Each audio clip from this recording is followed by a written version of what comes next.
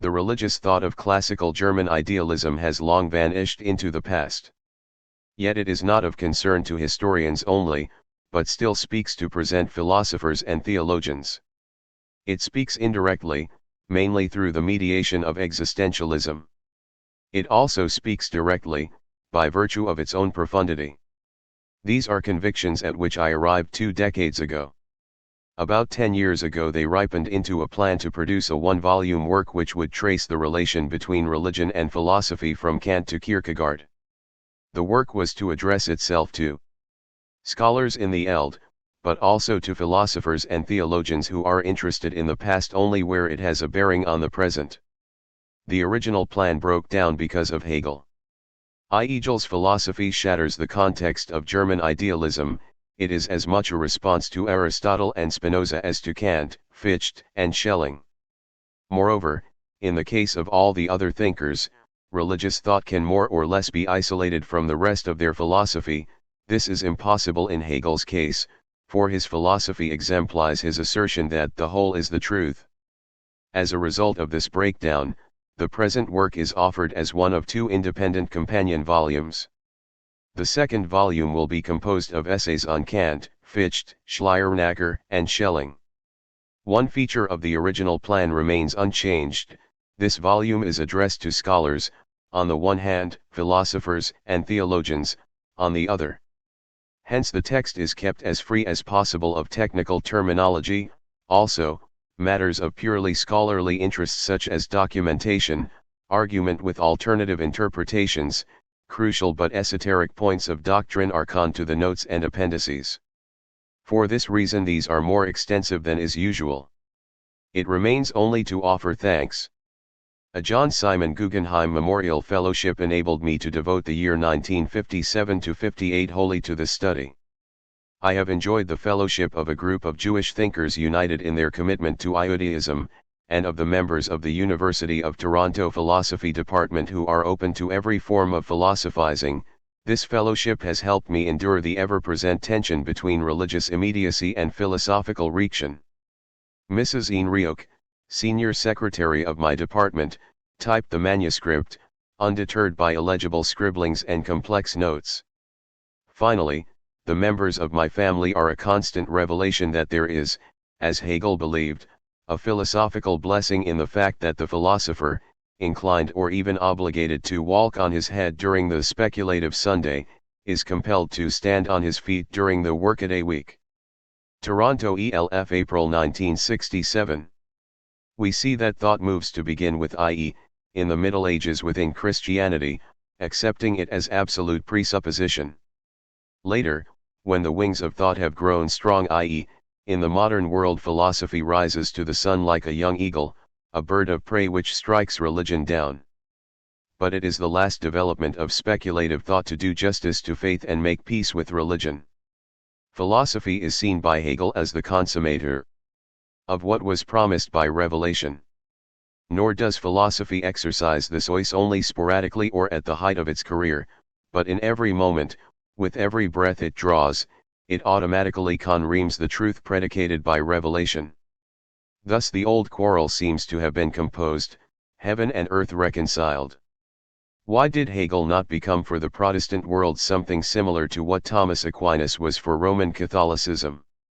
How could it come to pass that, very soon after Hegel's death, it was exactly his achievement which began to be looked upon, with a pitying smile, as representing something which was already superseded? This happened, though the same Eopel who pitied his achievement were still secretly drawing intellectual sustenance from certain isolated elements of his thought. Was not Hegel he who should come as the fuller of every promise, and was it worth waiting for another after he had come? The religious dimension in Hegel's thought. Chapter 1. Introduction. According to a legend of great longevity, the Hegelian philosophy is not and never was to be taken seriously. It is a dogmatic rationalism which undertakes a priori deductions of empirical fact by some strange thesis-antithesis-synthesis method, or even a panlogism which denies the empirical altogether.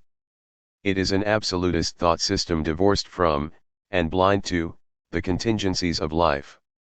It intellectualizes art and religion and thus destroys them. It deifies history so as to identify might with right, and the history thus deified culminates in the Prussian state. And it expresses all these absurdities in a barbarous and well-nigh unintelligible language. This legend was never credible. As early as 1844 his biographer Karl Bosenkrantz observed that if this were the case, one would have to be astounded by the vehemence with which it is attacked precisely by those who declare it dead. His point is well taken. It is astonishing that anti-Hegelianism should have been an indispensable part of the thought of such strange 19th-century bedfellows as Marx and Kierkegaard, and that the ghost of Hegel should once again haunt such 20th-centurygers as Tillich and Rosenzweig, Heidegger, and Sartre. Nothing, in fact, could be more astonishing except that thinkers of such stature should waste their strength on a philosophy which is manifestly absurd. The Hegel legend, though dying hard, has in recent decades shown signs of fading away. Serious students could never ignore facts which no amount of juggling can tee into the legend, to name but a few, that sections of the phenomenology of spirit are every bit as existential as anything in Kierkegaard, Heidegger, or Sartre, that the philosophy of nature does not replace but on the contrary presupposes empirical science, that the philosophy of history ends with the present, not because it ends all history but because philosophy cannot transcend present history, and that the entire Hegelian philosophy, far from denying the contingent, on the contrary seeks to demonstrate its inescapability. If facts such as these did not at once smash the Hegel legend, and indeed until this day have not destroyed it, it is because they seem to replace a caricature, not with a clear and true picture, but rather with an impenetrable mystery. Hegel, after all, does put forward an absolute philosophy, that is, an all-comprehensive and therefore null system of an all-comprehensive and therefore innate reason. How can he do so and yet take existence seriously? Or admit the contingent in either nature or history? Or limit his philosophy whatever the nature of this limitation to his innate historical present? It is no accident that Hegel's philosophy fragmented itself into right and left-wing schools among his own disciples, that serious continental scholars have long held that it collapses in internal contradiction, and that some of the most penetrating studies have been produced, not by objective academic expositors, but rather by partisans who tear fragments from the Hegelian whole. It is tempting to dispose of the Hegel mystery by means of a genetic explanation, and the temptation to do so has greatly increased ever since early Hegel manuscripts, hitherto unpublished, have become available in print in recent decades. The so-called early theological writings antedate the completion of the Hegelian system. But they fully reflect dialectic and connect, between outmoded institutions and revolutionary social forces, between a merely positive external religion and living religious spirit, between throbbing life as a whole and abstract, lifeless thought. What is more natural than to regard the later system tendency as hopelessly at war with a youthful dialectic opposed to all system? It has become fashionable to do just this and, what is more, to exalt a young Hegel at the expense of an old. The young Hegel is a vigorous thinker and a straightforward if not elegant writer, and he may be viewed as a proto-Marxist, or proto-Nietzschean, or proto-existentialist, and in any case as a revolutionary. The old Hegel, the author of the Logic, the Encyclopedia of Philosophical Sciences, and above all of the late Berlin Lectures, is an obscure and tortuous writer, and a lifeless and sterile thinker, a conservative if not reactionary who worst of all has taken refuge in some sort of orthodox Christianity. Between these two extremes falls the phenomenology, still full of the life of the young Hegel yet already burying it in the end in the absolute knowledge of the old. A new Hegel legend is rapidly replacing the old. For that this is a legend can be doubted by no student serious enough to seek more than a neat disposal of the Hegel mystery. 4 major considerations remove all doubt. First, though a prolific writer, Hegel did not publish his RST book The Phänomen 0L0GY until he was 37 years of age. In 1806 his friend Schelling, VE years his junior, was the celebrated author of 10 books. Hegel himself was an obscure lecturer. Throughout his life he refused to rush into print, and he published only 4 books in his entire lifetime. How then can one deprecate these books which he published in favor of early manuscripts which he did not publish?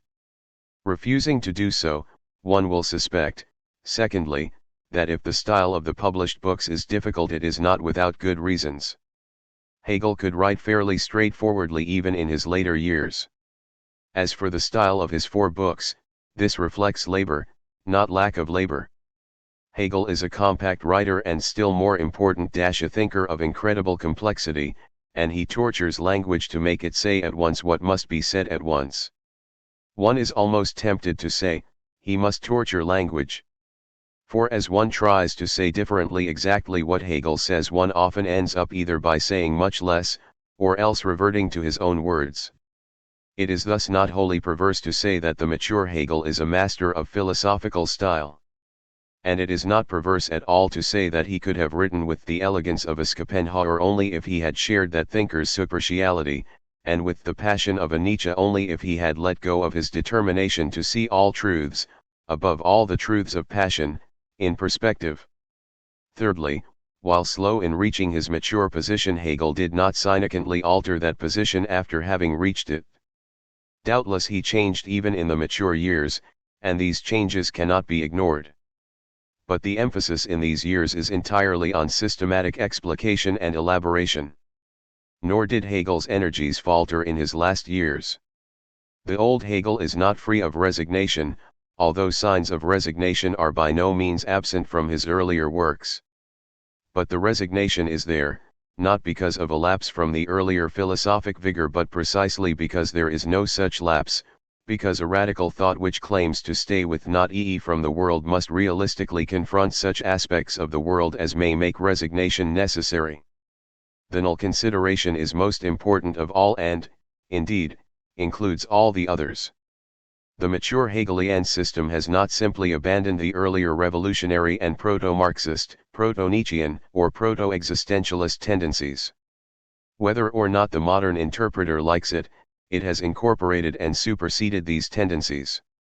This is, indeed, what makes it mature and a system, one which seeks to do justice to all fragmentation. 3 conclusions follow from these considerations. First, the early theological writings are important for Hegel's intellectual biography. They add little to the understanding of his mature thought, beyond confirming that, if such thinkers as Marx and Kierkegaard attack Hegel, it is not because he is irrelevant or absurd, but rather because he is too close for comfort. Next, the Hegelian philosophy, more than perhaps any other, requires systematic rather than genetic exposition. Finally, there is no legitimate way of circumventing the fundamental mystery of the mature system. But can one still seriously hope to contribute to the solution of that mystery, after well over a century of Hegel scholarship and much recent literature? 2 interrelated failings of the more recent interpreters may here be noted. The Hegelian philosophy is thoroughly contextual. Such terms as idea, spirit, freedom. 8. The religious dimension in Hegel's thought world and perhaps above all reason are not externally brought to experience, they are seen as emerging from experience and, in their null significance, from all of it. Hence they can be fully grasped and appraised, not at the beginning, but only at the end. Here it is not only vulgar polemicists who fail to do Hegel justice. These latter will attack Hegel's reason rules the world without any prior attempt to understand his concept of reason or, for that matter, ruling and world. Even serious students will often judge Hegel on the basis of abstract initial definitions, misled by the fact that the rationalism of Hegel's logic has already passed through the process by which reason emerges from experience, whereas they themselves have yet to pass through that process. Some scholars grasp this vital requirement admirably. They still fail when they do not give due weight to all of experience as Hegel understands it. In Hegel's clearly and unequivocally stated view, human life has an essential religious dimension, and without it men could not have risen to philosophical thought anywhere in history. Moreover, without the Christian dimension of modern life his own philosophy could not have reached its all-comprehensive goals. Without the Christian dimension reason could not be complete in the modern world. And without that completeness the reason which is Hegelian thought would remain hopelessly fragmented. These crucial assertions were well remembered by Hegel's own left-wing disciples, who found it necessary to begin their attacks on him with an attack on religion. For whatever reason, most recent expositors have forgotten it. Perhaps it is more accurate to say, they misunderstand Hegel or make light of him. They misunderstand him when they view his religion as no more than, so to speak, philosophy for the masses, that is, an exoteric picture thinking simply swept aside by philosophical thinking if and when this latter comes on the scene. They make light of Hegel when they characterize his philosophy as secularized Christianity. In a sense, to be sure, this characterization is correct enough. But it is correct only when so qualified as to contain Hegel's double-barreled assertion that the Christianity which is philosophically comprehended is unsecularized Christianity, and that his philosophy which does the comprehending transcends all confessional limitations. When Hegel's philosophy is viewed simply as secularized Christianity, it is all too easily disposed of by Christians as pseudo-Christianity, and by philosophers as Christian ideology. The relation between the religious life which is to be comprehended and the comprehending activity which is Hegel's philosophy is the central theme of the following exposition. That theme demands heavy concentration on the lectures on the philosophy of religion, the only mature work wholly and explicitly devoted to the subject. But the exposition would fall radically short of its objective were it to convey its attention to that work alone. Hegel holds the actual existence of religious life to be an indispensable condition, not only of his philosophical comprehension of religion, but also of his philosophy as a whole. It is the larger claim, not the smaller one only, which our exposition seeks to grasp. And this cannot be done without an interpretation of the entire Hegelian system. Only a selective interpretation may be attempted. We must suppress all desires to enter into such subjects as art, history, the state, and even the details of the logic except insofar as they bear on our objective. This selective interpretation, however, must be substantial, too often have neat summaries passed blithely over questions on which, by its own confession and insistence, the fate of Hegel's philosophy as a whole depends. How can Hegel's philosophy need the Christian religion and yet have the autonomy of a rational system? And how can it with or without the help of the Christian religion be an all-comprehensive thought system and yet recognize the persistent reality of the contingent, fragmented and night? Our answers to these questions can become intelligible only in the course of our actual exposition. Yet, following Hegel's own practice in his introductions, we may here attempt an anticipating summary. And we may rely on Karl Barth's apt formulation that Hegel seeks to do for the modern Protestant world what St. Thomas Aquinas has done for the Catholic Middle Ages. This formula, however, becomes even rudimentarily intelligible only when interwoven with Hegel's conceptions of philosophy, Christianity, and the ancient, medieval, and modern worlds. First, not only Hegel's but all philosophy is a rise of thought to absoluteness or divinity, and philosophies which do not recognize themselves as such, too, are phases of such a rise. Moreover, in ancient pagan Greece this rise was already accomplished and, indeed, in a sense complete. Ancient pagan philosophy was in principle incomplete, however, in that it could rise to the divine only by means of it from the contingent world. It could not preserve or reinstate but only help destroy the ancient pagan world from which it had arisen, thus creating a rift between the thinker who had id from the world and the man who must live in it. And yet it could not heal this rift which it had created. It was healed in principle when God in Christ entered into the world, but throughout the Middle Ages this healing existed in the world in principle only. As for the ancient philosophical light from the world, it was not then reversed at all.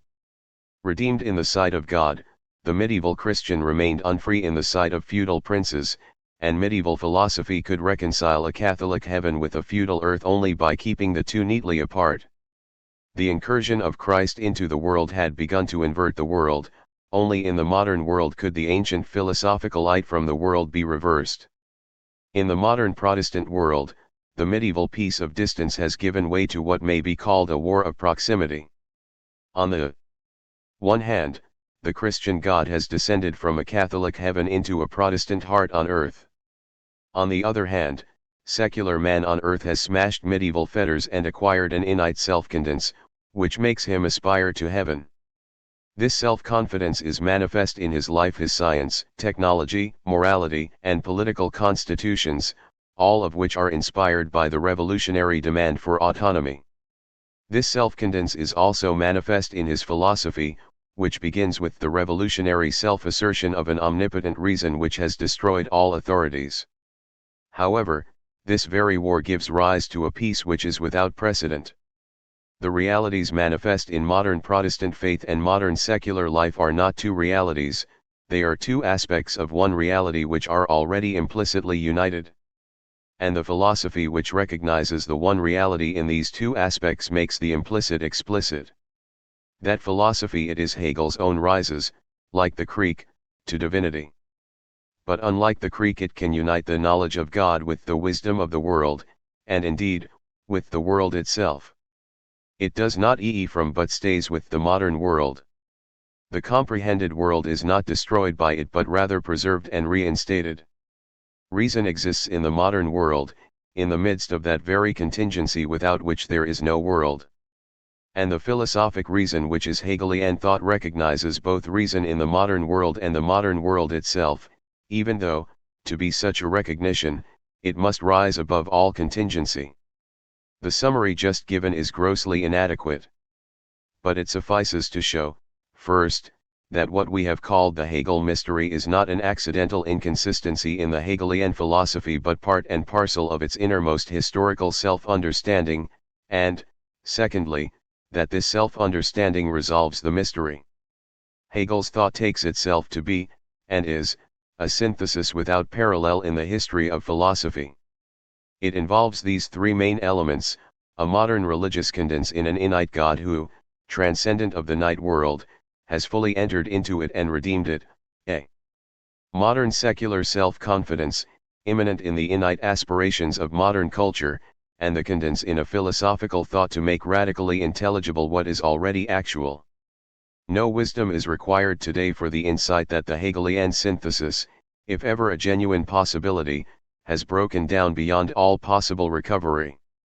Short-sighted academic critics may focus their criticism even now on the Hegelian system, taken in isolation from the world which it seeks to comprehend.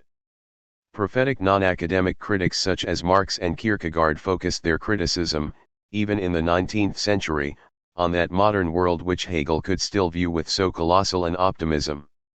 Today, no prophetic insight is needed for the perception of universal fragmentation. The sins of colonialism have come to visit Hegel's modem Europe. America, Hegel's land of the future, has lost its innocence at Hiroshima and Nagasaki. Hegel's own countrymen, in his view permanently raised above their original barbarism by a Christian culture originally alien to them, have shown at Auschwitz a depravity unequaled in all history. Modern secular self-confidence, if surviving at all, has lost its titanic quality, and the God who speaks to present-day faith speaks ambiguously if he is not wholly silent. This writer AU committed to atheism would in any case be at odds with the Hegelian synthesis, which, after all, is Christian or post-Christian. In the world of today, no one can accept the synthesis Christian, post-Christian, or non-Christian. Nor could Hegel, were he alive today, remain with his own 19th century synthesis. For if a truly modern philosophic thought must stay with the world rather than from it, then a 20th century Hegelianism would have to stay with a fragmented world.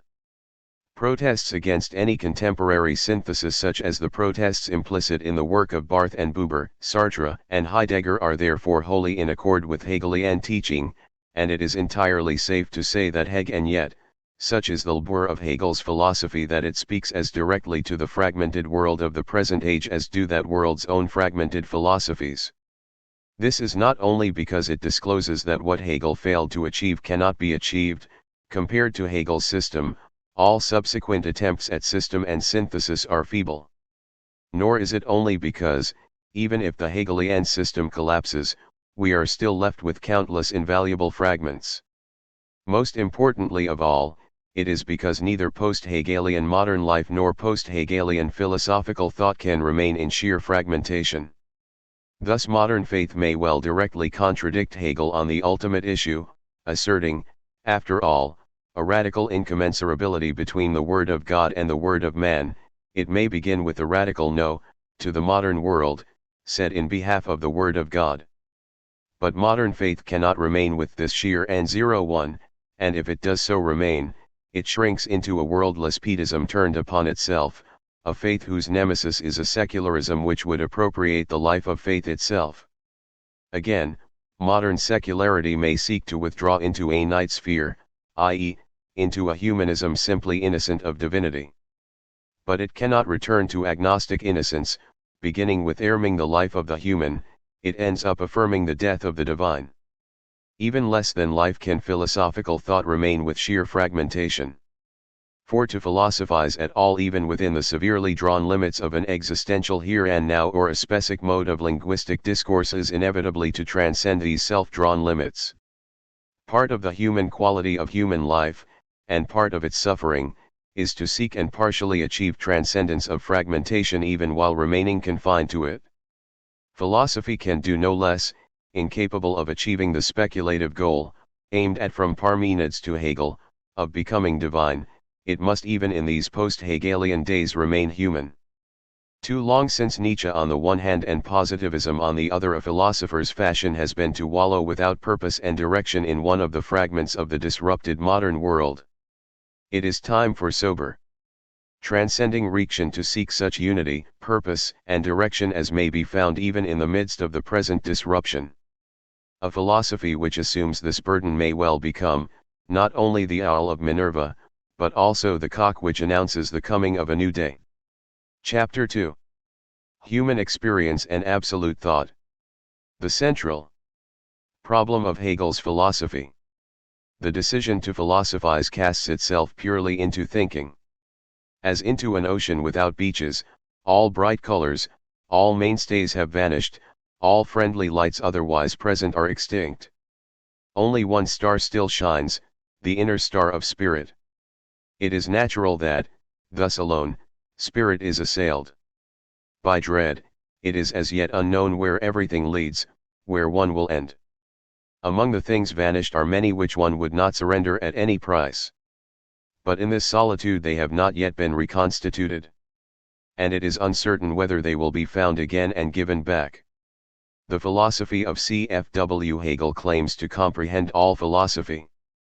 One of his earliest published writings seeks to unite the thought of his immediate predecessors Fichte and Schelling in a larger whole. In the mature Hegelian writings, the tendency to philosophic comprehensiveness has itself become comprehensive. Thus whereas Fichtean idealism is opposed, and opposes itself, to dogmatic realism, Hegelian idealism may be regarded as a synthesis of the idealism of Kant and Fichte with the realism of Spinoza according to Fichte, the archdogmatist of them all. Again, Hegel may understand his thought as the completion of modern philosophy. He by no means simply rejects the thought of the ancients. His only complete account of his entire system ends with a quotation from Aristotle's Metaphysics.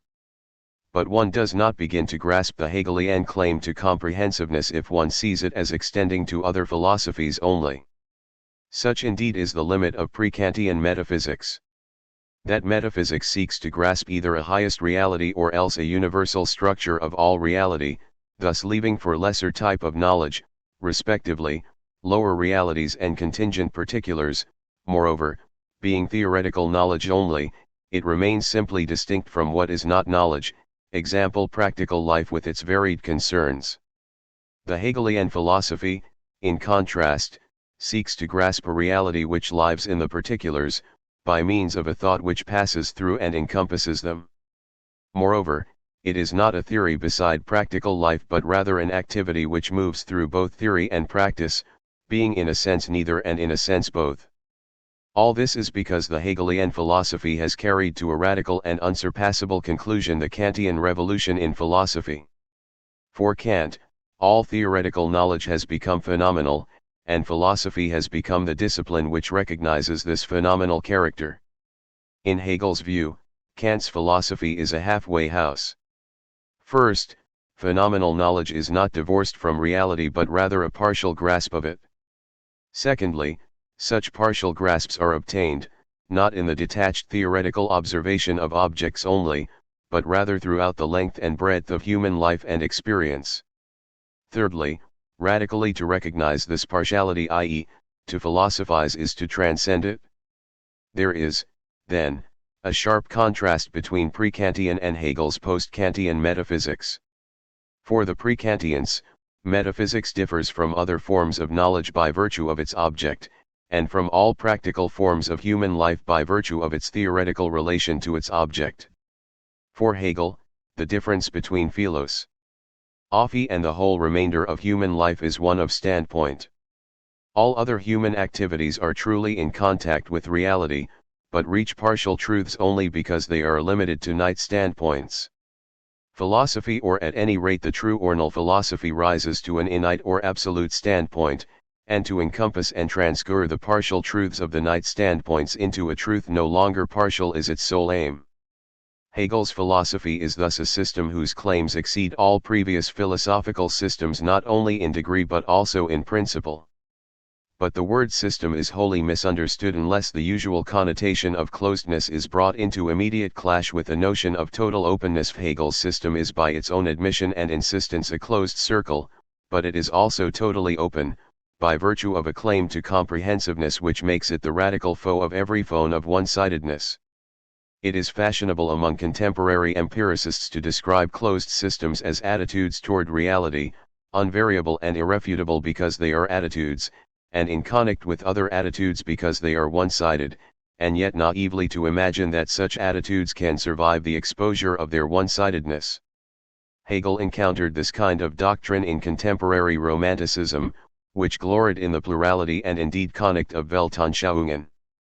But though involved with Romanticism, he quickly emancipated himself from it. His mature system, far from being a Weltanschauung, on the contrary spells the death of all mere Weltanschauungen precisely by exposing their one-sidedness. Nor does it cure their flaw merely by uniting them into one Weltanschauung, all-comprehensive, because it somehow demonstrates its comprehensiveness. The demonstrated unity and necessity of such a system would still be confronted with a world which is not united and necessary but on the contrary shot through with disunion and brute chance. When thus confronted, to be sure, some Hegelians F. H. Bradley comes to mind dissipate conflict and chance into mere unreality, on the authority of a system and a reason which, presupposed from the start, do not expose themselves to the world. Hegel himself is not among these Hegelians. His system, to be sure, will seek to demonstrate itself as being comprehensive of the world. But, in his view, if the system, hugging itself, denied the world in order to save itself, it would not comprehend the world but rather be innate from it. The system can be comprehensive of the world only by means of total self-exposure to it. In his inaugural lecture at the University of Berlin, Hegel said, "The decision to philosophize casts itself purely into thinking. As into an ocean without beaches, all bright colors, all mainstays have vanished, all friendly lights otherwise present are extinct. Only one star still shines, the inner star of spirit. It is natural that, thus alone, spirit is assailed by dread. It is as yet unknown where everything leads, where one will end. Among the things vanished are many which one would not surrender at any price. But in this solitude they have not yet been reconstituted. And it is uncertain whether they will be found again and given back." 5.2. Spirit. The characteristic of the Hegelian system just described has always been recognized, with varying degrees of clarity, as being at the core of all that is baffling about the Hegelian philosophy. Initially the student, fastening on the incredibly high claims made in Hegel's view, it is the decisive advantage of his own completion of modern philosophy over the Neoplatonic completion of ancient philosophy to be able to stay with the world. In case it should nevertheless be forced into it from the modern world, this occurrence would, therefore, have to be viewed as contrary to its innermost intentions, and as of devastating consequence. As an example of a philosophy in it, the absolute idealism of F. H. Bradley, already referred to, begins with the mere external assertion that the contradictory cannot be real, and hence has as its nemesis a contradiction-free experience which is itself merely asserted, i.e., which is no one's actual experience. By Hegel in behalf of reason, will assume that he already knows the meaning of this word, and Hegel will then appear to him as the arch-rationalist of all time. His work will seem an attempt, made in the teeth of all facts, to deduce reality from a priori principles and, indeed, as the null reductio ad absurdum of all such attempts ever made, but the serious student cannot long remain with this caricature. For he soon nds that Hegel asserts an understanding which confronts, analyzes, and keeps separate facts, not merely beside a reason which speculatively unites them but rather of incomparably greater consequence within a reason empty without it. And he discovers that Hegel not only admits contingency in addition to a necessity free of it but rather again of incomparably greater consequence insists that contingency enters into the necessity which in turn consists of nothing but its conquest. Hegel is so far from denying the reality of contingency as actually to be the only speculative philosopher in history to attempt a demonstration of its inevitability. Other speculative philosophers kept at least the divine free from chance. But it was Hegel, not Nietzsche, who first asserted that God is dead.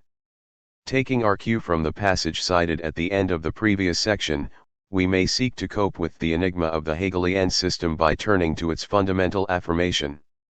Reality is spirit. This, however, merely seems to shift the enigma. For Hegelian spirit, though opposed to matter, cannot be simply opposed to it. A spiritualism which denied matter would be, in Hegel's view, as false and one-sided as a materialism which asserted the opposite. Hegel's spirit, which is free internal self-development, includes matter, which is unfree externality, brute givenness, and chance. But how can matter be included in spirit and yet, real in its own right, be and remain opposed to spirit? It may well seem that Hegel's philosophy must either, as Marx believed, after all be a one-sided spiritualism, or else dissolve itself into so radical an openness to the world as to cease to be a philosophical system of any kind. The turn to spirit nevertheless takes us a few decisive steps further, in that it gives us an inkling of the realities behind the Hegelian enigma, as well as of the central problems these raise for Hegelian thought. The enigma concerning spirit appears because Hegel asserts for the present this is a bare assertion that spirit has the power of what he calls overreaching. Point 3 Spirit, RST, tolerates the other than spirit beside itself. Secondly, it can and does overcome this side-besideness, by absorbing the other than spirit. Thirdly, this must not be overlooked, it reconstitutes the other in its otherness even while absorbing it. If in absorbing the other spirit simply destroyed its othiness, if the union which is the result did not preserve the process throughout which there is non-union, the philosophy aiming this result would be a one-sided monism opposed by an equally one-sided pluralism. If it failed to absorb the other than spirit, there would be no spirit but at best only spirits, side by side, and immersed in, what is not spirit. The upshot is that only if spirit has overreaching power can there be an all-comprehensive, yet radically open system, rather than either a one-sided system opposed by other one-sided systems, or else so radical an openness to the world as to dissipate all philosophy into it. But how does one know that reality is overreaching spirit? Spirit can hardly be a category of thought only, brought to life in an attempt to interpret it. Life would testify too loudly against such an interpretation, against a spirit inclusive of matter in behalf of spirits remaining immersed in, limited by, and opposed to it. Thought itself would thus become a merely one-sided enterprise, its one-sidedness exposed by human existence as a whole. Thus the Hegelian philosophic strictures against one-sidedness would turn against his own philosophy, and indeed, against all philosophy. For philosophy, having failed to comprehend life, would be disclosed in this failure as being comprehended by life. It is no accident that post-Hegelian philosophers such as Marx and Nietzsche, who considered the Hegelian system a failure, should have proclaimed the end of speculative philosophy. This destructive consequence can be avoided only if spirit is not a category brought to life by thought only, if its overreaching power is already manifest in life, for man, prior to and apart from all philosophizing. But the problem will not settle itself easily even then. If the absence of a manifestation of spirit in life will make philosophy impossible, will not its presence in life make philosophy unnecessary?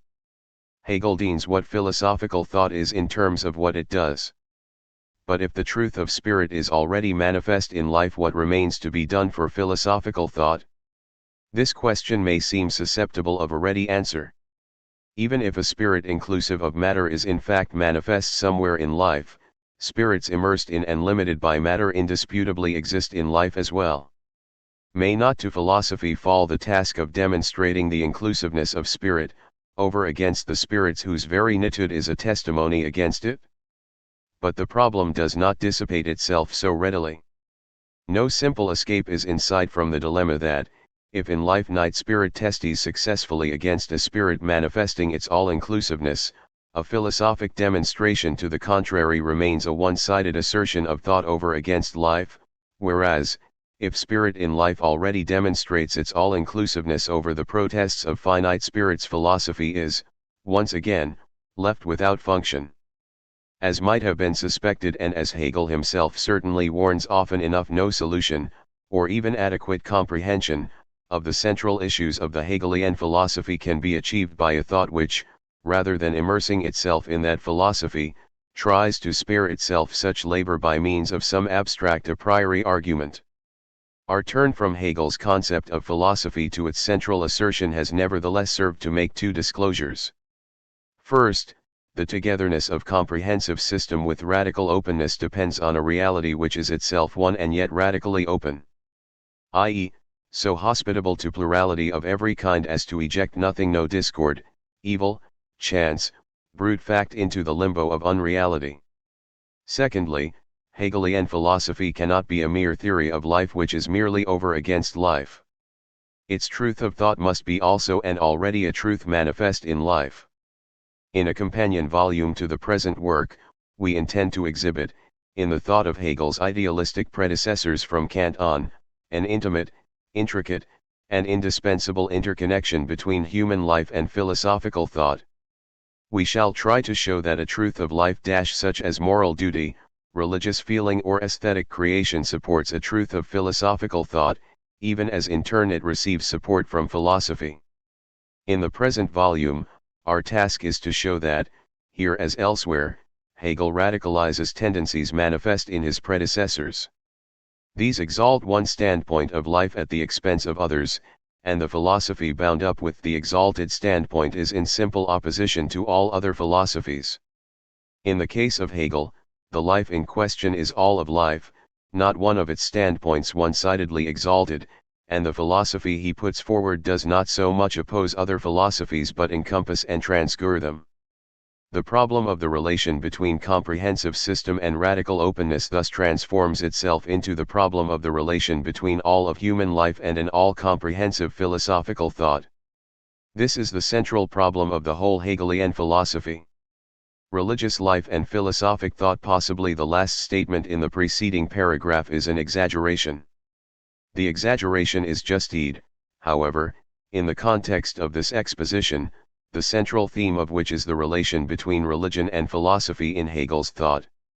For if for Hegel the truth of spirit is already disclosed in life, the disclosure is found decisively in religious life, reaching its fullness in modern Protestant Christianity. In the Hegelian system, religion appears as one among other forms of spiritual life. This must under no circumstances obscure the fact that it is also the basis, and the condition of the possibility, of the system in its entirety.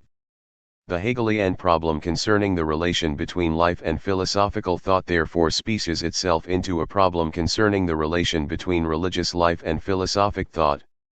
It is a central Hegelian doctrine that the true religion already is the true content, lacking merely the true form of speculative thought, that philosophy could not reach truth unless its true content pre-existed in religion, that philosophic thought therefore requires religion as its basis in life, and that the true philosophy, in giving the true religious content its true form of thought, both transgress religion and produces itself. The purpose of our entire concern with Hegel is, in the end, but to expound that doctrine. Toward this purpose, it is essential to face up from the start to the fact that, whereas Hegel's mature thought is unwaveringly committed to the doctrine just stated b nowhere systematically expounds it. More precisely, while the doctrine calls for an exposition composed of two stages, Hegel himself gives only the second. The RST stage would be to describe how truth is present in a religious life philosophically uncomprehended, i.e., for religious self-understanding, thus bringing to light the basis, in life, of the true philosophy. The second stage would be to produce the philosophical comprehension, i.e., a thought which absorbs and transfers its religious basis and rises above it. Of these two tasks, Hegel explicitly accomplishes only the second in all the three major works in which religion has a central role. His phenomenology of spirit bands the latter to all including religious standpoints, to the standpoint of absolute knowledge, but in so doing it has itself already assumed the standpoint of absolute knowledge. The Encyclopedia of Philosophical Sciences reenacts in thought all natural and spiritual including religious reality, but the thought reenacting it is already philosophical. The lectures on the philosophy of religion are, unlike the other two works, entirely con to religion. But this work too does not first describe religious life in its self-understanding, in order then to show the possibility, necessity, and effect of its transfiguration into speculative thought. In this work religious life is already speculatively transfigured. No doubt this Hegelian practice has done much to foster the widespread view that his philosophy is a barren system of abstract thought externally and arbitrarily imposed on life, when in fact it arises from life in order only then to attempt to rise above it. Admittedly, Hegel's gigantic attempt may fail. His thought may, after all, remain bound to the life above which it seeks to rise, unable to live up to its vast speculative pretensions. Or it may, after all, rise only at the cost of loss of foothold in life, thus becoming in fact the dogmatic rationalism it is so widely thought to be.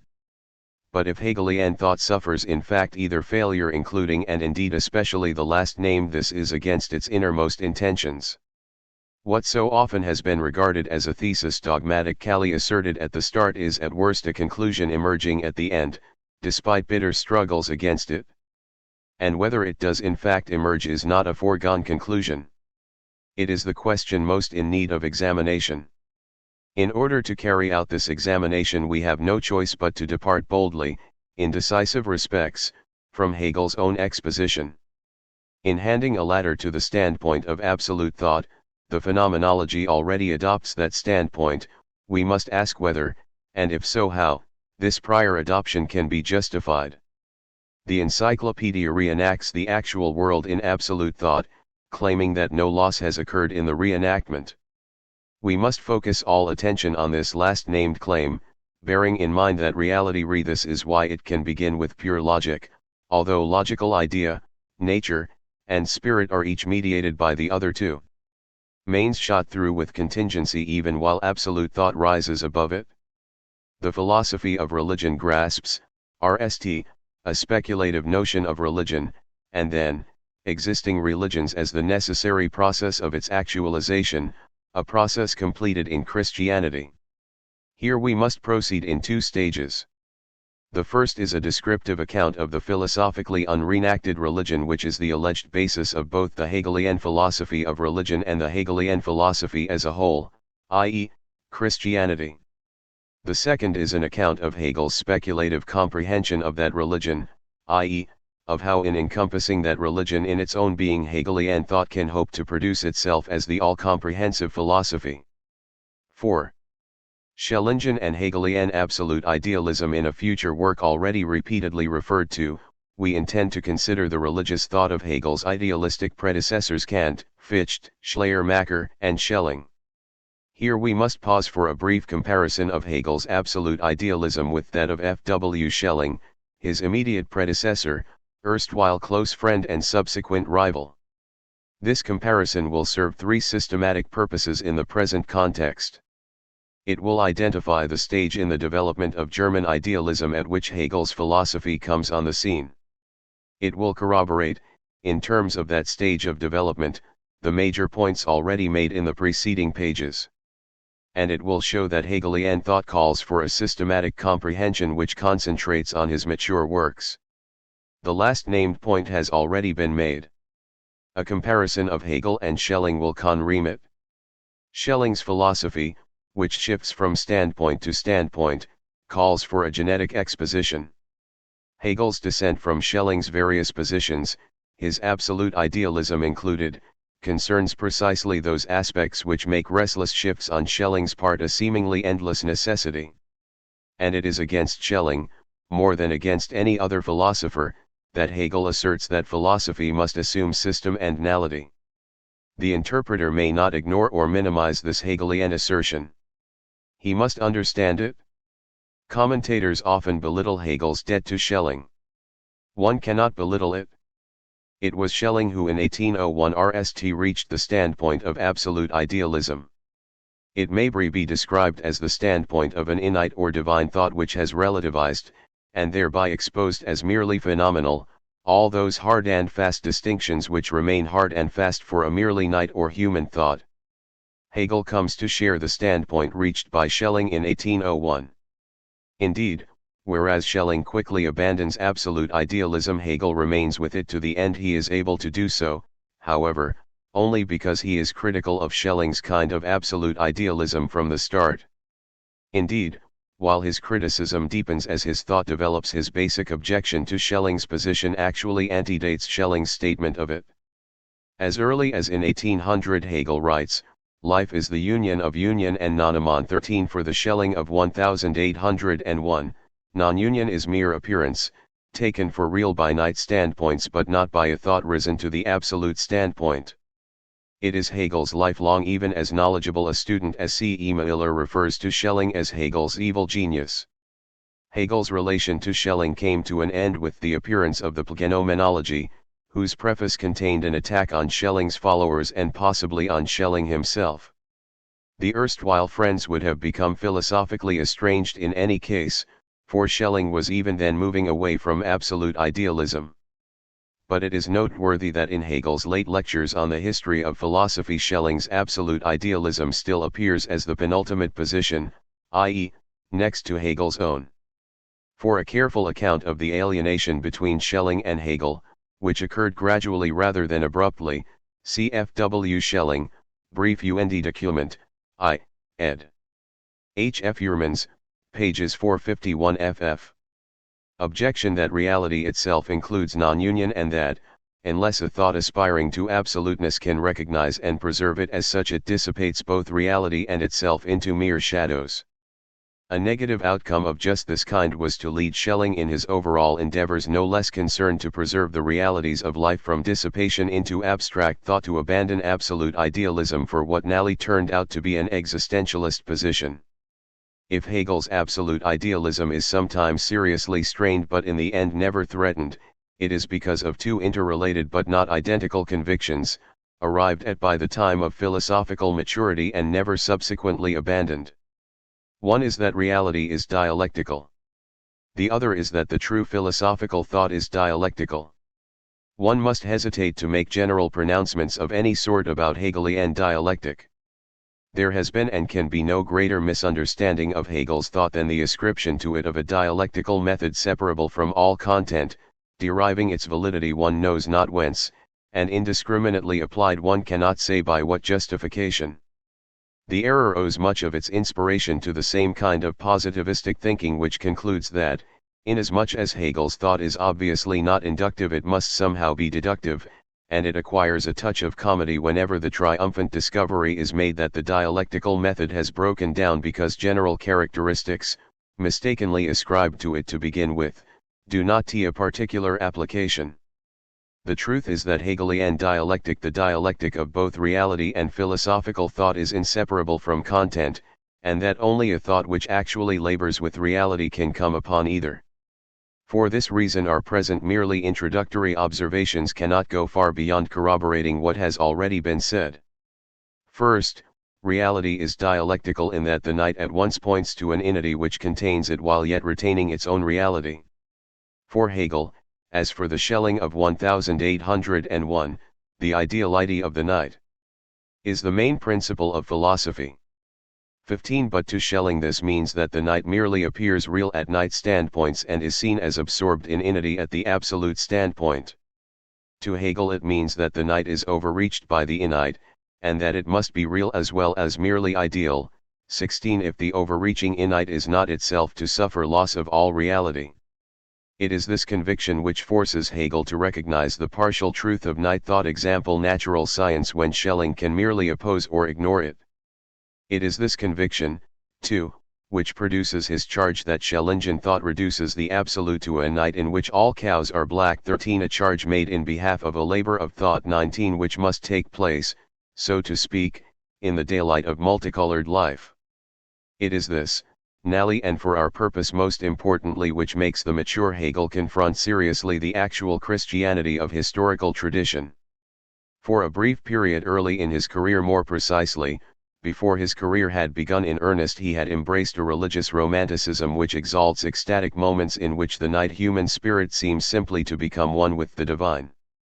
The mature Hegel is forced to take seriously the Christian claim that the Easter which reconciles the human with the divine can occur only after a Good Friday which exhausts the whole agony of their discord. Hegel's mature confrontation of orthodox Christianity has often been viewed as a lapse into reaction, and this view has received renewed impetus by the absurd recent fashion to exalt the early theological writings never intended by Hegel for publication at the expense of the published works of his maturity. The truth is that the confrontation with orthodox Christianity is but part of Hegel's mature thought as a whole, as this exposition will seek to show, an integral and indeed indispensable part. So much, for the present, for the dialectic of reality. VV hat of the dialectic of philosophic thought. Only a finite thought remains. Nothing is wrong, of course, with studies which treat early theological writings as a phase in the genesis of Hegel's thought and nothing more. Confronted by reality, as its limiting other, and Hegel's absolute idealistic thought aspires as much to inity as that of Schelling. Philosophical thought claims to be innate spirit in its ultimate form, and it does not confront reality but rather is one with it. The Schelling of 1801, however, merely asserts this identity, in the teeth of all forms of night existence and thought which deny it, an assertion which, as Hegel puts it, comes shot from the pistol. 31. Hegel's own thought, in vast contrast, can absorb and transcure reality only after rst of all confronting it in its otherness. Rather than assert its claim over against night experience and thought, and indeed over against connecting philosophic thought, it arises from all these, or, more precisely, has so arisen, and it must preserve the process of rising in the result of having risen. In other words, just as innate spirit in life overreaches the nitinite spirit and all of matter, so the innate spirit which is the true philosophic thought appears on the scene by manifesting overreaching power. But what makes it the true philosophic thought is that it overreaches all else. 10 years after Hegel's death, Schelling re-emerged from philosophical obscurity to proclaim that philosophic thought cannot, after all, reach the titanic goals to which absolute idealism had aspired, that his own earlier absolute idealism, while grasping essence, had all along been eluded by existence, and he called for what in effect was an existential philosophy. For the 20th century student it is all too easy to side with Schelling's existentialism and dispose, without real examination, of Hegel's philosophy as a mere essentialism. 23. But it has already been stated that Schelling and Hegel share an overall determination to guard against dissipating night realities into an absolute thought reduced to mere shadows. In Schelling's case, this determination is manifest in the restlessness with which he moves from position to position, and in his null arrival at a positive philosophy which has reduced his earlier absolute idealism to a necessary but merely negative preliminary. But Hegel's absolute idealism is not Schelling's, and in his case the loyalty to night realities manifests itself in the steadfast persistence in a position believed capable of doing them justice. Whether or not Hegel is right in this belief cannot be decided by Schelling's strictures on his earlier absolute idealism, but only by the study of Hegel's own. And such a study must take seriously his steadfast persistence in his position. It must comprehend and appraise his philosophy as it was intended to be comprehended, as a systematic, all-comprehensive whole. Chapter 3. The latter to the standpoint of absolute knowledge. That natural consciousness immediately entrusts itself to science is an attempt attracted by it knows not what to walk for a change on its head, and to compel it to adopt this unaccustomed posture and to move in it is to expect it to do itself a violence which is as unprepared as it must seem unnecessary. I raise myself in thought to the absolute. Thus being in night consciousness, yet at the same time I am night consciousness. Both aspects seek each other and each other. I am the struggle between them.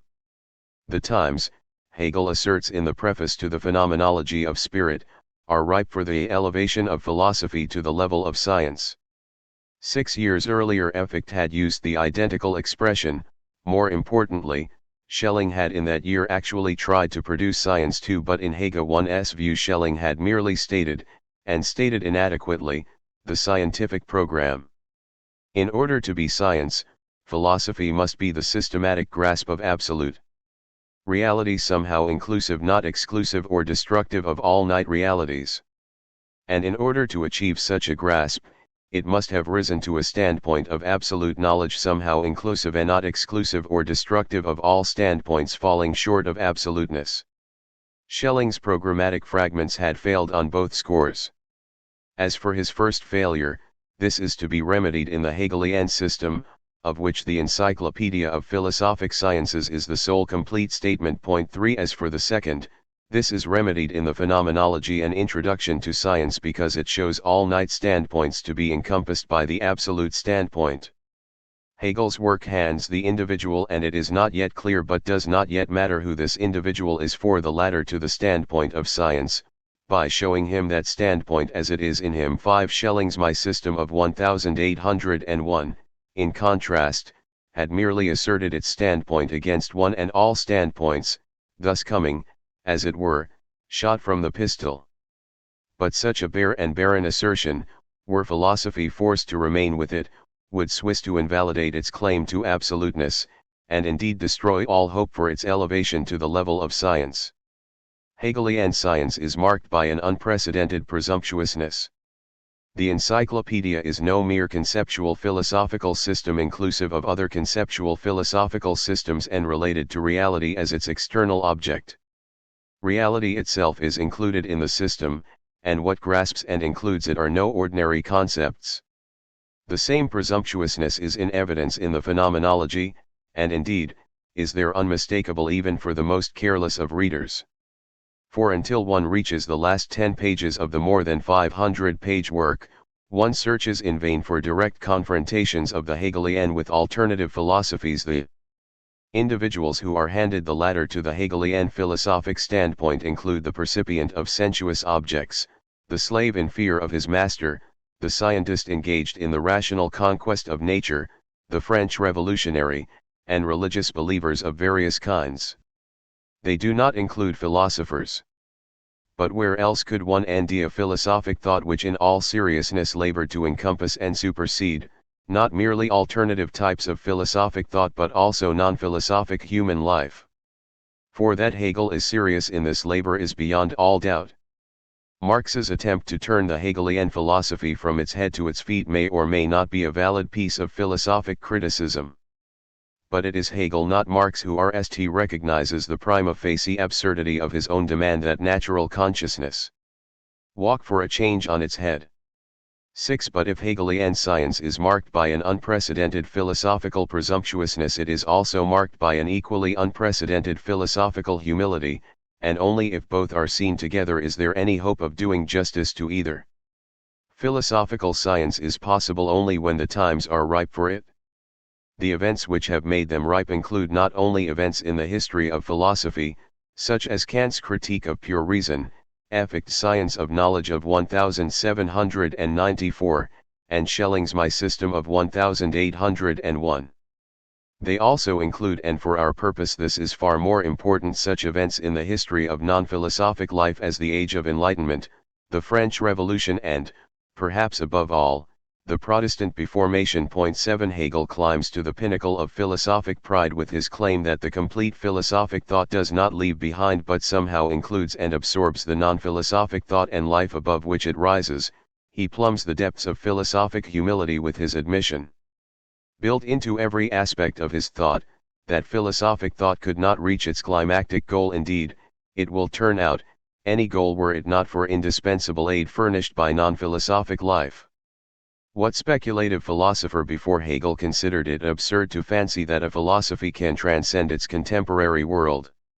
And yet as one absorbs oneself in the phenomenology, the Hegelian humility may well seem to show itself a mere mock humility, with all traces of genuineness devoured by the Hegelian presumptuousness.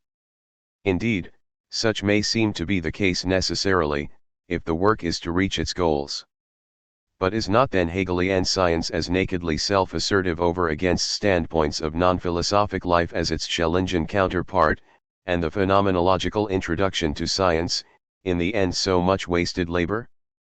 It is true that the phenomenology will not judge consciousness in the light of presupposed standards, a procedure which would be based on the dogmatic assertion that it is science when in fact it is merely the road to it.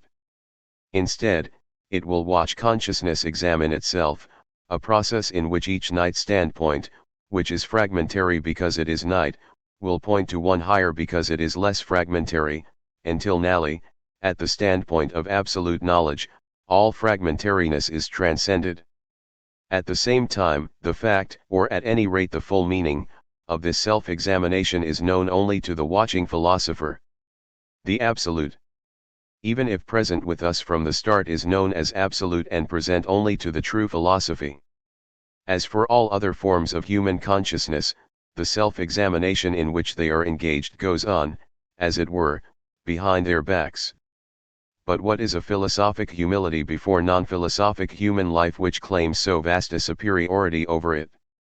The phenomenology would cease to be a road to science if it did not insist on this vast superiority. To do otherwise would be to confess that non-philosophic life, rather than making the times ripe for goals yet to be reached by science, has already reached such goals as are humanly attainable, and that science, left without function, vanishes into nothingness. The phenomenological road to science can be a road only if it is already scientic. Phenomenological thought must already be at the absolute standpoint if it is to hand the individual the ladder to it. And while this individual has the right to demand this ladder, any suggestion that unscientic consciousness be instructed in science must be rejected. And yet Hegel's phenomenological humility can be no mere mock humility. There can be no total and unbridgeable dualism between a self-examination occurring in non-philosophic life, and a philosophic thought in exclusive possession of all criteria for recognition of both the fact and the meaning of the self-examination. If there were such a dualism, how could any individual in Hegel's own time any more than in any other ascend the ladder to the absolute standpoint, handed him by a philosopher who himself is already quite inexplicably at that standpoint? He would have no choice but to assert his own standpoint against that of a thought making a pretense to absoluteness, and this would be enough to shatter the pretense. The entire phenomenological introduction to science, then, must be a mere elaborate failure unless the dualism between the absolute thought which does the observing and the non-philosophic life whose self-examination is observed is somehow and somewhere bridged even while it is preserved. Human life cannot have done the work yet to be done by philosophic thought. Yet what life can do and has done is indispensable for what is yet to be done, not by life but by philosophic thought, and the philosopher who has risen to the absolute standpoint from the start must come to recognize at the end that, had it not been for what life has done, he could not himself have risen to that standpoint. Only thus can one period in non-philosophic history be riper for science than any other. Hence everything in the end depends on this question: can there be a form of non-philosophic human life which makes the rise to the scientic standpoint on the one hand possible and on the other still necessary, and if so, what justies Hegels claim that in the 19th century that form of life has become actual? To cope with this question is our sole purpose with the phenomenology. We could not in any case hope here to do justice to its incredibly rich, complex, and diicled content. Further, our special purpose would not be served if, rather than ask the stated question of the phenomenology, we summarized its content with no special question in mind. Our overall objective is to understand the relation between religion and philosophy in Hegel's thought. but it will be seen that in that relation the question we presently ask of the phenomenology comes to a head. To make progress with our question we must depart from the phenomenology's own progression. Hegel on his phenomenological road to science views all standpoints as necessarily pointing beyond themselves to absolute knowledge, and only as he reaches absolute knowledge does he justify the standpoint from which he has done his viewing. The confrontation which occurs in the phenomenology only at the end must be enacted by us at every turn. This enactment, however, poses a methodological difficulty. To adopt Hegel's viewing standpoint would be, not to lead up to the absolute standpoint but rather to be at it from the start. To remain with any of Hegel's viewed standpoints would be to take them as null, i.e., to take them as they take themselves. We must, as it were, hover between the viewing and the viewed standpoints, and we can do so only by borrowing at least for a while one Hegelian doctrine: the self is what it does, 12 a self-constituting process. The viewed standpoints do not know this truth, not at any rate in its full Hegelian significance, for if they did they would not take themselves as null and unalterable. The viewing standpoint, in contrast, knows this truth in its null form and, indeed, produces it. We on our part must tentatively assume it and grope from its minimal toward its maximal significance, but we may borrow this assumption as assumption only for a while. For as we ask our question of the phenomenology the gap between viewing and viewed standpoints must gradually narrow; as it is closed, our assumption must cease to be an assumption, and the question we ask of the phenomenology must end its answer. 2. Of individual selfhood and its dialectic the modern world, Hegel thinks, is free in idea if not in actual fact. Point 13 Modern science has freed itself from medieval fetters. Modern Christian faith has moved from external, Catholic authorities into an inward Protestant heart. Modern states have smashed slavery and feudalism and recognized the rights and duties of men as men, i.e., belonging to them simply because they are human. To the modern consciousness, therefore, a true state is a free state, which recognizes the human rights of all its citizens, and is in turn recognized by them as their state, to which they owe duties of citizenship. And a true religion is a free religion, one whose God recognizes the humanity of his human worshippers, and is worshipped by them as recognizing it. No true state and no true religion are ever simply externally imposed. Thus in ancient China, only one was free. The emperor had all the rights and no duties, and his subjects all duties and no rights. Yet these subjects recognized the rights of the emperor. We single out this assumption because it makes possible countless implications and, for our purposes, inevitable shortcuts, because it makes possible a clear grasp of central notions which usually remain both obscure and arbitrarily asserted rather than philosophically grasped, notably that of spirit, above all, because it will lead most directly to our central theme, the relation between rational self-activity and religious receptivity to the divine, and the relation of philosophical self-activity to both, and their own duties toward him, and their humanity was this recognizing. The emperor, on his part, was his being recognized, and this was his freedom. Even the most primitive but genuine human society in history differs in principle from a heap of ants in nature. Still, much has had to happen between the beginnings of history, which recognized the mere arbitrary freedom of one man, and the modern age, which recognizes, to repeat, in idea, however inadequately and fragmentarily in external fact, that men are free simply because they are human. What is this modern freedom and how has it arisen? What is modern, one may reply, is merely a state of consciousness which at length recognizes what exists whether or not it is recognized, that man is born free, having natural rights and duties as part of a given substance. The true natural science, religion, and political constitution, it may be held, are timelessly true, merely dropping from heaven, as it were, when their respective truths are recognized. All this not only may be said, but from some limited perspectives, philosophical or non-philosophical, it must be said.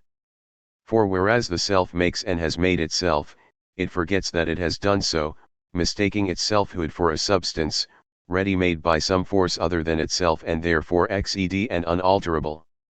A true philosophic inquiry into the nature of modern freedom, however, is inseparable from an inquiry into its genesis, and it is not thorough unless it inquires into the being of the modern self even as it inquires into its self-knowledge. Since for the present hypothesis the self is a self-constituting process, the self's recognition of its freedom and its production of that freedom are mutually inseparable. Such an inquiry must remain incomplete unless it pursues the double process of self-making and self-knowing back to its pristine origins. Were it to stop with the self already made, it could not but take the self for a ready-made substance, thus showing the inadequacy of the perspective from which it has done its taking. The inquiry must go back to a point at which there is as yet no made self but only a pure power of self-making. It cannot, however, go beyond this point, to a realm lacking this power, i.e., to the realm of non-historical, natural life. Animals are parts of a larger natural whole in their activities of feeding, reproducing, and protecting their young. They may seem to achieve a higher whole when they live, as do bees and ants, in organized societies. These latter, however, are quasi-societies only because animals in principle lack the power of self-making. This is at most foreshadowed in animal desire and urge to appropriate the desired which, when acted out, becomes a self-asserting against it. Animal desire, however, is merely for this or that part of nature, and the acting out of it, a mere expression of nature. Thus the animal is part of the natural whole but never comes to know itself as such a part, nor to transcend being a mere part which such knowledge would entail. To be a genuine power of self-asserting, human desire must be not for this or that part of nature but rather for nature as a wholly, a desire which, when acted out, does not express the natural whole but rather tears itself loose from it. The human power of self-making can be no less if an actual self is ever to have made its appearance. Also, it can be no more. A self already actually independent from nature would be a self already self-made. The desire now uncovered must have the possibility of satisfaction. Without this possibility, the desiring human, though potentially a self, would even now be an actual animal, led with the ache of an unsatisfiable yearning and unconscious, moreover, of its true object. Yet the uncovered desire can and no direct satisfaction. A self already made might negate nature in the realm of thought, putting up with its physical need of nature and yet asserting its independence as self from this need. But a self as yet unmade is not one which is self and has desires, it is desire and as yet nothing else. To satisfy this desire directly would require the physical negation of nature as a whole, and of this, man is no more capable than the animal. The human power of self-making would be foredoomed to eternal frustration were it not for the possibility of indirect satisfaction. The desire can be satisfied, not by the negation of nature as a whole, but by the negation of another desire to negate nature as a whole, i.e., another man. Thus even in its pristine origins the human self is dependent for selfhood on other selves. It is one dependence which it will never transcend. Directly, then, this negating is of another desire to negate nature. Indirectly, however, it is of nature itself, for each seeks to take the life of the other while risking his own. Moreover, the negating of nature is not itself an expression of nature, which it would be if it were for purposes of life such as food and sex. This taking and risking of life is a killing for the sake of killing, a risk for risk's sake, hence a negating albeit indirect of nature as a whole. Taken in both its direct and its indirect aspects, it is a prestige battle, fought by two selves whose selfhood is in the battle and its prestige and as yet nowhere else. The two selves are selves torn loose from nature only if each actually risks his life for the sake of prestige. They know themselves as selves and have the prestige, only if each is recognized by the other as in fact risking his life for the sake of prestige. So savage, according to Hegel, are the primitive origins of human selfhood. 16 But the moments of this selfhood are short-lived. In the actual combat there is mutual recognition and through it self-recognition. Both vanish when the combat is ended. The slain can neither recognize nor be recognized. And the surviving victor is a mere survivor once the ush of the moment of victory has passed. If incapable of rising above so primitive a selfhood, the self would forever alternate, like some barbaric prehistoric Faust, between actual battles in which selfhood is achieved and times between battles in which selfhood, having been lost without result, would be dissolved into a dark longing for renewed battle. It can pass beyond this condition because not all those desiring to negate nature risk life to satisfy their desires. The killer of the foe gives way to the master of a slave, the self which is a risking of life not surviving the act of risk, to a self which has risked life and is thus having risked. For the result of the process survives in the recognition received from the slave. The master's selfhood is the actual process of being recognized. As such it extends over the slave, whose being is his activity of recognizing of the master. It extends, as well, over nature, for, belabored by the slave at the master's behest, nature is reduced to an object of his enjoyment. Yet the slave, not the master, attains free selfhood. The master's self is his dominating of the slave and his enjoyment of nature. He needs a slave to dominate and a nature to enjoy. This double dependence on the human other and on nature is in the end dependence on nature. For this human other is the master's slave only so long as he is nature's slave, so long as he lives in fear of losing his life. It is dependence on nature which is the self's unfreedom. The process of slavery results in emancipation from this dependence.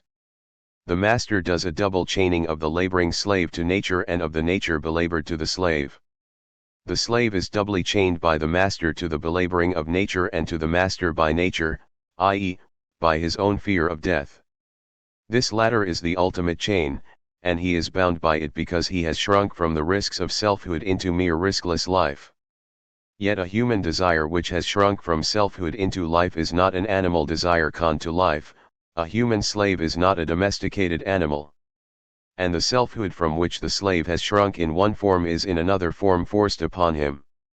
As the condition of slavery is pushed to extremity, the animal fear, which has made the slave a slave, extends its range, deepens in agony, and thus changes in quality. The fear of this and that which the animal has turns into a fear which the human slave is, and it is a fear, no longer of this and that, but for his very being. Thus the being in which the slave has sought refuge from the risk of selfhood dissipates itself into nothingness, i.e., into the total and perpetual fear of death. He has nothing to lose but his chains. He loses these chains through his labor. Initially, he does labor, chained to the nature belabored and the commanding master by the clinging to life which he is, but as the fear of death dissipates we refer, of course, to the famous phrase in Marx's Communist Manifesto. His clinging to life, the commanding master and the belabored nature both sink into inessentiality.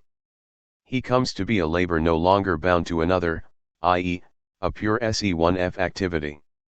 He is free whether enthroned or enslaved in the external world, free because he thinks himself free, and capable of thinking himself free because he has made himself free. The Stoic, like all men, depends on nature, for he must eat, drink and die. But he does not fear death and is indifferent to eating and drinking. His selfhood is emancipated from nature. It is a creatio out of a nature become nihil. The Stoic is a free, self-made self. Have we come close to the freedom which makes the times ripe for Hegelian science, and to the thinking which is science itself? We have come nowhere near either. Not one of the standpoints considered has taken itself as the self-making process, which it is seen to be at the absolute standpoint. And the abyss between these two standpoints is by no means bridged when we come to Stoicism. The Stoic takes his thinking to be a exed essence, and his freedom from nature and from the human other as absolute. The philosopher recognizes both as being the result of a self-liberating process, and the liberation as one-sided and inadequate. The Stoic's free thought is achieved, not by conquest of the natural and human worlds, but rather by means of aid from both. And it has its nemesis, RST, in a skeptical thought which negates sensuous reality and yet cannot but recognize it, and nally, in a religious life which, while unhappy in a self-imposed servitude to a distant God, is yet higher than a freedom which, con to mere thought, is incapable of either happiness or unhappiness. It is higher because it is involved with sensuous reality nature without and passions within. A thought which is mere thought, in contrast, has merely id from both. 3. In search of the category of spirit, the account thus far given, even if vastly expanded either by Hegel or on Hegel's behalf, would be in principle inadequate for Hegel's phenomenological purposes.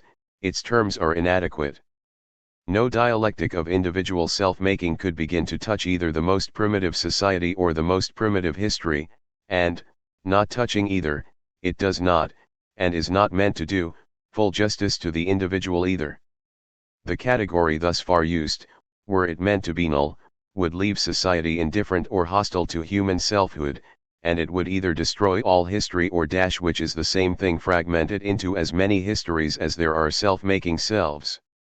It is no wonder, then, that we have come nowhere near those 19th-century social and historical realities which, according to Hegel, have made the times ripe for science.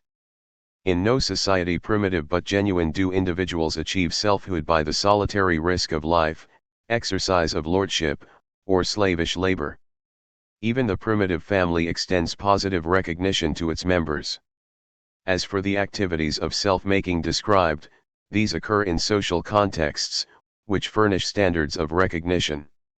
In such a context, the victor in a prestige battle becomes a permanent member of the society whose standards of membership he has satisfied. As for masters and slaves, these belong, respectively, to peer groups of masters and classes of slaves. To deny the relevance of social standards for the selfhood would be to affirm the absurd doctrine that conflict and withdrawal can and do, but love and a sense of common purpose cannot and do not, enter into the self-making process, and also that, as regards the possibilities of human selfhood, history cannot and does not advance. The realities described in the preceding section, then, must be placed into a richer and truer context, and they can be taken as being realities in their own right only in times of social disintegration and chaos. How must such a placing be done?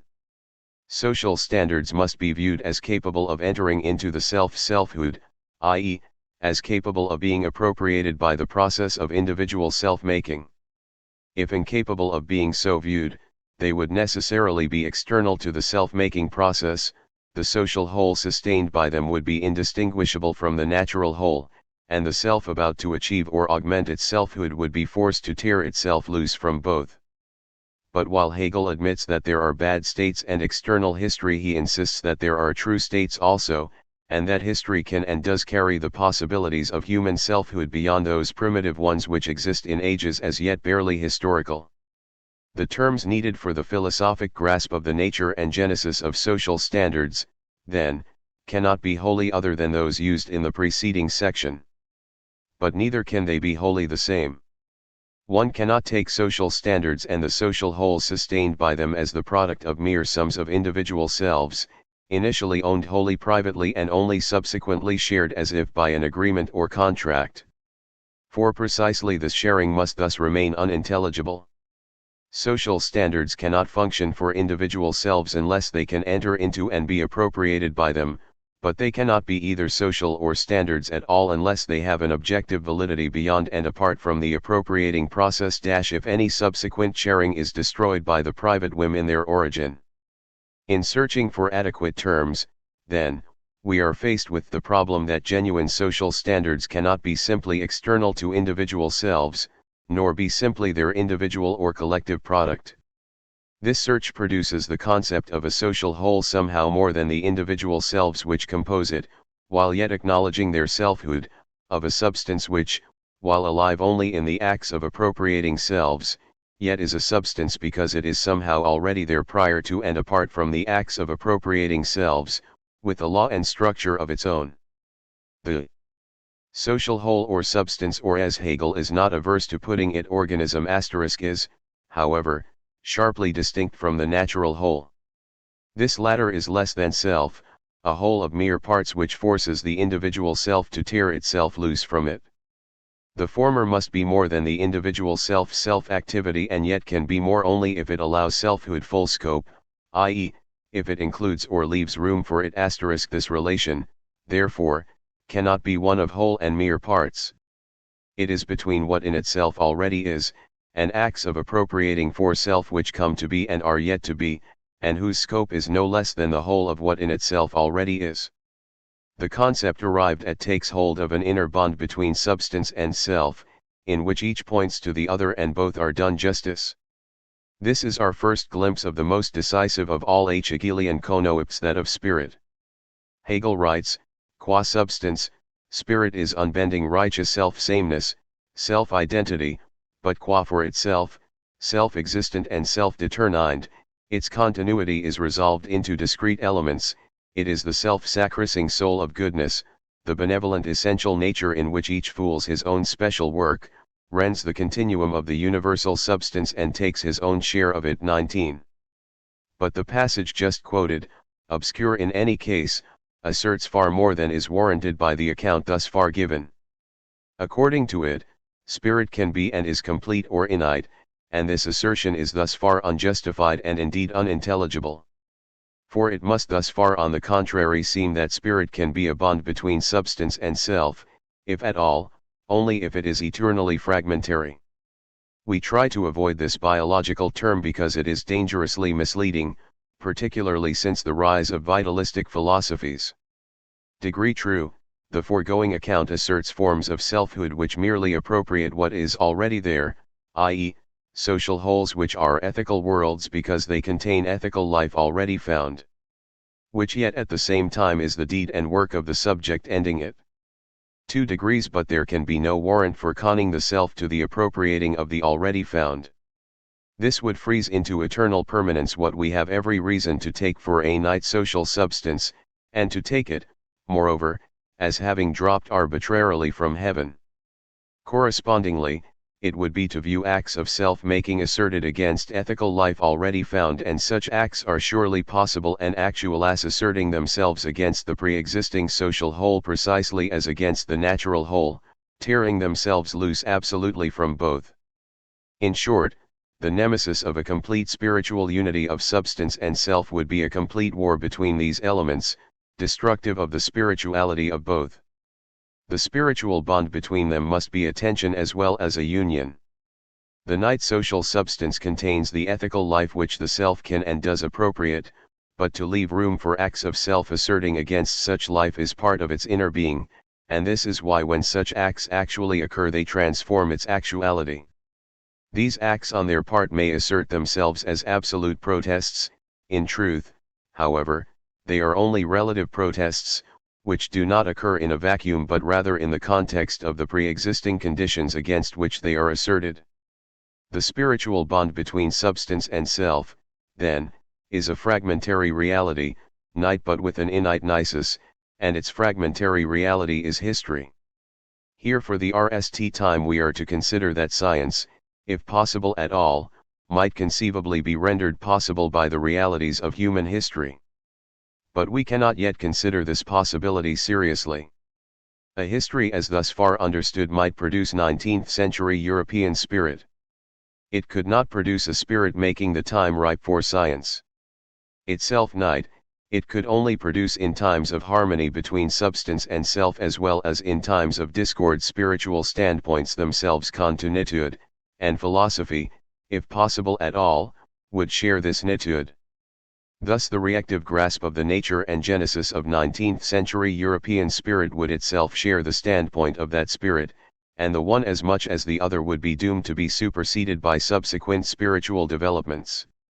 If spirit in life is continuitude, then no period in history is any riper than any other for the absolute standpoint of Hegelian thought, and whenever this latter comes on the scene, it comes shot from the pistol. But the definition of spirit quoted earlier in this section already shows that the phenomenology claims to grasp an innate or complete spirit manifest in historical life. Indeed, concerned as it is not to give science but rather what may be described as the shortest road to the standpoint of science 22, it deals with innate or complete spirit only. The presence of such spirit might have been glimpsed even in isolated selfhood when it is driven beyond abstract but self-sufficient Stoic thought to the unhappy insufficiency of a search for God. And it becomes unmistakable in the section of Hegel's work explicitly devoted to spirit. Thus the ethical world which precedes the conflict between substance and self is not seen as a cern-plinite, purely human reality, but rather as one whose visible worldly actuality has an invisible trans-worldly counterpart and nemesis. The belief in the fearful and unknown darkness of fate and the Eumenides of the spirit of the dead disclose the nitude, respectively, of the ancient Greek social whole and the individual self living in it. An innate, transcendent dimension remains as Roman and medieval cultural self-activity destroys the idyllic harmony of the Greek ethical world. It remains even though here society undertakes the task of subduing harsh actuality by its own labors. For the counterpart of this worldly realm of culture here created remains a world of faith, a divine essence which transcends, and is unaffected by, all cultural labor.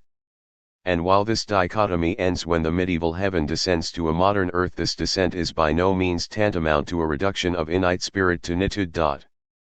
But even if the spiritual realities described by Hegel, and we have thus far barely listed some of them, and done nothing to show how Hegel arrives at them, are rightly described, a hurdle appears which at this point cannot be passed. The phenomenology claims to see one spirit whose ethically experienced or culturally produced worldly presence is complemented by a feared, or trusted, trans-worldly divinity. For the standpoints seen, however, there are two realities, of which one is presently experienced or produced by night spirit and the other, the transcendent divine object of night spirit. Hegel himself insists that the divine is here grasped as absolute essence from the standpoint of consciousness, i.e., the standpoint of a spirit which, limited by its object, remains night. Must the phenomenology, then bring the category of complete or innate spirit to the spiritual realities it sees? If so, how can these realities make the time ripe for science, or science fail to come shot from the pistol? No way is yet visible by which the gap between the standpoints of life phenomenologically observed and the standpoint of thought, which does the observing, might possibly be bridged. We might hope that the bridge between these standpoints is found as philosophical thought turns to a complete or absolute spirit manifest in human life, and for humans conscious of the fact such a manifestation, according to Hegel, occurs in the life of religious faith, and it is complete in the life of the Christian faith. As has just been noted, the divine may be a mere distant object, for human subjects whose present individual and social world exists beside it, and as such it is merely for the standpoint of consciousness. We now confront a divine presence, in and for human subjects, and hence permeating their individual and social worlds. Here we end, Hegel states, the self-consciousness of spirit 25, but it must at first sight seem that what is hopefully approached as the needed bridge on the contrary challenges most radically the entire phenomenological enterprise. Thus far we could hope that the gap between standpoints of life and the standpoint of absolute thought might somehow be bridged. Now that we have abruptly come upon the bridge, or, at any rate, upon the reality without which, it will turn out, there can be no bridging, this seems to protest absolutely against being a mere bridge. The standpoint of religious faith bears witness to a human relation to nothing less than the divine. Surely it asserts that relation absolutely, i.e., so as to rule out any higher standpoint from which it can be viewed. That different religions must make presumably irreconcilable claims is a grave enough challenge for a thought which must reconcile all irreconcilables.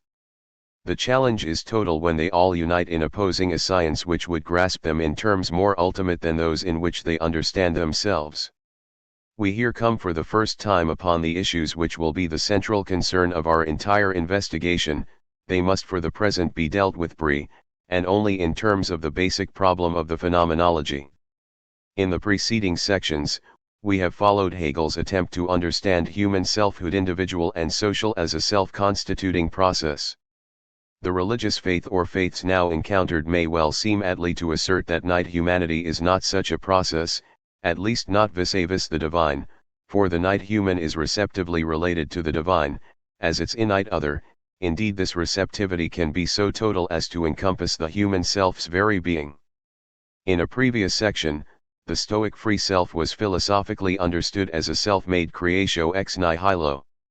Is such a philosophical understanding not in the most radical connect with the Christian testimony to a God who is creator ex nihilo, a testimony given by a self which acknowledges its own creatureliness? And does this not point to a total clash between religious faith and what since Fichte has been the basic doctrine of idealistic philosophy, that the human self is self-active insofar as it is truly human? Not accidentally Fichte had denied the creator God in the name of free selfhood and in turn was charged with atheism. But much has happened since the atheism straight. Two interrelated developments, in principle complete in the phenomenology, have at least mitigated the stark conflict between religious receptivity and idealistic self-activity. First, Hegel has long ago assimilated the protests, made by Schleiermacher and Schelling, against Fichte's one-sided exaltation of moral self-activity, in behalf of spheres of life in which the human self, being night, is receptive as well as self-active. To go a giant step further, he has reached the view that this receptivity has ultimate reality, even when viewed from the absolute standpoint to which he has risen. By failing to do justice to this requirement, Schelling had dissipated all night reality into a night in which all cows are black.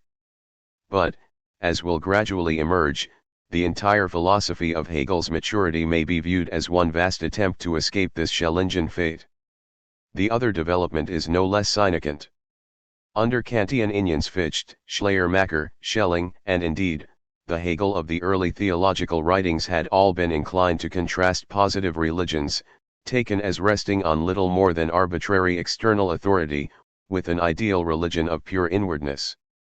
Thus they had very nearly ignored historical religious realities, in favor of a true religion consisting, respectively, of rational hope, joyous moral activity, pious religious passivity and the revelation of art. 3 For the mature Hegel, a vital distinction still exists between genuine religion and one of merely external belief or observance. But it no longer coincides with the distinction between a merely ideal religion and historical religious realities. This is due to a doctrine of the utmost consequence.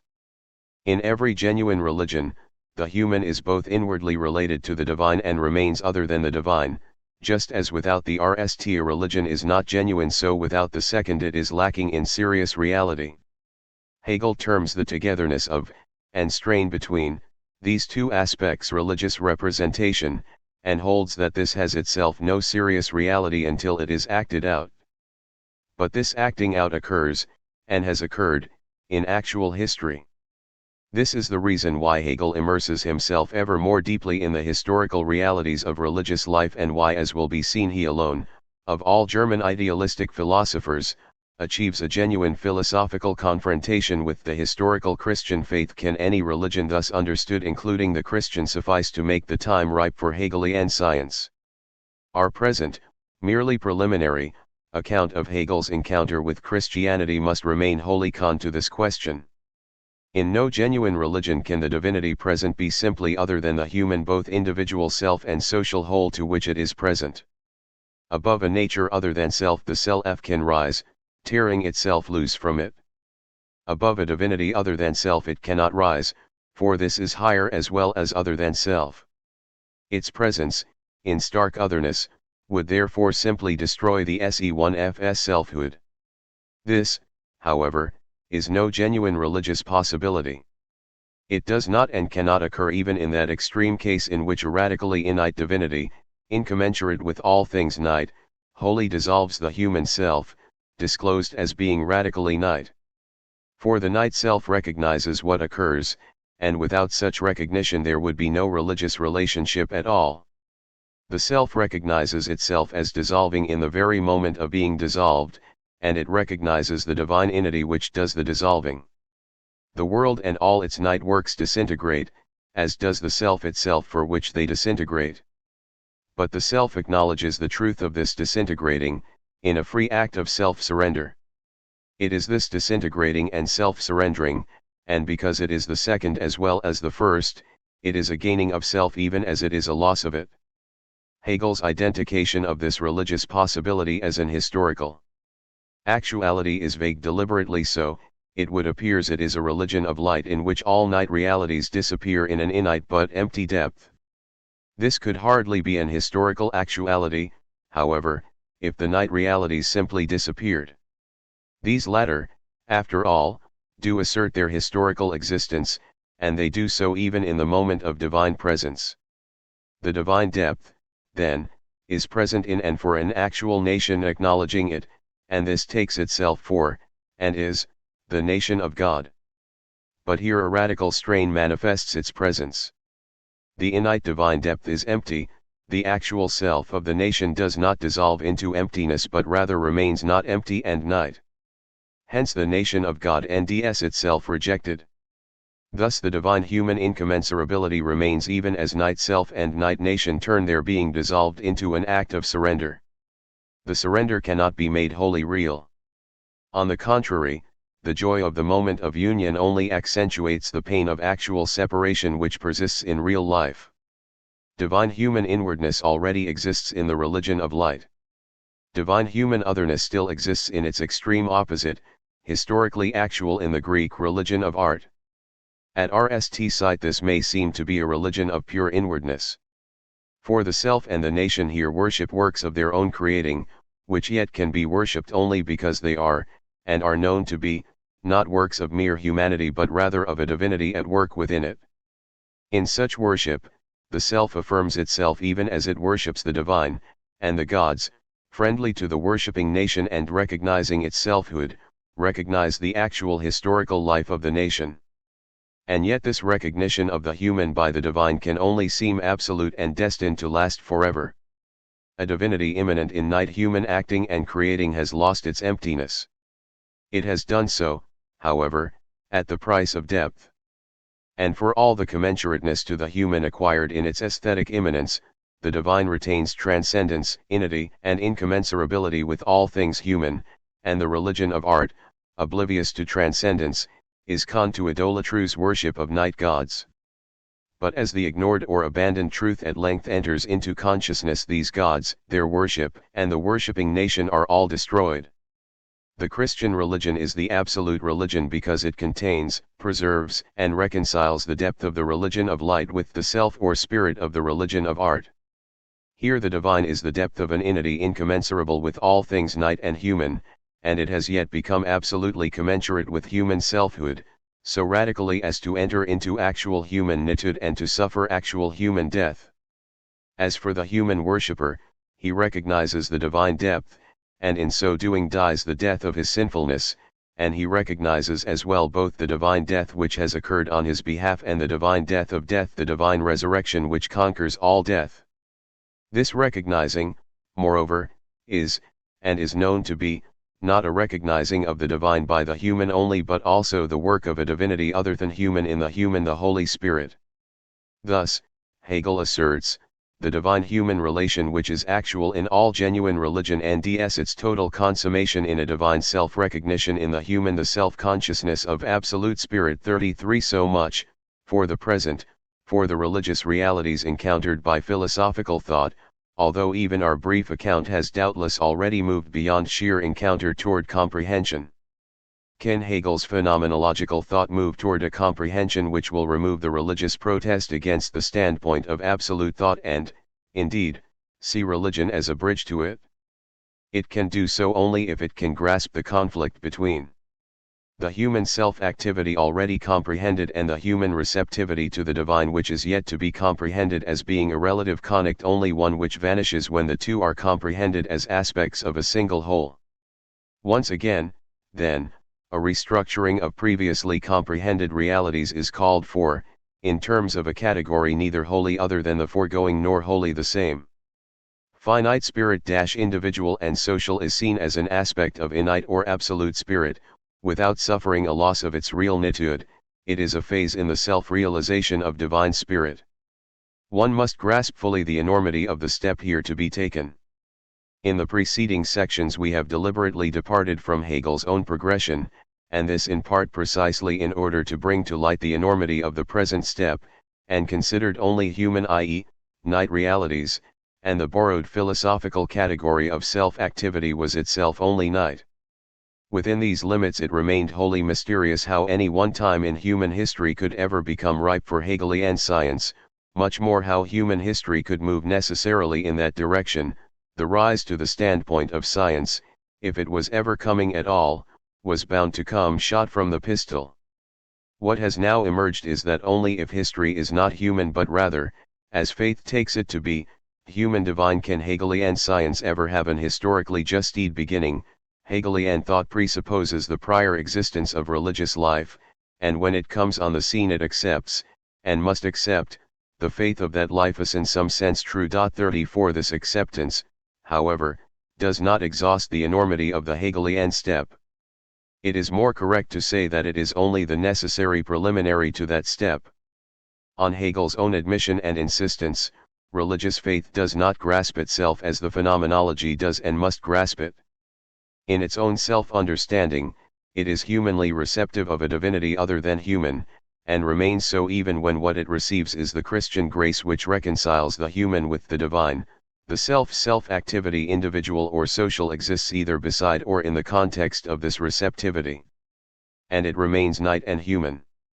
Understood in the light of the new philosophical category of innate spirit, however, religion becomes a divine self-activity in night humanity, and in order so to grasp it Hegelian thought must have done nothing less than rise above a self-active thought to human nitude in order to become a self-active thought which is innate and ioan. 35 But our question is, as it has been all along, how Hegelian thought can have reached this scientific standpoint.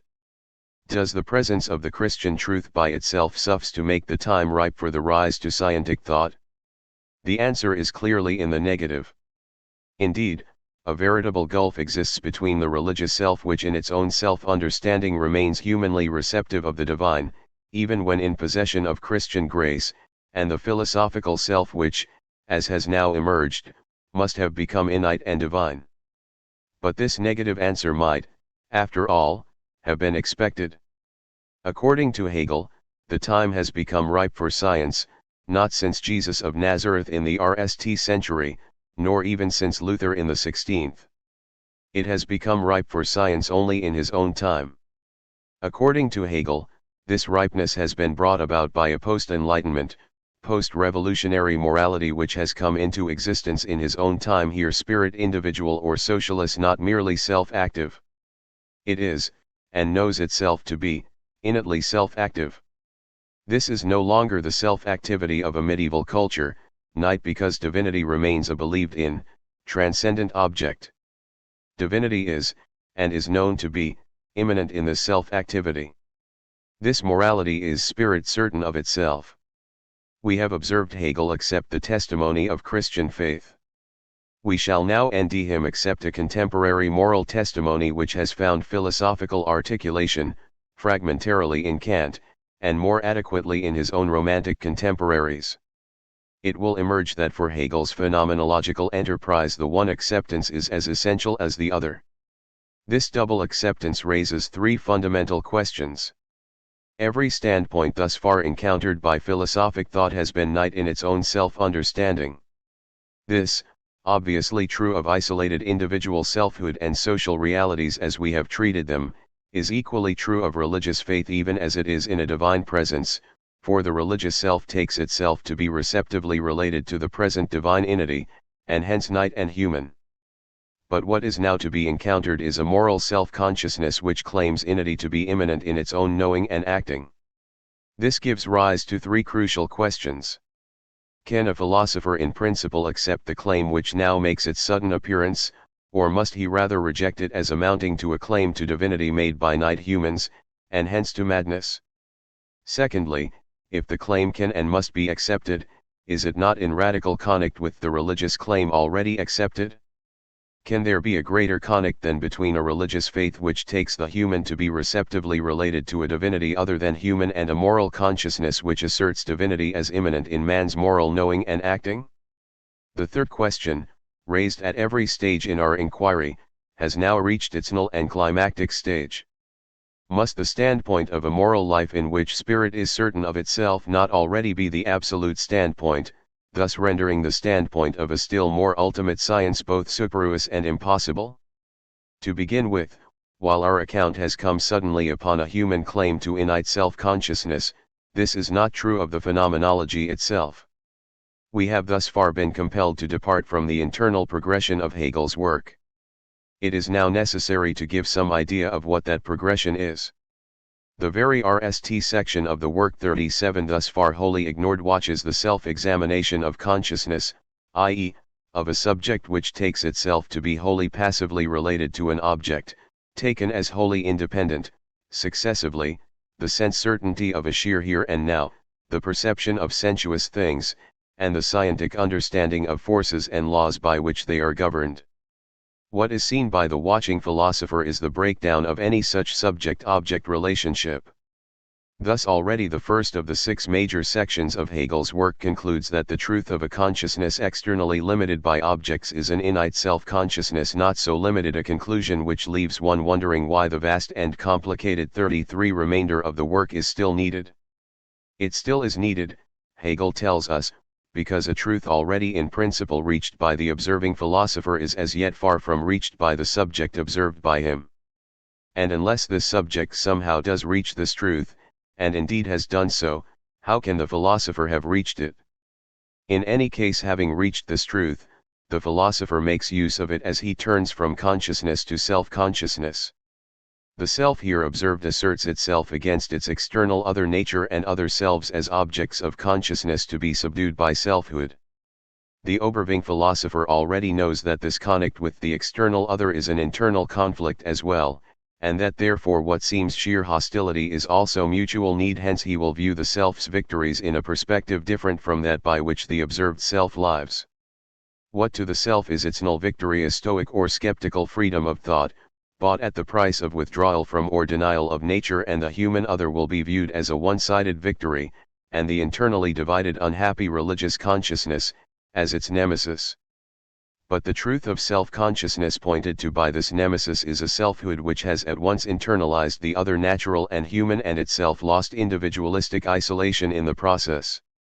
This truth is reason. Selfhood becomes rational when, rather than assert its individuality against the other, it asserts itself as a universality. Ideally, the philosopher already has the notion of s-irat at this stage. This is not true of the se which he observes and criticizes. Inclusive of all otherness, and as in fact aiming at an actual inclusion in an innate process of conquest. Reason and ds theoretical expression in a natural science which, while it is observing because it takes nature as if it were a given other, yet is reason because it forever aims at the conquest of the merely given. And it nds practical expression in a moral life which, while arising from the conflict between what the self qua particular and real is, and what qua universal and ideal it ought to be, forever aims at the realization of the ideal. This reason is a modern phenomenon, and Kant and Fichte are among its spokesmen. It is the conscious certainty of being all reality. 39. It must be noted that at this point the phenomenology has already come upon a human selfhood which lays claim to an innate dimension, and that this claim does not, at least not at this point, dissipate its innate humanity. The conquest of the real by the ideal is itself merely ideal, forever striven for but never wholly attained. The certainty of seeking does not become the truth of possession. Indeed, the self is this striving innate, real ideal tension whose glorious and stern destiny is to be denied the peace of habitation at a xed realm, and instead to be stretched, as it were, between the animals above which it is bound to rise and the angels whose blessedness it cannot reach. If there is any one absolutely decisive step in the entire phenomenology, one whose effects reverberate throughout the whole work, it is the affirmation that reason is not the null form of selfhood in life, that just as reason is the truth of self-consciousness, so the truth of reason is spirit. We have already grasped Hegel's spirit as an inner bond between a social substance already there and a self which is yet to come to be by its own self-activity. What we thus far could only state but not grasp is that the spirit singled out in the phenomenology is complete or innate spirit, i.e., the inner bond between a substance which is more than a merely human whole and a self which transcends human nitude. The phenomenology singles out such a spirit because what it seeks and nds is the truth of reason. The rational dichotomy between the simply innate real and the merely ideal innate is an abstraction when frozen into zity, and it is in fact unfrozen in the actual spiritual life from which it is abstracted. In such a life, the substance which already is itself shot through with ideality and inity, and the self which is yet to ermits ideality and inity, is permeated in this affirmation with reality and nitude. What for abstract reason is a frozen opposition is in concrete spiritual life the self-opposition arising from a prior unity, which for this reason seeks self-reconciliation. But when at length the self consciously appropriates this totality of spiritual life, it transcends the stage of a reason merely certain of a reality forever yet to be appropriated. It has found itself in all reality. It has become spirit certain of itself. To appreciate the crucial importance of the step here taken, we do well to pause for an historical reminder. As will be shown in the companion volume to the present work already repeatedly referred to, in 1801 Schelling had transcended the Fichtian idealism of the night self. The Fichtian self had remained night, for it had to take inity as a mere ideal, forever aimed at but never reached. And, because selfhood cannot in philosophical thought transcend the limits of selfhood in life, the standpoint of Fichtian idealism had itself remained night. To be sure, the Schellingian thought of 1801 had risen to a standpoint of absolute selfhood, but in so doing it had produced a vast gulf between a thinking self risen to inity and a living self remaining even in art, according to Schelling its highest achievement continuitude. It is just this gulf which Hegel's phenomenological introduction to science seeks to bridge, and the step presently under consideration is crucial for his entire enterprise. For if as Fichte maintained reason is the highest stage of selfhood in life, then philosophical thought too must remain to the standpoint of night selfhood. It can rise to the Schellingian absolute selfhood only if selfhood in life can become, and has in fact become, spirit certain of itself. How can the self in life nd the certainty? It cannot so long as the self's oneness with complete or innate spirit is observed only by the philosopher, and is not grasped by the self-observed. We have already noted that whereas the phenomenology sees one innate spirit binding the harmonious Greek ethical world to the dark fate which is its nemesis, those who live in that world experience two separate realities, of which one is immanent but night, and the other, innate but transcendent, and also that whereas the phenomenology sees Roman and medieval cultural self-activity as the self-alienation of one innate spirit, those engaged in that self-activity are left with two worlds, of which one is a present, lived in, earthly, human cultural product, whereas the other is a divine world, believed in, eternally unproduced and in heaven. It remains here to be added that cultural self-activity remains alienated, i.e., falls short of being spirit certain of itself even as it seeks to appropriate substance, thus bringing down the medieval heaven to a modern earth.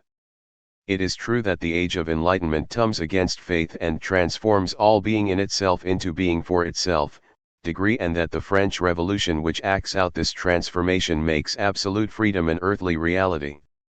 But because here objectivity is destroyed, substantiality is lost rather than appropriated, the absolute self-certainty in question is a merely night and human self-activity, idolatrously absolutized.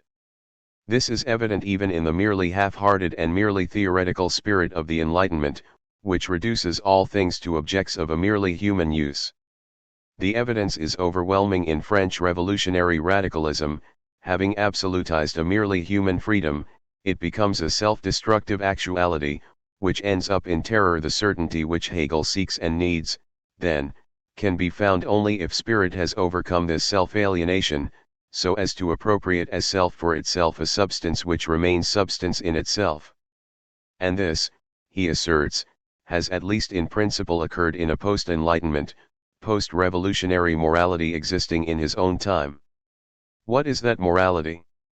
It is, at least to begin with, once again the morality articulated by Kant, but now considered, not as an imperative abstractly opposed by a legislating rational self to the world, but rather as a concrete spiritual life lived by the self with the world, and hence as a moral view of the world acted out in the world. In order for there to be such a view and such an acting out, there must be, in addition to the opposition between the ideal and the actual, a postulated harmony between them.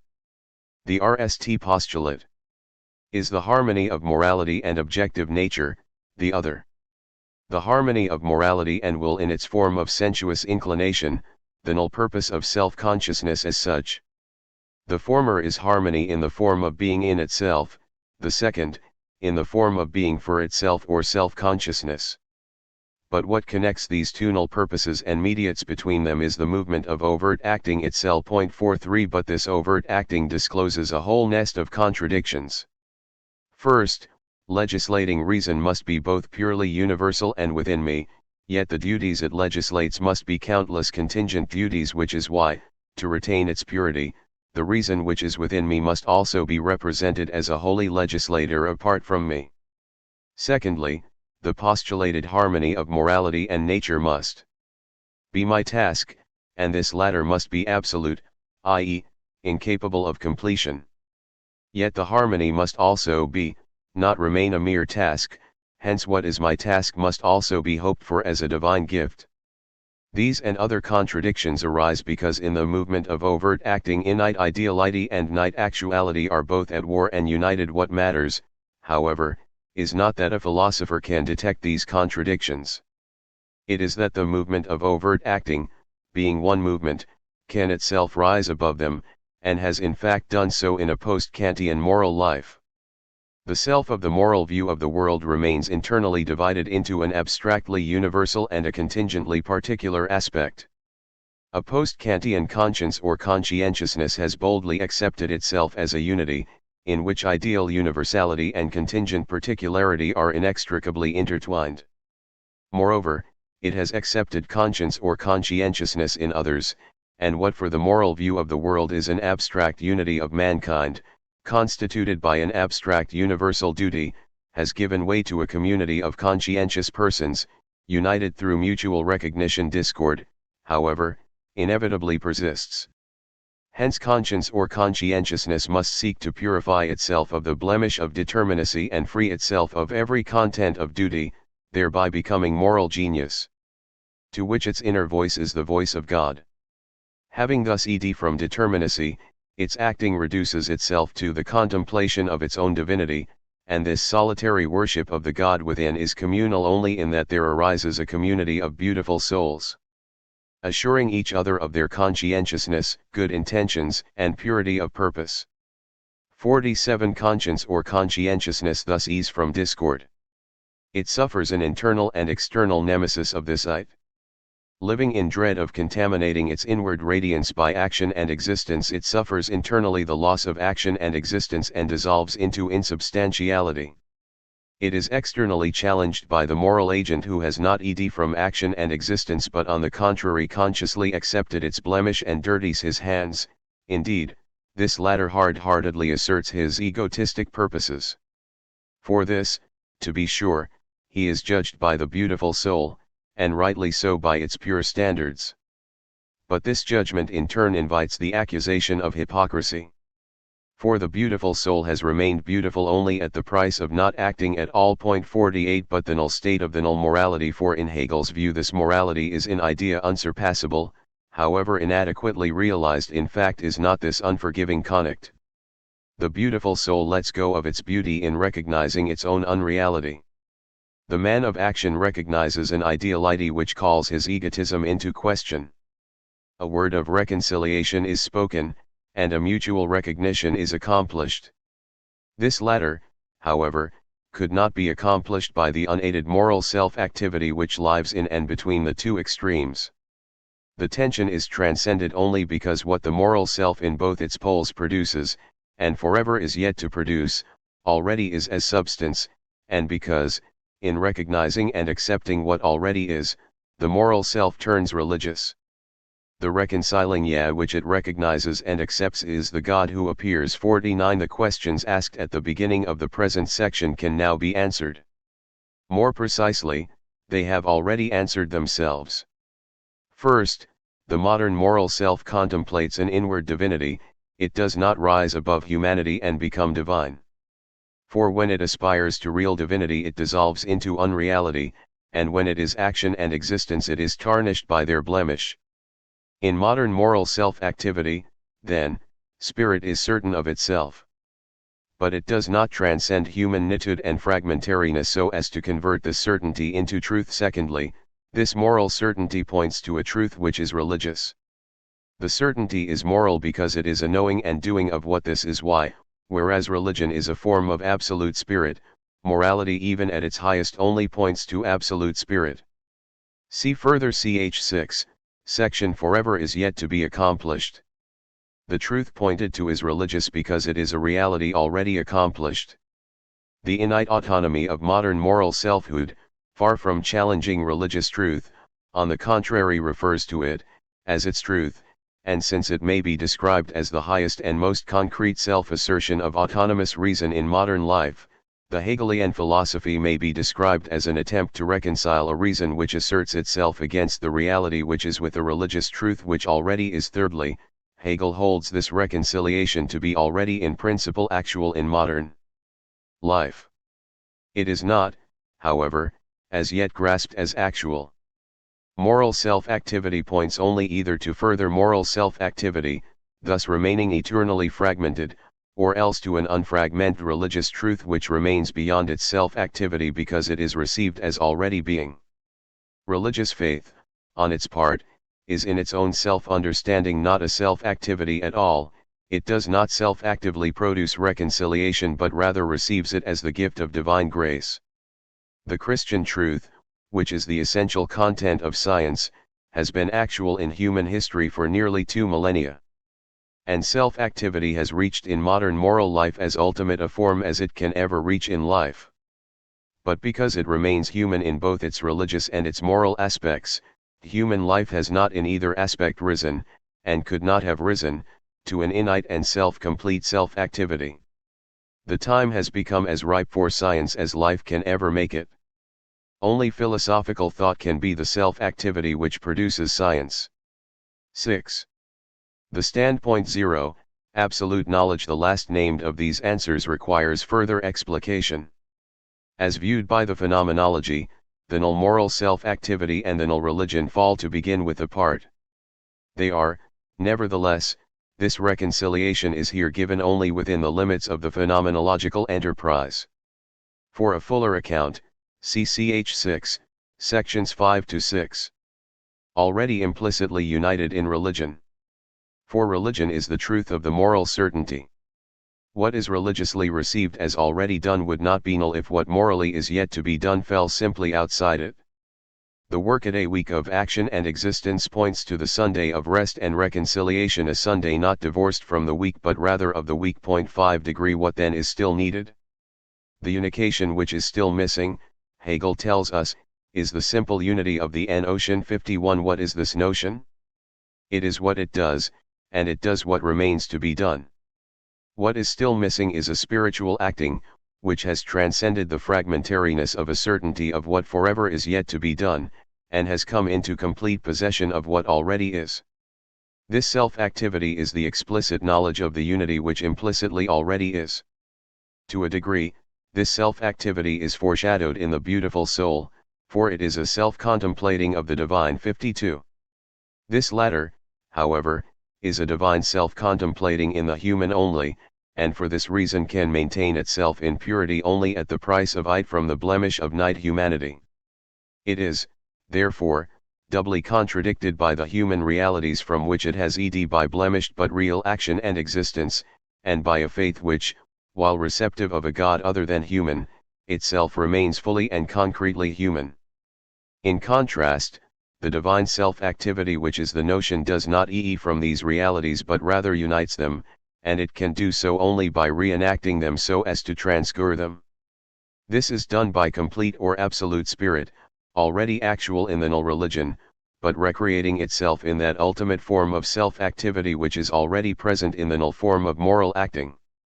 It is the self which, at long last, is absolutely free, i.e., no longer either innate from, or limited by, any external reality. The human self which has risen to the selfhood has risen to the absolute standpoint. And what it is and does is in the final philosophical thinking Hegelian science. With this conclusion, both the nature of Hegel's phenomenological introduction to science and its relation to the Hegelian system as a whole have at least in principle established themselves. If the phenomenological road to science is already scientic, it is because it moves from beginning to end in the circle 53 of the free self-activity of the notion. Only thus can it view the variegated standpoints of life so differently from the way they view themselves, i.e., as forms of self-activity pointing beyond themselves, and ultimately to the absolute self-activity of the notion itself. Only thus, too, can it move from standpoint to standpoint by an internal necessity, and view the self-examination which it sees in every standpoint as leading to the necessary abandonment of the examined standpoint. Because the phenomenology already moves within the circle of the notion, it presupposes the science Hegelian logic which explicates that notion. If nevertheless it is an introduction to science, it is because, unlike science itself, it dwells on how each standpoint of life views itself before the null shape of spirit is absolute knowledge. It is spirit which gives its complete and true content the form of selfhood, and thus realizes its notion even as it remains within the notion while realizing it. Truth is here not merely implicitly identical with itself, it also has the shape of self-certainty. This is science. PhD-N, p.556. Cf. also Ph&N, p.554. This brings to light, at long last, the necessity without which Hegel's phenomenological road to science could not be scientific. What moves necessarily is not the reality observed but rather the phenomenological thinker who, reenacting each standpoint he observes in notional thought, is compelled to move from standpoint to standpoint. The observed standpoints themselves either do not move at all, or else they move only conditionally on condition that in fact they reach the extremities into which phenomenological thought pushes them. To be sure, they must have reached these extremities in some factual instances if the time is ever to have become ripe for science. But at least not until Hegel comes upon. It criticizes it in the light of the notion, and because, in doing both, it hands the individual the ladder to science. Does this answer the question which throughout this discourse we have been asking of the phenomenology? Up to a point. The phenomenology has not instructed unscientic consciousness in science, 54, and this holds true, as much as of any other such consciousness, of Christian faith and modern moral self-activity. What it has shown, however, is that not all individuals are equally remote from, or near to, science. It is true that in scientific thinking the individual walks on his head, whereas everywhere in life he walks on his feet. But the expectation that such a strange posture be adopted is not equally unprepared at all times. A moral self which already knows its being and acting to be spirit certain of itself need but recognize and accept that the same spirit which its own acting is forever yet to be already is in the divine human relation manifest in the Christian faith, and he will have entered into the circle of the notion. As for the phenomenology itself, it may have moved within that circle from the beginning. It demonstrates at the end that the time in which this moving has been done has been made as ripe for it by life as life can ever make it. Yet our question has been answered only up to a point. A radical gap, after all, remains between the standpoint of absolute thought, and even those standpoints of life which are closest to it. With these might be asked not only by Fichtians but also, mutatis mutandis, by Marxists, should the standpoint of moral self-activity grasp the ladder to the scientific standpoint when, having done so, it nds its certainty of what is forever yet to be done point to a truth which already is done. Why, and this is in fact asked by Kierkegaardians and Barthians, should a faith humanly receptive to the divine grasp this ladder when this requires no less a presumption than the rise in thought to divine selfhood? Rather than ascend the Hegelian ladder, will not both standpoints protest against the Hegelian expectation, even at the price of radical conflict with each other? And will not this protest be enough to call the absoluteness of the standpoint of Hegelian science into question? Moreover, even if they are willing to ascend the Hegelian ladder, is either standpoint able to do so? As thus far considered, Hegelian philosophic science springs suddenly from non-philosophic life, and it is a circle. These questions demand a far closer examination than we have thus far given them, and it will have to concentrate on the relation between Christian life and Hegelian philosophic thought. Hegel aptly asserts that the Christian religion is the presupposition in life of his philosophic thought, and that it already contains in principle in non-philosophic form its essential content, yet our account of that religion has hitherto been most cursory. 55 He asserts, too, that his philosophy arises from, and consummates, not only history but also the history of philosophy. However, we have thus far not said a word about the relation between Hegel's philosophy and the history of philosophy. Indeed, Hegel himself fully explicates that relation only many years after writing the Phenomenology. 56 Another question, however, calls for more immediate attention. It will be dealt with in the chapter immediately following. The phenomenology is a road to science. It passes from standpoint to standpoint, and it would be quite just in doing so along the straightest and quickest path. As for the superseded standpoints, these may and must be simply left behind. Yet these continue to assert their persisting reality, even when higher standpoints have become historical realities. Thus even if the Christian faith and the post-Kantian moral self-activity accepted by Hegel are in fact living realities in Hegel's own time, which of course might itself be seriously questioned. 57 Countless other forms of human life indisputably exist beside them. This fact can be ignored by the phenomenology, concerned as it is merely to hand the latter to the absolute standpoint, to individuals at varying degrees of nearness to it. It cannot be ignored by Hegelian science proper. In producing a simple union, can the notion ignore or deny the contingent realities of human existence which are shot through with nitude, connect, and non-union? But then surely any single protest made anywhere in night life must sulch to shatter the pretensions of the notion. Or can the unifying notion recognize all non-union? But then surely this recognition must reduce it to a mere form of night thought. Unless Hegelian science can cope with this dilemma, the introduction to science furnished by the phenomenology will turn out to have been lost labor. 53 This dilemma is not lost sight of even during the course of the phenomenology itself. In pursuit of its goal, the work ought to move toward the absolute standpoint as speedily and elegantly as possible. Yet its actual movement is tortuous, and is arrested time and again as if Hegel were haunted by the fear that encountered standpoints of life, disposed of too quickly or glibly by a thought which is notion, will arise to accuse the notion of lifelessness. When nally the notion appears on the scene in its own right, it does not expand its scope explicitly over the whole vast panorama of life previously viewed. It is merely tersely asserted as a staggering demand. Hegel has not forgotten that the time which he sees as ripe for science is also one of conflict, chance, and brute fact, and that he the self rising to absolute thought is also a contingent self in the midst of time. Many years after the composition of the Phenomenology, Hegel wrote, "I raise myself in thought to the absolute. Thus being in night consciousness, yet at the same time I am night consciousness. Both aspects seek each other and each other. I am the struggle between them." 59 This struggle and the struggle to resolve the struggle is in the end the sole theme of the phenomenology and, indeed, of the phenomenology has been the subject of scholarly controversy for well over a century, and this has concerned not only its details but also its overall significance and place within the Hegelian system. Hegel's own statements on this latter question are not wholly consistent, or at any rate, clear. The main inconsistency or apparent inconsistency being that what is offered in 1807 as an introduction to systematically, the central question is the relation between the phenomenology and the system.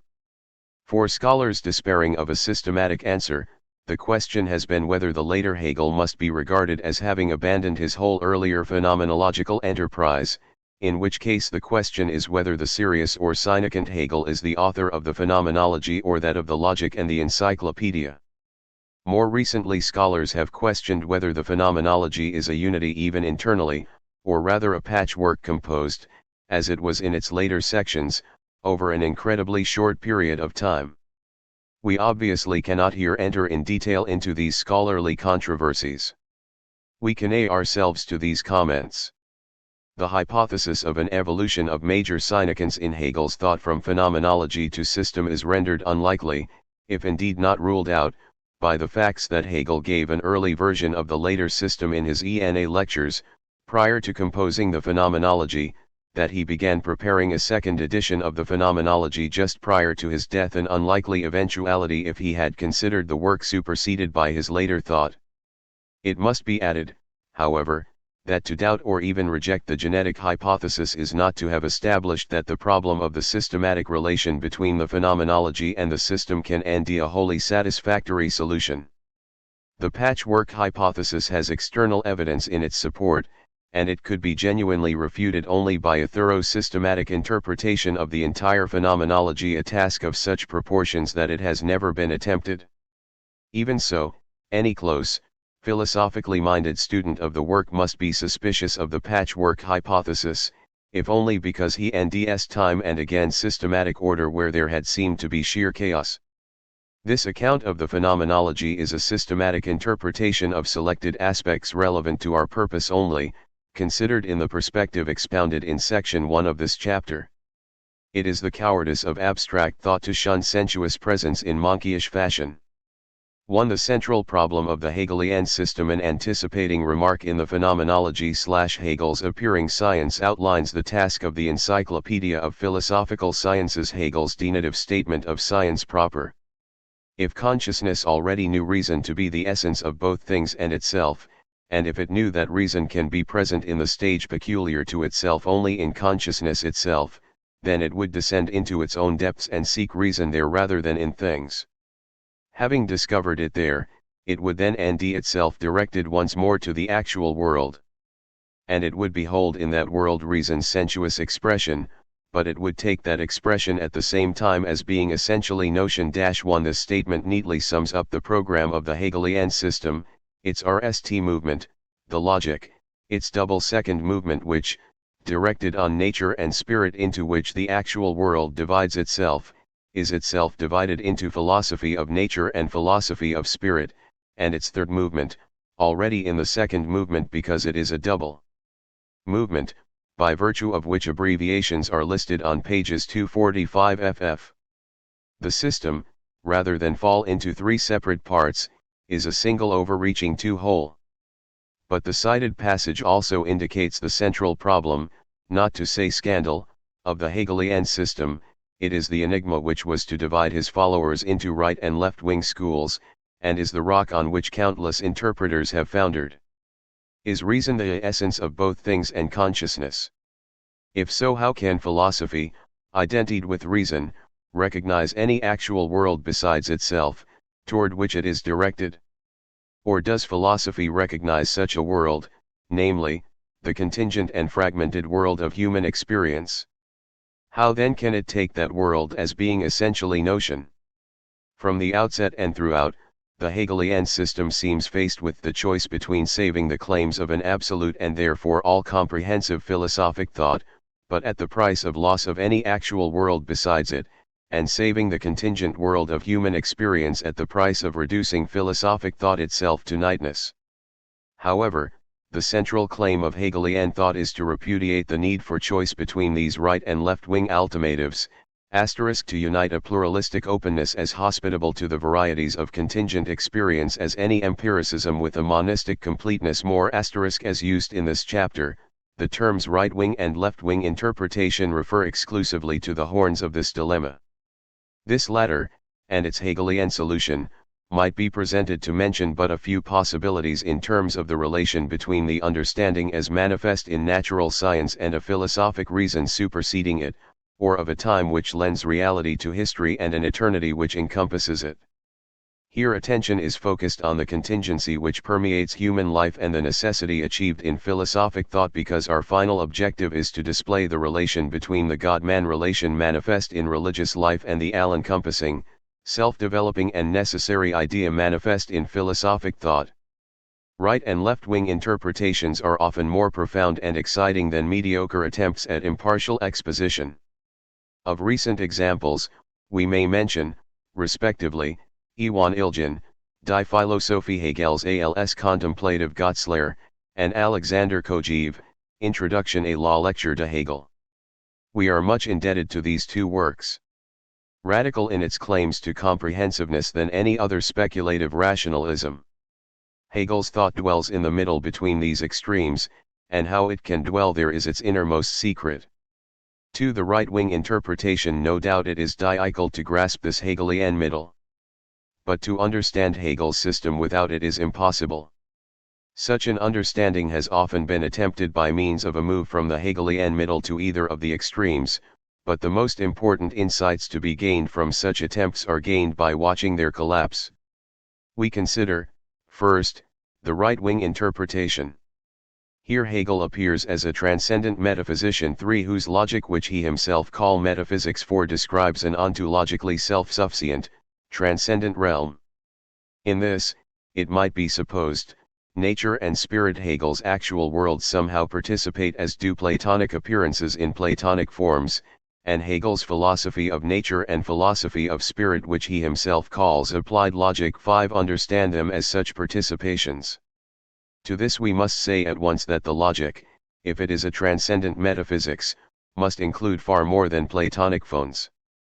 Since Schelling, indeed since Kant, metaphysics can no longer recognize two worlds, of which one is its proper object. If possible at all, metaphysics rises above all standpoints for which there are two worlds, to an absolute standpoint for which there is one world, and that is not an object.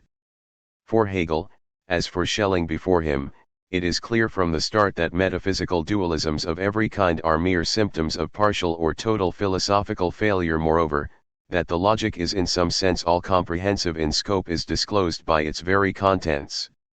It includes mechanism, chemism, teleology, and life. Even chance or contingency makes an appearance, if only so it seems, in order as such to vanish. But if the logic is an all-comprehensive transcendent realm, what reality remains for an actual world outside that realm? And what functions for philosophies concerned with it? It cannot be the case that whereas the logic describes reality from the absolute standpoint, the other two parts of the system describe appearance from a finite standpoint. To be philosophies at all, these parts, as much as the logic, must adopt the absolute standpoint. Yet if the logic already comprehends all reality at the absolute standpoint, no function is left for its applications. It is thus with good reason that one interpreter, courageous enough to carry the transcendent metaphysical interpretation to its logical extreme, is forced to write, is there in the world anything at all outside the logic? According to Hegel, one would, strictly speaking, have to answer this question resolutely in the negative. 7. The right-wing interpretation has without doubt some considerable plausibility. And in forms less extreme but also less enlightening than that just stated, it has always found adherents. Doubtless the other two parts of Hegel's system depend on the logic, though this by itself means little until the precise nature of the dependence is specified, and this is exactly the problem. To this systematic one may add an historical consideration. The logic seems, quite by itself, to correspond to Schelling's My System of 1801, as regards program, as well as to correct the faults Hegel and DS with that work as regards execution. Both works grasp totality, by means of a reason identical with it. But while Schelling's totality and reason collapse into a sheer and hence empty union, their counterparts in Hegel's logic emerge as a self-differentiating whole which encompasses non-union as well as union. Must one say, then, that Hegel's entire and complete response to the night of Schelling's indifference is to be found in that self-differentiating CRG Muir writes. If logic is not the whole of philosophy, but has in the philosophies of nature and concrete spirit its essential complement, then surely in them there must be some integral element beside a blurred or distorted repetition of the categories, beside a mere attenuated simulacrum which could add nothing to the original totality which is aimed at throughout the logic and nally reached in the absolute idea. 3. Nevertheless, the transcendent metaphysical interpretation is utterly untenable. It is contrary to Hegel's essential and lifelong philosophical objectives. It requires the elimination of no less than two parts of a tripartite system, and unless we are mistaken, it renders unintelligible the internal progression of the logic itself. First, Hegel's lifelong endeavor was to nd the absolute not beyond but present in the world, the world in which men suffer and labor, despair and hope, destroy and create, die and believe. To be sure, this absolute, when present as such, heals the fragmentation of the actual world in which it is present, for those to whom it is present, which is why its presence in and for thought may be called a mysticism of reason. 9 But unlike so many mysticisms, this mysticism is no id from the actual world, which takes that world as mere sham and illusion. According to Hegel, it is much rather such a id which is a sham, compared to which Muir rightly asserts that only a very careless reading of Hegel's logic could leave the impression that, because Hegel regards thought as self-developing, therefore the whole series of categories ought to flow with such strict necessity that anyone who clearly grasped the first could deduce all the rest by mechanical application of a rule and without reference to empirical thinking. But, it does not automatically follow that Hegel is wrong to conceive the purity of pure thought as a complete freedom from any taint of the empirical, and that for all his perseverance in grasping the way of learning as a moment in spirit's activity, the philosopher cannot wholly escape lapse to a lower level where it appears as a night thinking, the exposition of which has to be complemented with an equally abstract exposition of spirit as absolute thought merely innocent of nitude. As will be shown, Hegel's goal is a middle in which innate thought, although rising above nitude, yet saves this latter by overreaching it, and if Muir's conclusion is correct, then his philosophy is by its own standards a partial if not a total failure. Steadfast existence in the actual world, even if taken as ultimately fragmented, has substance and reality. The absolute, if accessible to thought at all, is accessible only to a thought which remains with the world of sense, not to a thought which shuns it in monkeyish fashion. This general conviction species itself in the presence, within the Hegelian system, of a philosophy of nature and a philosophy of spirit. In the transcendent metaphysical interpretation these either vanish altogether or else score awkwardly as a priori speculations on empirical fact. As such, they have always been widely criticized. But the critics might have noticed that their attacks on Hegel are paralleled by Hegel's attacks on his Romantic contemporaries. Hegel viewed Romantic speculation about nature as a fraud because he considered it an illegitimate substitute for empirical investigation. Of Gore's philosophy of history he wrote, "The author apparently fails to realize that historical facts can be established only by means of critical examination of historical sources." 11 In contrast with such efforts, Hegel's own philosophies of nature and history do not replace but on the contrary presuppose not only empirical science and history but the whole reality of sensuous life as their necessary basis, even though, to be sure, the secret which makes them philosophies lies in their power to rise above that basis. These characteristics of Hegel's applied logic have far-reaching implications for the logic itself. Hegel rejects from the outset all ultimate dualisms, such as between reason and the actual world. And it has now emerged that his actual world nature and spirit does not reduce itself to a transcendent logical realm. Taken together, these two assertions imply that the logical realm is incomplete without the actual world, and that if it is taken by itself, it is done by virtue of an abstraction achieved by logical thought.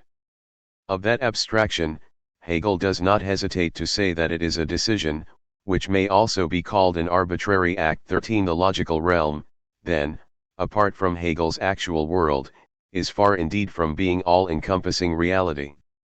It is a realm of shadows. 14. The collapse of the transcendent metaphysical interpretation moves us onto its opposite, an immanentism which would convey the scope of Hegel's thought to the experienced world, or, more precisely, to the world as it is humanly experienced. Here, as before, it is the radical version which sheds most light. For it discloses that whereas the immanentist interpretation can make the most of precisely those elements in Hegel's thought which its opposite is forced to ignore or deny, it pays the high price of abandoning, in principle, the fundamental goal of Hegel's entire philosophical enterprise. In the immanentist interpretation, the world of human experience exhausts reality, and it consists of the countless ways in which nature and spirit are related. These relations include natural science, which is the observation of natural objects by the spirit which is scientific subject, and historiography, which is the reenactment in the spirit of the historian of the spirit expressed in historical action, and action which involves nature as well as spirit. But the relations between nature and spirit are by no means exhausted by such theoretical kinds. They include also labor, which is the appropriating transformation of natural fragments by night spirits, and the lives of states, which are spiritually constituted social wholes arising from, requiring, and partially subduing a natural base. Even religion belongs among the relations between nature and spirit. For it is a relation between night spirits, limited by nature, and an innate spirit which in one form or another, depending on the religion, is nature's source. The experienced world, in short, has the widest possible connotation, including, in addition to the object worlds of theoretical knowledge, what present-day continental philosophers would call the Lebenswelt, or what their Anglo-Saxon contemporaries might conceivably be induced to call the world of ordinary language. All aspects of that world of experience have, as humanly experienced, one thing in common: they are shot through with contingency, externality, factual givenness. This is true not only of natural science, which cannot eliminate the empirically given, and of historiography which, in addition, must be arbitrarily selective. It is true also of the highest and most comprehensive forms of spiritual life. Even the best of states remains dependent on the fortuitous conditions of nature and on the fortuitous behavior of other states. Indeed, contingency would appear to remain even in the religious relationship. Thus in the highest religion, Protestant Christianity, sin appears as a groundless and hence fortuitous fall, and the grace which redeems it, as a groundless and hence fortuitous gift. In insisting on the reality of the humanly experienced world, the immanentist interpretation saves the crucial Hegelian claim that there is non-union as well as union, and that the former, as well as the latter, is real in the form in which it is humanly experienced. Or it would by no means satisfy Hegel's purpose to grant non-union as a phase in a logical movement only, which passed through that phase only in order as such to abolish it. In the actual world non-union persists as non-union, and simply to deny it as such would be to dissipate the actual world into a realm which, while possibly beautiful, would nevertheless consist of mere shadows. But can philosophic thought remain limited by the bounds of contingent human experience? If so, it can be no more than night thought, i.e., reaction on night experience, undertaken at the standpoint of night experience. Understood as such, the Hegelian applied logic could at best only state and justify the categories in which nature and spirit are experienced, thus reducing itself to a Kantian type critique or to second-order discourse, modern style. As for the logic, it would remain con to the same task, presumably at a higher level of abstraction. But the Hegelian philosophy has far more exalted aims than these. It incorporates reactive restatements of the categories of night experience. But rising to the absolute standpoint, it renaces these categories, in a thought which alters them in the process of reenactment. 1 degree. Hence the philosophy of nature and the philosophy of spirit begin with empirically supplied truths, but they move at each step toward raising these truths to a higher truth of their own. And the logic is what gives them this raising power. This is because logical abstractions are not abstractions of an ordinary sort. They permeate the actual world from which logical thought has abstracted them. Hence philosophic thought can extend its scope beyond logic. It need not and cannot remain in logical abstractness. It need not remain so because philosophical thought can confront the contingencies of the actual world and, by raising them, move to their conquest. It cannot remain so because not until this conquest is achieved is philosophic thought complete. Hegel has described the logical realm, taken by itself, as a realm of shadows. He does not hesitate to refer to it, as well in seemingly stark contradiction as God as he was in his eternal essence, before the creation of nature and night spirit. 13.4. The Hegelian middle, the immanentist interpretation of Hegel's thought, then, is as untenable as its transcendent metaphysical opposite. As a result of this double collapse, the task of entering into the authentic Hegelian middle is inescapable. In this context, we can attempt no more than to grasp the principle of the Hegelian middle, abstaining from all efforts to enter into its details. And we shall seek to grasp it by interpreting Hegel's thought as a threefold mediation, of which each phase involves the other two. Elements of all three phases are found scattered throughout Hegel's works. But he would appear to have given a complete and systematic statement of what we shall call its logical phase only, in his Encyclopedia of Philosophic Sciences. That phase, if taken as exclusive of the other two, has always encouraged, though never justified, fatal misunderstandings, of which panlogism is the best known. It will appear that these misunderstandings, or a good many of them, vanish, once due attention is given to the realistic and idealistic, as well as the logical, phases of Hegel's thought. One Hegelian passage states the principle of the threefold mediation clearly, tersely, and completely, so much so that the whole remainder of this chapter may be devoted to its interpretation. Hegel writes, "Everything rational shows itself to be a threefold union or syllogism, in that each of the members takes the place both of one of the extremes and the mediating middle. This is especially the case with the three members of philosophical science, i.e., the logical idea, nature, and spirit. Here, RST, nature is the mediating member. Nature, that immediate totality, unfolds itself into two extremes, the logical idea and spirit. But spirit is spirit only insofar as it is mediated by nature. Secondly, spirit known by us as individual and active is the middle, and nature and the logical idea are the extremes.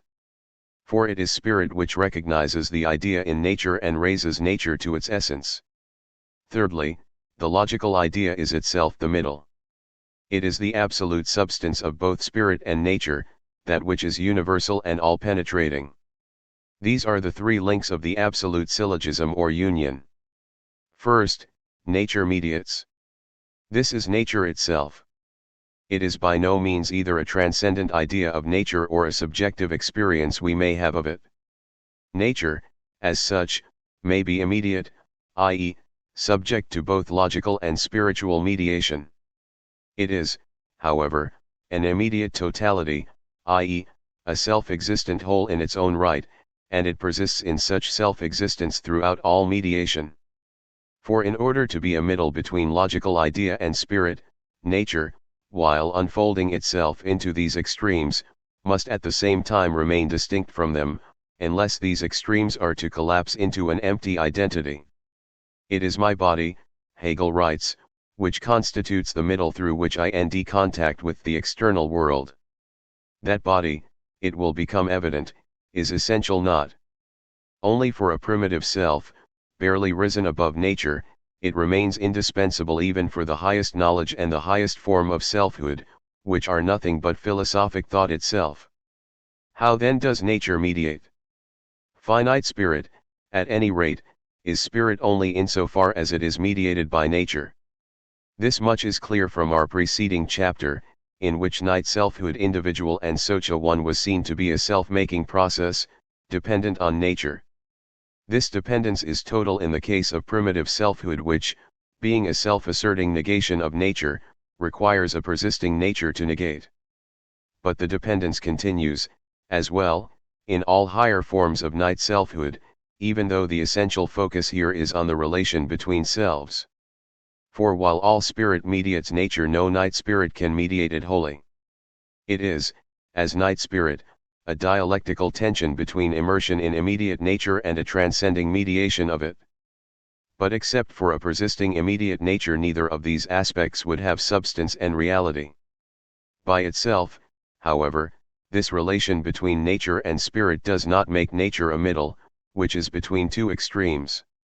One of these, the logical idea, emerges only because Hegel asserts far more than a doctrine of selfhood, understood as a self-constituting process. He asserts an idealistic doctrine of nature. That doctrine, moreover, is not a Fichtian idealism of the night self, for which nature is non-self-conquerable, in inity, by self. It is a Schellingian idealism of the innate self, for which nature is the night self's pre-self, taken by that self as other than self only because it is night. Unlike Fichte, Schelling requires a rise in philosophic thought to innate selfhood. How otherwise could thought recognize nature as pre-self, instead of taking it, as on its own terms all-night selfhood must, as other than self? But this position, RST approached by Schelling in 1800, gives rise to a dilemma glaringly obvious in Schelling's My System of 1801. Either the struggles, victories, and failures of the night self have the meaning and reality which the night self takes them to have, at least at one or some of the points which it is capable of reaching. But then nature must ultimately be other than self, just as the night self takes it to be, and the philosophic project of understanding it as pre-self is a mere wayward fancy. Philosophical idealism is at most a Fichtian idealism of the night self, if it can be even as much. Or else philosophic thought succeeds in displaying nature as pre-self, but then this display reduces to mere appearance nature as other than self, and along with it all-night selfhood, which takes that appearance for reality. In Schelling's My System of 1801, the many-colored processes of night realization were indeed meant to be preserved in the one white light of an innate reality. Yet in Hegel's view the Schellingian system could not live up to its intentions. The glare of its absolute light is indistinguishable from an absolute darkness, a night in which all cows are black. In what may thus be said to amount to a conflict between Fichte and Schelling, Hegel fully and unequivocally subscribes to the Schellingian program. His sympathies with Fichte are manifest in his dissent with the Schellingian execution. Absolute idealism must recognize the reality of the night self, and hence that of the whole actual world, even while itself rising to a standpoint of innate selfhood. And this means nothing less than that, even in recognizing nature as pre-self, it must recognize it as other than self as well. If Schelling's My System of 1801 could not supply this double recognition, it was, in Hegel's view, because of an error not in program but execution. Schelling did not err in seeking to descend into nature in order to reproduce it as pre-self in philosophic thought. He erred in identifying nature as reproduced in thought with nature itself. But nature mocks at this identification, for it is shot through with contingency, and to be so is part of its essence. Nature thus resists an idealism which denies natural contingency, but it does not, according to Hegel, resist an idealism which abstracts from contingency. Such an idealism reproduces in thought, not nature, but only the structure by which nature is maintained. For nature, though contingent, is not sheer contingency. It is a totality, made so by a structure. That structure, moreover, can be reenacted by thought without leaving a residue. For it is internally fragmentary, and it integrates itself, as a subordinate element, into the structure of night selfhood, which is less fragmentary, but both these structures integrate themselves into an ultimate and all-comprehensive structure which is no longer fragmentary. The structure of nothing other than the reenacting thought itself. The thought which does this reenacting accomplishes at once two ends. It recognizes nature as other than self, for it abstracts from its contingency.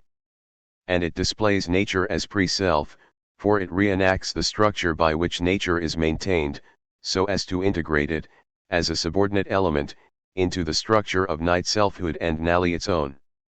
Such is the double task of the Hegelian logic. The logic accomplishes the second aspect of this task because the Hegelian middle 89, while reenacting categories already manifest in the actual world, it alters them in the process of reenactment, so as to remove their appearance of independence and mutual extremality. As a result, the null category of the L0GIC, the absolute idea, is not one category besides others, such as those manifest in the actual world. It has so altered all others as to incorporate them. And logical thought which thinks this idea is not besides or over against nature and night selfhood, it is in a sense the absolute self, which has made the whole actual world its pre-self. However, this is true in a sense only. For if logical thought is capable of any altering appropriation of the actual world, it is only at the price of abstraction, and what it abstracts from is a contingency essential to both nature and night spirit. Logical thought, therefore, is forced to recognize nature as other than self in the very act which displays it as pre-self. In so doing it recognizes, as well, the reality of night selfhood, which takes nature as other than self. Consequently, if the absolute logical self supersedes existing night selfhood, it is only at the price of an abstraction which leaves night selfhood a persisting reality, a reality, moreover, of which logical thought itself stands in persisting need. For the abstracting and altering reenactment of the structure of the actual world is not the permanent result of a process accomplished and done with. It is the perpetually reenacted process itself. Thus logical thought displays itself as being, not a pure dwelling in a sheer unity, related at most only accidentally to the actual world. It is a rise to unity which requires the reality of the night in order to be that rise. It is not by some accident that logical thought has a human embodiment, in a self endowed with a body immersed in nature. That body is essential for logical thought, thus it may be said, in sum, that the dilemma with which Schelling's program of 1801 confronts Hegel is resolved if nature itself, as it were, comes to the rescue. On the one hand, nature unfolds itself into two extremes, of which the one spirit as logical thought reenacts the other the logical idea, by fragments of which nature and night spirit are maintained.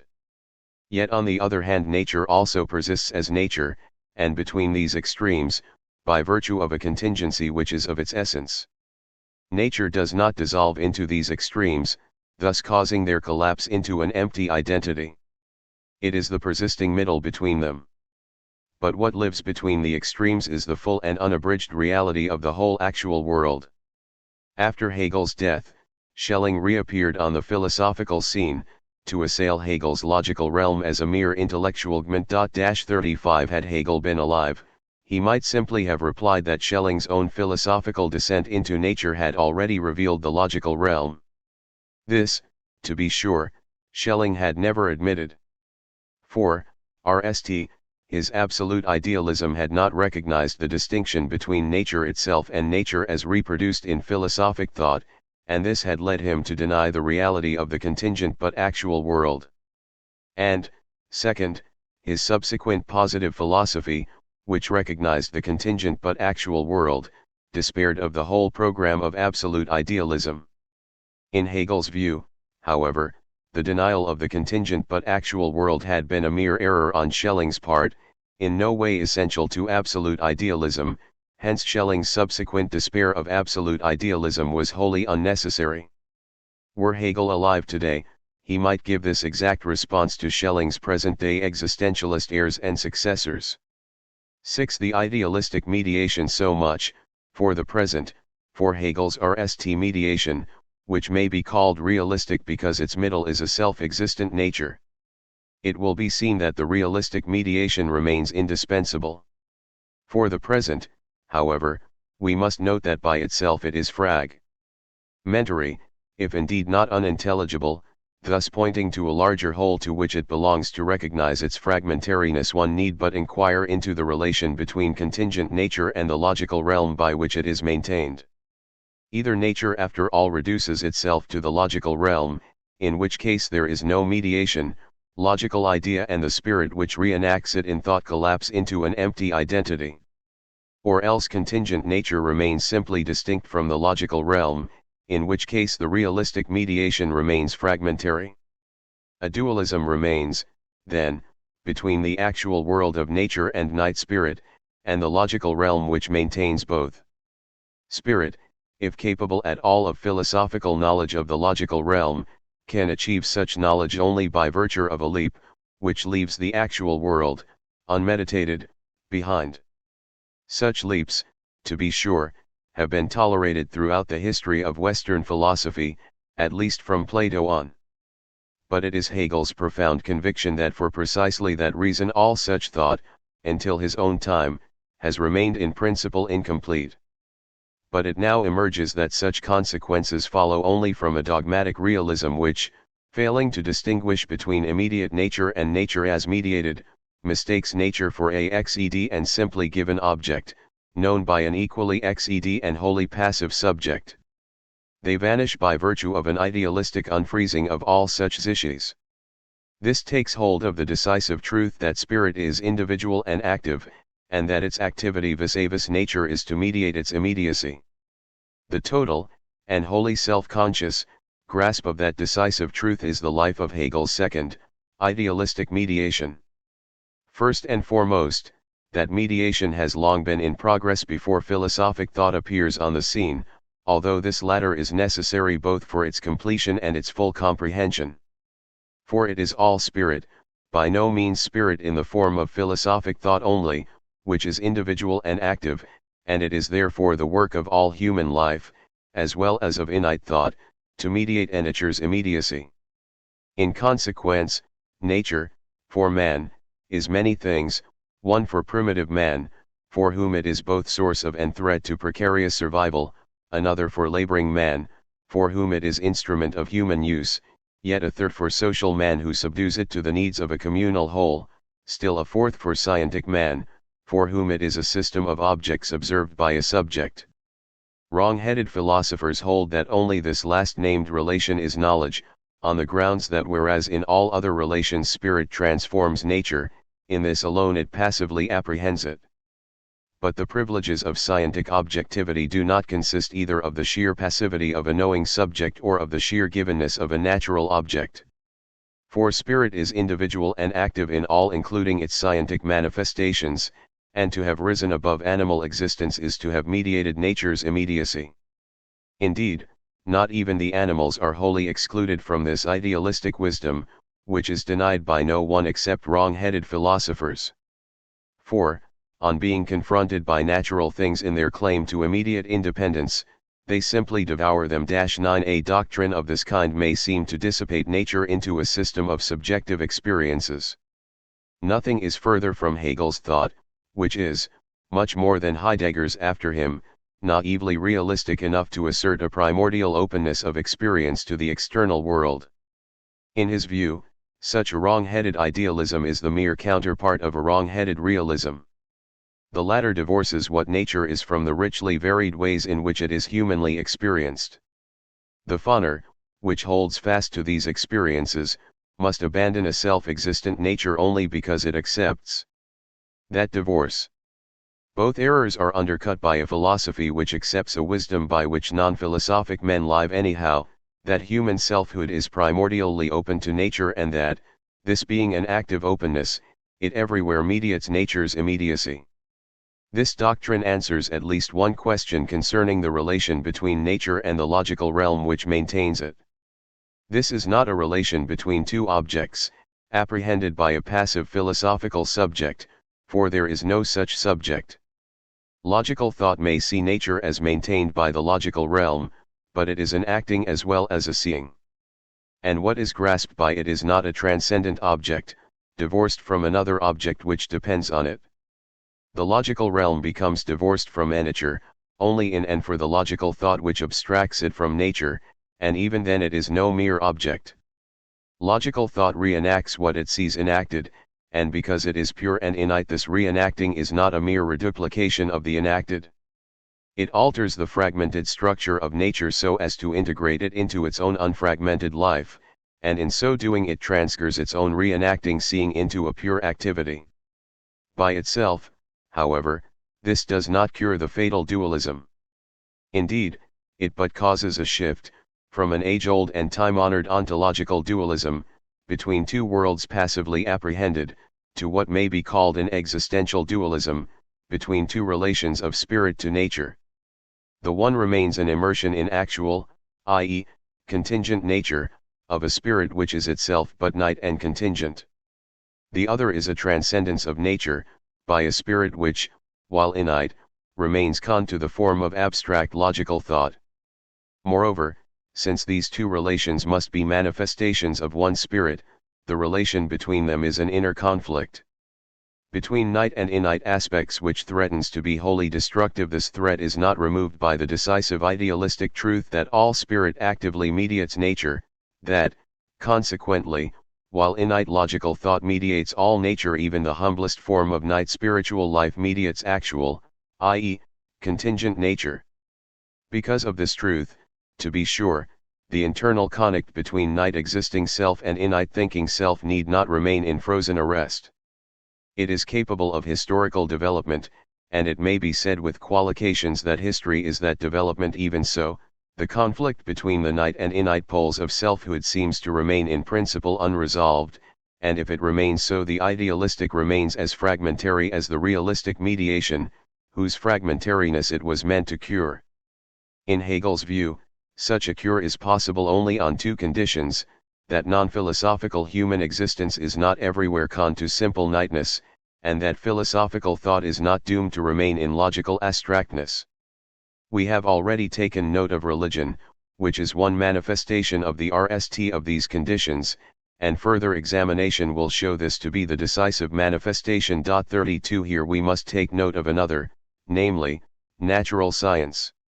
This is necessary for an explication, however brief, of the relation between natural science and philosophy of nature.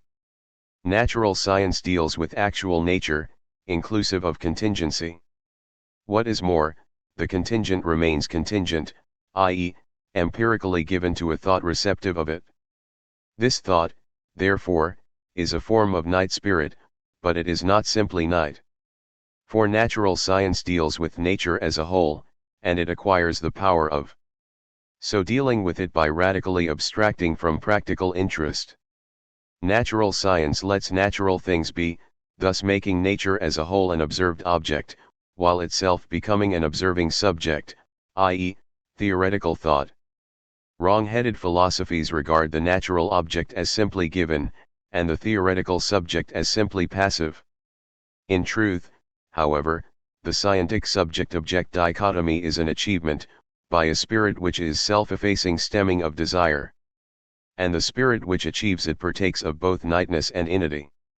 It partakes of nightness because the nature which is let be remains shot through with contingency and givenness. It partakes of innity because what it lets be are not fragments of nature but is nature as a whole. Natural science, then, is not a simply night and passive apprehension of a simply given nature. It is an arrested mediation. This truth displays itself in a double contradiction, one between scientific theory and the total spiritual existence from which it is abstracted, the other within scientific theory itself. As for the RST, the theoretical letting be of natural things is contradicted by the whole of non-theoretical life, which does not let them be, but rather directly refutes the one-sided assumption that natural things are persistent and impenetrable to us. The nature which is object of scientific thought, and the natural fragments which are part of our Lebenswelt are both one-sided abstractions from one nature, i.e., partial mediations of its immediacy. This conclusion is reinforced by natural science, taken by itself. Qua theoretical it lets natural things be, as beyond and alien to itself. But qua thought it aims at their comprehension, which is a denial that they are beyond and alien. Natural science is a movement which begins with the letting be of things only to transcend this beginning and yet forever to return to it. In thinking things we make them into universals. But the things themselves are singular. And the lion as such does not exist. 33 An unphilosophic human life, then, is not in all its forms conned to simple nightness. Is it the case, as well, that philosophic thought need not remain in logical abstractness? Can such thought, rather than in monkeyish fashion from the contingencies of the actual world, confront and conquer them? That it can do so is the deepest conviction of Hegel's philosophy, and it is systematically expressed in it insofar as it is not logic only, but rather a whole composed of a philosophy of nature and a philosophy of spirit as well as of logic. The logic, taken by itself, abstracts from contingency. The total philosophy of which the logic is but one phase is the conquest of contingency. Applied logic is just that conquest. The two disciplines of which the applied logic is composed, then, presuppose the totality of empirical knowledge, of which natural science is an indispensable part. But they do not remain bound by the limits of their presuppositions. For, by virtue of the logic of which they are applications, they alter the empirical material supplied to them, so as to raise it above contingency and givenness, thereby completing in philosophic thought a mediation already in part achieved throughout the length and breadth of non-philosophic life. All human experience, and hence natural science, is a partial mediation of nature. The philosophy of nature comes on the scene both to complete that mediation and to recognize its ultimate truth. It accomplishes both ends by recognizing the idea in nature, and in this recognition raising nature to its essence. The philosophy of spirit accomplishes the same end for night spirit, raising it above nightness by recognizing the idea in it. But how can philosophic thought raise nature to an essence which is yet its own? Either nature ultimately is contingent, but then it must escape at least in part all spiritual raising, thus reducing the raising spirit itself to nightness. Or else the essence in question is nature's own, but then natural contingency was all along a mere sham, and so was the night spirit which took it for reality. Nature either cannot or need not be raised to an essence above contingency, and the idealistic mediation either remains fragmentary or else collapses into a vacuous inity. In short, the old, nagging dilemma seems still unresolved, and on reaction this can hardly come as a surprise. Nor can its resolution be surprising. The realistic mediation requires that nature itself should come to the rescue. The idealistic mediation requires that spirit itself do likewise. There is, however, a difference between these two rescue activities. The realistic mediation, if divorced from all else, remains fragmentary. By itself nature cannot both remain distinct from, and yet unfold itself without remainder into, the two extremes of logical idea and spirit. The idealistic mediation, in contrast, achieves completeness and lends the realistic mediation completeness as well. This is because spirit at once requires nature, as its presupposition, and yet is required by nature, as its presupposition. This fundamental assertion gives the first clue as to how the basic dilemma of the Hegelian middle will end its Hegelian resolution. Only if spirit presupposes nature can nature be other than self, and the night spirit which takes it as such, a reality. Only if nature presupposes spirit can spirit rise to absoluteness. Ends, sections 382, 384. As has already been asserted and will forthwith be shown, it is more correct to say that whereas the realistic mediation achieves completeness only because nature is doubly overreached, the idealistic mediation achieves completeness because spirit overreaches nature. Spirit has, as it were, the sovereign ingratitude to sublate and mediate that through which it appears itself mediated, i.e., nature, to reduce it to something persisting only through it, thereby making itself wholly autonomous. Hegel writes, awakening spirit does not yet recognize its unity with the implicit spirit concealed in nature, hence is related to nature externally. Self-consciousness and consciousness here still fall apart, and spirit, its self-containedness notwithstanding, is still with another independent of it, immediately at hand, and only presupposed by spirit, not posited by it. As the remainder of this section seeks to show, it is crucially important to distinguish between nature itself, which persists in its untruth even while coming into its truth, and philosophy of nature which, being the spirit into which nature ultimately has turned as its truth, is the total conquest of natural untruth. For the notion of spirit, as this having returned, see ends, section 381. However, immediately, spirit has not yet comprehended its notion. While being rational knowledge, it does not yet recognize itself as such.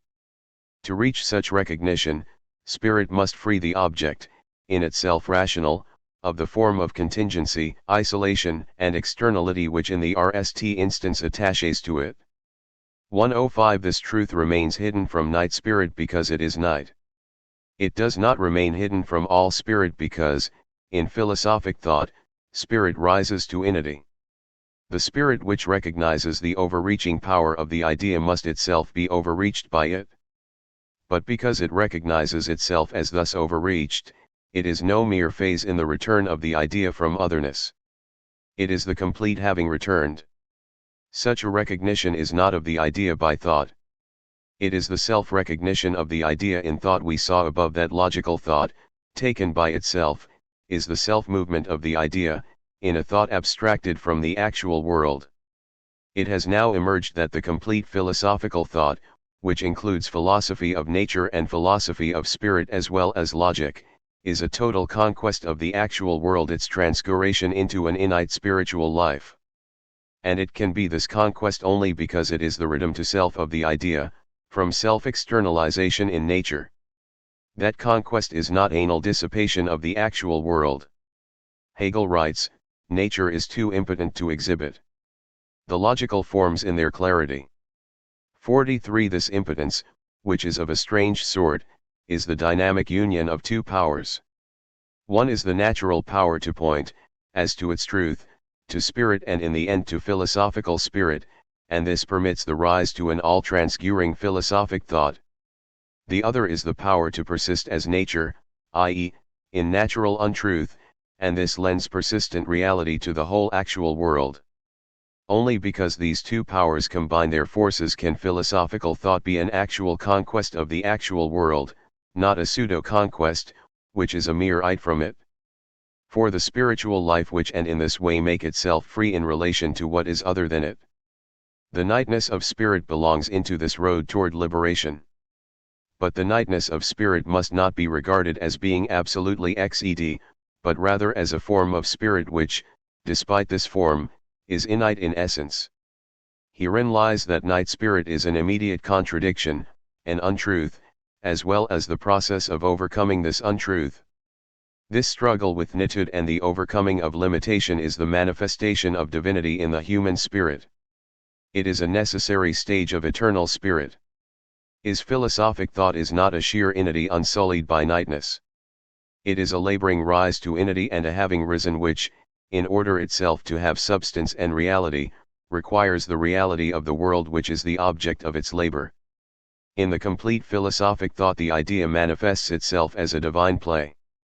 But this play has reality only because it includes the whole pain and labor of human life.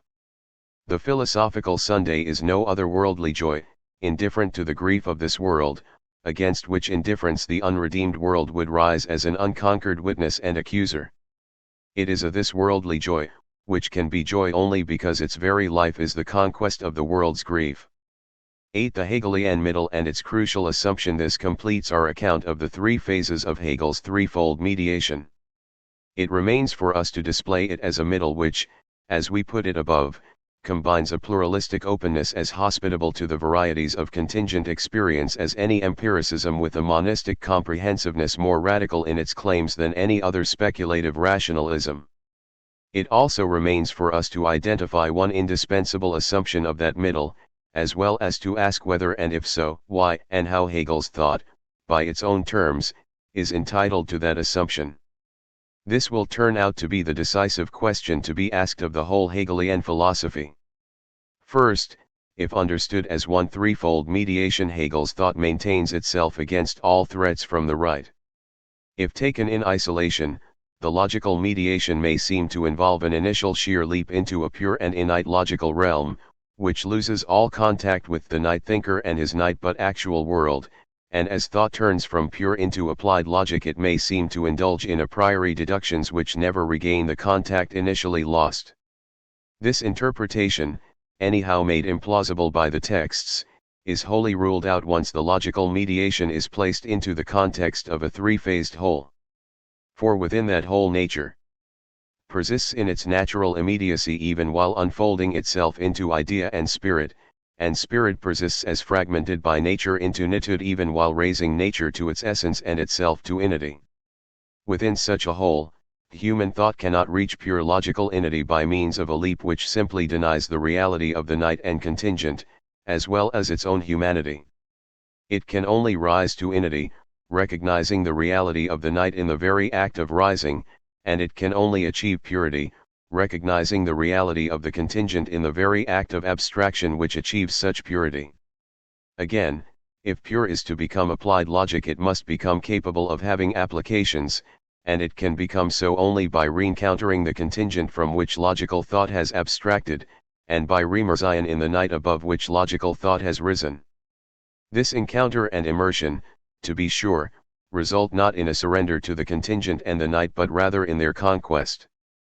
But if this is to be an actual conquest it requires the persistent reality of what is conquered by it. For this conquest is a result which is nothing but the perpetually reenacted process of conquering. The Hegelian middle, then, is far indeed from the right-wing extreme of a speculative pantheism which would deny the reality of the night and contingent. It not only recognizes that reality, besides the life of speculative thought, possibly alone among all speculative philosophies, the Hegelian requires the night and contingent as an essential element in the life of speculative thought itself. The Hegelian middle equally maintains itself against all threats from the left. No doubt it is possible to reduce the Hegelian idea to mere human ideas, and to alter Hegel's thought in the light of this reduction. But it is not possible to do so in a manner which would reject the logical phase in Hegel's threefold mediation and retain the others unimpaired. For in Hegel's threefold mediation nature unfolds itself into idea and spirit even while persisting in natural immediacy, and spirit raises both nature and itself to unity even while persisting as fragmented into nitude. But if the Hegelian idea reduces itself to mere human ideas, then neither nature nor spirit can continue to perform such functions. To reject one phase of Hegel's threefold mediation is thus to shatter all into fragments. But against such a fragmentation the Hegelian middle maintains itself as both internally complete and all-comprehensive. Hence as radically immune to external assault. But this self-maintenance against both extremes rests on one fundamental assumption, which, already stated, must now come under explicit scrutiny. Nature, and hence the whole contingent but actual world, is doubly overreached, by spirit and idea. Spirit overreaches the actual world by raising nature above naturalness and spirit above nightness. The idea overreaches it by self-externalization in nature and return to self through night spirit. Only if the actual world is thus doubly overreached can there be that middle which is philosophic thought. For such thought is, in the null analysis, the identity of idea and spirit, and yet it is not a sheer identity which simply excludes non-identity. It is a having grown into identity, of an idea which can be a having returned to self only after self-externalization in nature and after the process of return to self in night spirit, and a spirit which can be in night thought only after the conquest of that nightness which is real not only in nature but also in spirit insofar as it is not in night thought. Nor is this having grown into identity a result which, achieved once and for all, renders unreal the process which has led to it. The result is the process its perpetual reenactment. And the human thinker who qua thinker participates in it must remain human to be capable of such participation. The thought which transfers his human life requires the persisting and untransfigured reality of that life if it is itself to be a life, not the end of all life. But how can Hegel assert that the actual world is doubly overreached by idea and spirit, and that philosophical thought is there having grown into identity? As thus far expounded, this appears as a mere assumption, which, unless it can be philosophically demonstrated, allows and indeed invites rejection. We have called this the decisive question to be asked of the whole Hegelian philosophy. But one must be sure not to misstate the question. Without doubt Hegel's overreaching spirit and his overreaching idea stand in a relation of mutual confirmation. The assertion that the actual world is overreached by spirit rests on the assumption that it is overreached by the idea, and the assertion that it is overreached by the idea rests on the assumption that the spirit which recognizes this truth is not a night spirit external to and limited by the actual world but itself a night spirit overreaching it. Positivistic critics will be quick to point out that this makes Hegelian thought a self-enclosed system, which can afford to be radically open to all empirical facts and all contingent experience only because, while they are allowed to conream the system, they are systematically forbidden to refute it. In the minds of positivistic critics, to point out this circularity is in itself enough to reject the whole Hegelian enterprise, as in principle unacceptable and indeed a gigantic blunder. But this is to judge the Hegelian philosophy in the light of external standards which, moreover, it explicitly repudiates. In Hegel's view, scientific thought the understanding requires external empirical confirmation and allows external empirical refutation, for it is night. In contrast, philosophical thought is innate, and the complete philosophical thought has internalized all external verification and is incapable of external refutation. Positivistic criticism makes no effort to come to grips with the Hegelian position. It merely rejects it. Here as elsewhere, positivism ignores a philosophy which might well challenge it, indulging instead in the solitary airing of its own dogmas. The question to be asked of the Hegelian system is not whether it satisfies external standards. It is whether it satisfies its own. Is it entitled to the assumptions, mutually confirming, of an overreaching idea and an overreaching spirit, growing into identity in philosophic thought? Only if it can convert these assumptions into a demonstration. Such a demonstration, however, cannot be given by a thought which stands over against the total reality which is not thought, and in this stance merely asserts its overreaching power. Against such an assertion life would protest too loudly, and the protest would fall outside the asserting thought. Falling outside, it would reduce the philosophic claim to a mere dogma, which, while irrefutable, is also indemonstrable. Protests of this kind were to be made by the varieties of existential philosophy, and unlike positivist criticism, these are not external and irrelevant to the Hegelian philosophy. Such protests can be met only if the dualism between non-philosophic life and philosophic thought is the last of all the false dualisms, that is, if the having grown into identity of an overreaching spirit and an overreaching idea is not a philosophic assertion over against a non-philosophic life, itself wholly devoid of such identity, but rather a reality already present in life before philosophy comes upon the scene to convert it into thought.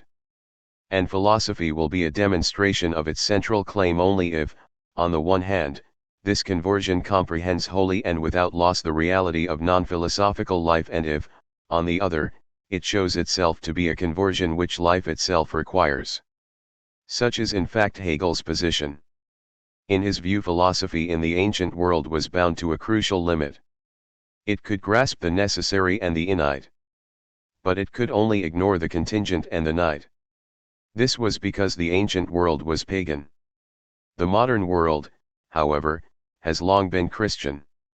Here the innate and divine has manifested itself in the night and human, so as at once to preserve its night humanity and yet to raise it above it. This modern world, then, already is doubly overreached, by a creating, preserving, and redeeming God, and by a spirit which, manifest in man, accepts itself as created, preserved, and redeemed, and in the Christian world, there already is a divine human identity in the midst of persisting discord. This is the decisive condition without which modern philosophy could not break through the limits of ancient philosophy, in order to overreach in thought the contingencies of the actual world already overreached in life. The problem of the Hegelian middle thus turns into the problem of the relation between religious life and philosophic thought. In a previous chapter devoted to the phenomenology, we saw that Hegel must adopt the standpoint of absolute thought in order to hand the individual the ladder to it. In the present chapter, devoted to the encyclopedia, we have seen that Hegelian thought can be a middle overreaching the actual world only on the assumption that it has overreaching power. Hegel's appearing science and his science proper must both fail to demonstrate their crucial assumption unless the null dualism can be disposed of, between the totality of non-philosophic life and the philosophic thought which is to comprehend it. Hegel asserts, with unwavering insistence, that Christianity is the absolutely true content, and that his philosophy both can and must give that content its absolutely true form. Our sole remaining task is to examine that assertion. In this book we cannot expound in detail Hegel's view concerning the relation between philosophy of nature and natural science. The subject is of great complexity, and only a brief outline can here be given. Schelling wavers between three alternative doctrines, of which only one would grant empirical science a status in principle independent of philosophy of nature. Hegel agrees that philosophy of nature supersedes natural science but unequivocally grants this latter independent status. Natural science has autonomous methods and purposes, even though philosophy raises both natural science and nature itself. As this whole chapter seeks to show, this doctrine is essential to Hegel's entire philosophy, and it is certainly the crucial difference between the Hegelian and Schellingian philosophies of nature. How then do the two disciplines differ? Not as perception and thought, for both are forms of thought. The difference is between night and innate thought. The possibility of, and need for, both types of thought is grounded in nature itself, by which spirit is attracted because sensing itself in it, and yet repelled as by something alien in which it does not end itself and which yet is a reality raised by spirit to a transnatural truth. The night thought of natural science consists of universal hypotheses that are subject to empirical confirmation, and that are valid since this thought is night and hence the empirical is a datum for it only if they explain all relevant data. In contrast, the innate thought of philosophy of nature moves toward the dissipation of xed-givenness, by means of the discovery of stages in nature, a discovery which in the end leads this thought beyond nature as a whole. In this dissolving movement some data, no longer mere data, conream the movement, while others, failing to conream it, are left aside.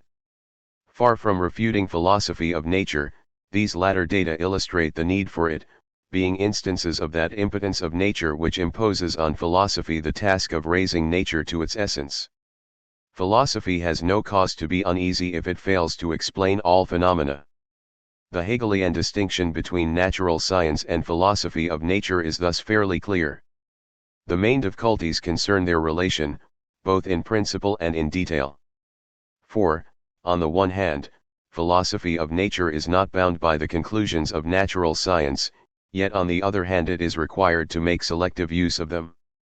Regardless of the state of science at a given time, it can raise nature to its essence. Yet the use of scientific conclusions is part of the raising process. Among the many problems this raises is whether Hegel can steer between the scylla of illegitimate philosophic interference in intrascientific disputes, and the Charybdis of philosophic etmalization of purely temporary, and soon to be outmoded, scientific conclusions. There is an obvious danger of the RST, and the danger is the greater the higher the stages of nature in question. To reunite philosophy and natural science in an overreaching union which yet is not reactionary but rather does justice to, and preserves, modern emancipated natural science. Although the subject of contingency runs through this entire chapter, a few brief remarks specifically on that subject should here be made. First and above all, the contingent, deemed as the externally related whose presence or absence does not produce disturbance or alteration in other things is real in both nature and spirit at any rate, in night spirit. It is real in nature where, example the species of animals are subject to chance. It is real in night spirit which is shot through with irrationality and license, and this includes not only individual men but also history as a whole. In all these cases, contingency or chance is real, not mere appearance, if by appearance is meant a mere subjective idea which must be removed in order that we may get at the truth. A good summary of Hegel's entire doctrine of contingency. One must go so far as to say that were it not for the fact that contingency receives its due there would be, for Hegel, no actual world at all. Second, rather than deny contingency by means of fanciful constructions, philosophy must recognize its reality. What is not immediately obvious is that, on the one hand, such recognition is intrinsic to philosophic thought, and that, on the other hand, far from reducing philosophic to a form of night thought, it leads philosophy on toward both the vindication of its own unity and the conquest of contingency. That the togetherness of this recognition and this conquest is not impossible may be seen at least in the relation between a truly free will and a merely contingent will. The free differs from the contingent will, it contains within itself, as conquered, the contingent will, and, since it is that conquest, it requires the reality of the contingent will if it is itself to be real. But, third, more than random illustrations or analogies are needed if philosophic thought is both to stand in inherent need of recognizing the contingent and yet regardless of the manifestations of the contingent to be capable of its conquest.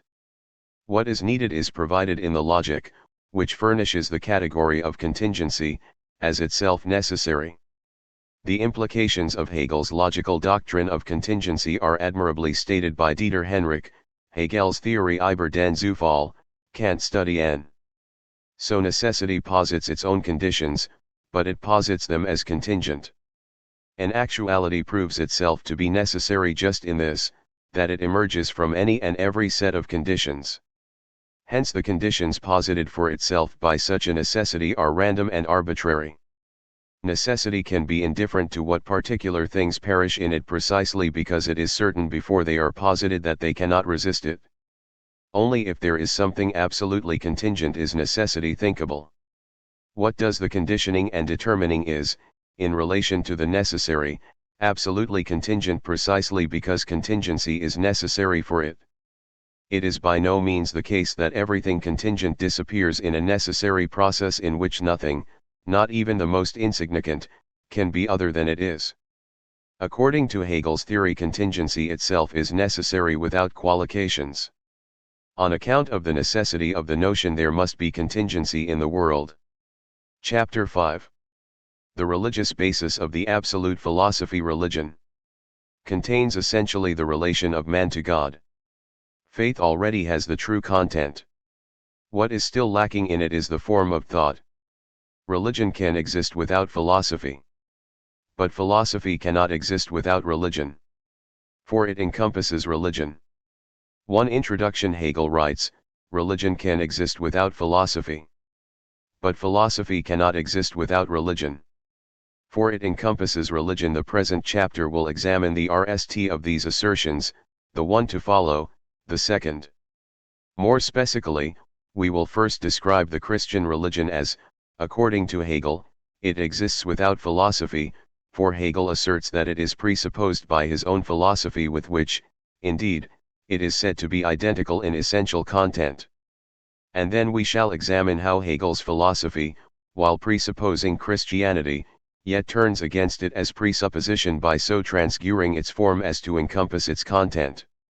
Such a two-phased account, suggested in any case by the passages just quoted and the doctrine just indicated, is vital as well to our overall purpose. In the preceding chapters, we have argued that neither the phenomenology of spirit nor the encyclopedia of philosophical sciences can reach their respective goals unless religion emerges as an innate life to mediate between night life and innate thought, not the one because night standpoints of life falling outside the standpoint of innate thought would destroy its claims to absoluteness, not the other because innate thought would either dissipate the reality of the actual world, or else recognize the actual world at the price of its own reduction to nitude. But whether or not religion can in fact be the necessary bridge requires two separate investigations, of which the RST inquires how it exists without philosophy, i.e., in the religious self-understanding, while the second tries to discover what occurs when religious life is transfigured into philosophic thought. But as has already been stated too, the proposed two-phase treatment is faced with a grave methodological problem. The Hegelian texts treat religious and Christian realities extensively. They never give an account of them, which is severely con to the standpoint of religious self-understanding. The Hegelian standpoint of thought claims to comprehend both religion and itself, while in contrast the religious standpoint of representation is said to understand itself in representational terms only, and philosophy not at all. 3 Hegel's own central writings on the subject phenomenology, the encyclopedia, and the philosophy of religion all treat religion as it is already reenacted and transfigured by philosophic thought. They give no sustained description of religion from the representational, i.e., philosophically unreenacted and unobscured standpoint of religion itself. Here lies the problem. Our description in this chapter of religion as, according to Hegel, it exists without philosophy, must be based on texts which themselves do not give such a description. It must reconstruct what Hegel would, or might, or must say but in fact does not say. Such a reconstruction poses obvious methodological problems to which there can be no total or wholly safe solution. However, the task must be undertaken. In the preceding 2 chapters, it has become clear that the central problem of Hegel's philosophy is not so much philosophical comprehension as the relation between such comprehension and the realities comprehended, and already we can see that this problem has its critical dimension in the relation between philosophical comprehension and religious realities. In examining this last-named relation, we must first of all make every effort to describe the philosophically uncomprehended religious realities presupposed by the Hegelian comprehension. Not until we have grasped Hegel's view of Christian realities in their own self-understanding, i.e., in representational form can we hope to understand the claim of the Hegelian philosophy to comprehend, transcure, and make peace with Christianity. Christian theologians have never taken the philosophy of religion seriously, falling into the virtually universal error of mistaking Hegel's speculative transcuration of Christianity for an attempt to describe it. They have dismissed it as a mere piece of armchair speculation with no serious resemblance to their historical faith. But this chapter will show that the Christianity presupposed and transcured by the philosophy of religion is astonishingly close to the Christianity of history. The chapter to follow will show that, whatever may ultimately be said of the Hegelian speculative transcuration of Christianity, it is at any rate of the most serious import. Far from a mere armchair enterprise, it is one which Hegel sees forced upon thought, both theological and philosophical thought, by the situation of the Christian faith in the modern world. And Hegel's modern world is in large measure still ours. 2. Provisional description of religion. In general, we have thus far deliberately failed to discriminate between religion and the Christian religion. To discriminate between them is to confront a difficulty which threatens Hegel's enterprise from the start. Like the Romantics before him, he rejects the natural or rational religion in general of the Enlightenment, as a mere lifeless construction. There exists, not religion, but only religions, and each has a life of its own. But if this is true, must there not be a sheer plurality of religious claims to truth, and no possibility of rising above their conflict? Nor does it seem that philosophic thought can settle this conflict. Surely it must remain bound to the limitations of its specific religious basis, and contradicted by alternative philosophies with alternative religious bases. But all religions have a unity in their very plurality. This doctrine, too, Hegel shares with the Romantics. However, whereas these latter naively view it as solving the difficulty, Hegel is well aware of the fact that, by itself, it merely evades it. This section will give a description of what religions have in common, but it will turn out to be merely provisional. To begin with, this provisional description may distinguish genuine from spurious and decadent religion. Magic is pseudo-religious. An attempt at human control of the divine, it places the divine below the human rather than above it. But a religion for which the divine is not above the human, which is not worship, is no religion at all. 5 If magical pseudo-religion is pre-religious, certain forms of modern religious decadence may be called post-religious. Thus deism reduces God to a mere object of thought, and man to a mere observer without subjective involvement. Its opposite, romantic subjectivism, possesses such subjective involvement. But it possesses nothing else, for it is cut off from an objective divinity, and hence is feeling for feeling's sake, i.e., the idolatry of the human heart. From these strictures upon false religion emerge decisive characteristics of genuine religion. Genuine religion is a relation of the human to a divinity other than human and higher than human, and it is a relation in which man's very being is involved. What is this involvement? It is, at least to begin with, feeling. For to feel is to be geared to the felt, not in abstraction from one singularity but rather in one singularity. My feeling is mine essentially, and in total concreteness. Romantic subjectivism shows that genuine religion requires more than feeling, deistic detachment, that it cannot be without it. Even the most exalted God is a mere concept unless he is my God.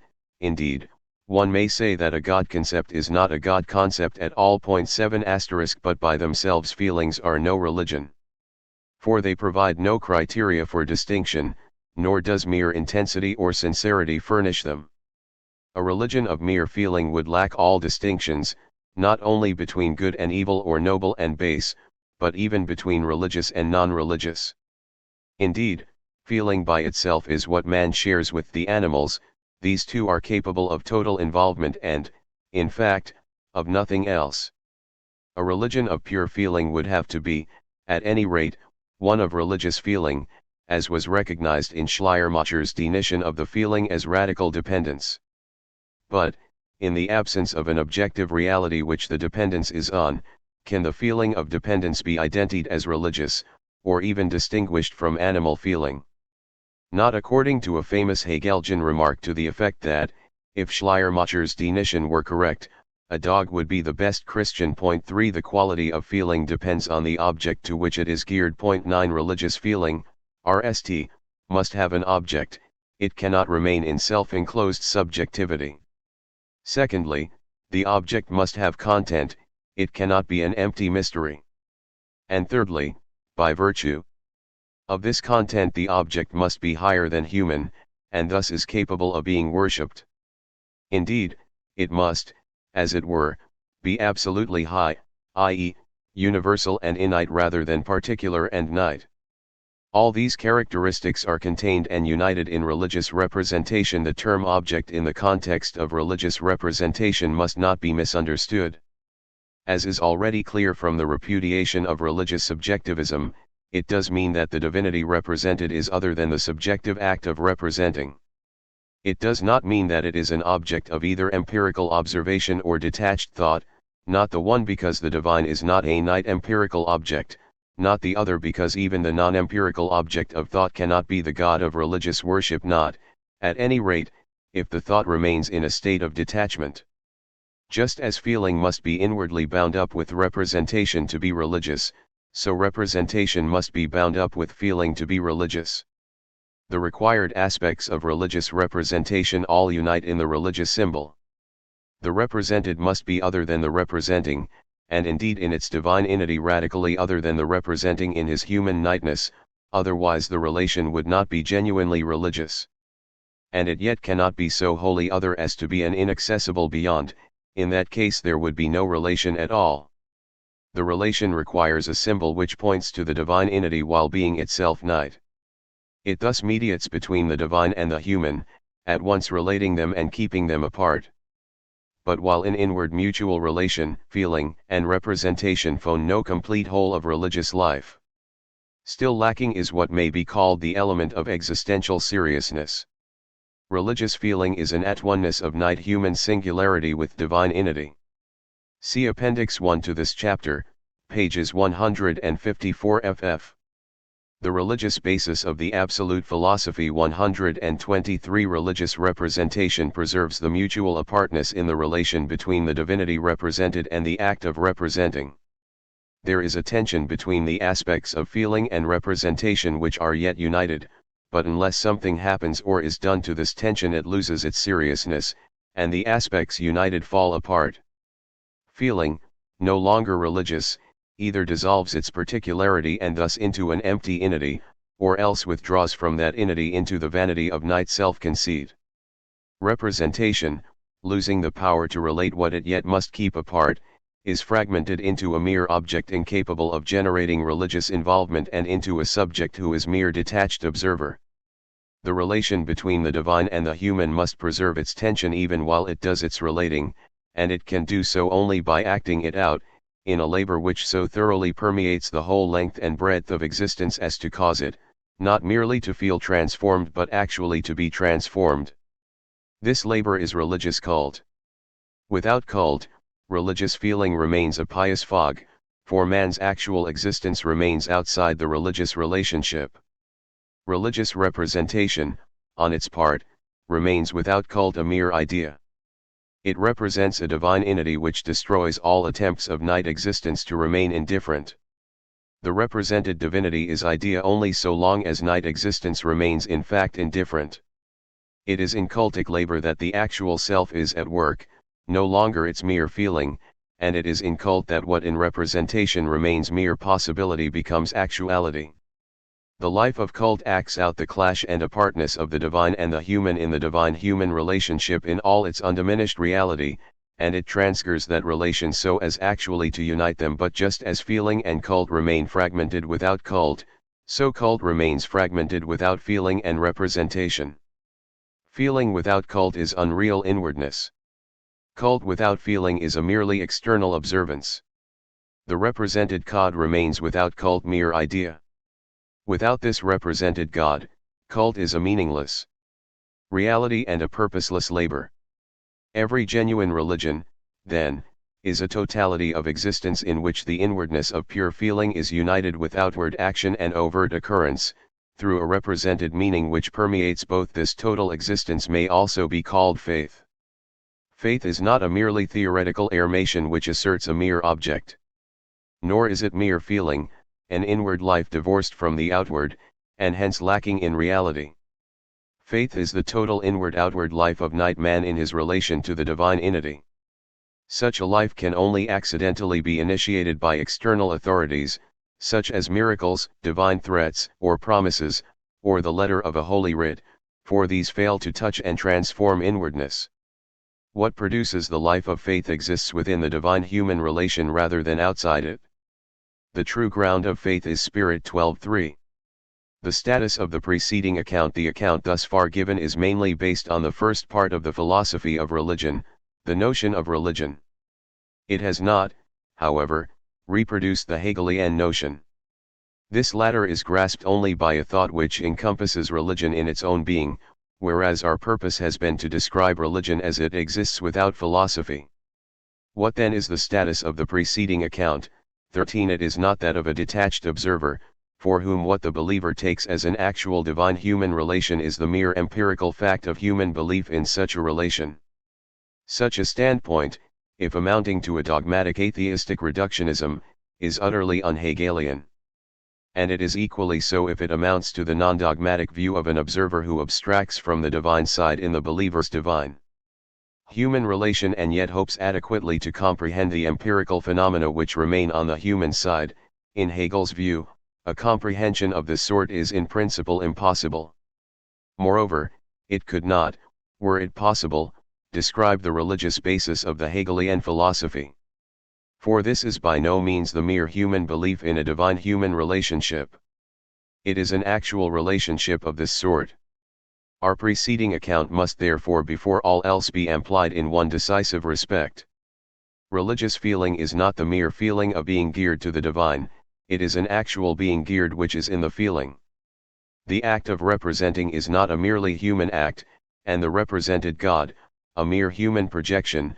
A divine reality is present in the representation, and the act of representing which takes itself as both other than that reality and yet related to it is in fact both other and yet related. Cult is not a solitary human acting, it is a divine human interacting. Finally, faith and the spirit which is its ground are not the product of the human heart, they are actual in the heart only as it stands actually related to a God beyond it. Such, at any rate, is Hegel's doctrine. And, as will be seen, such it must be if religion is to be the basis of his philosophy. But from what standpoint may this religious basis be described, insofar as it exists without philosophy?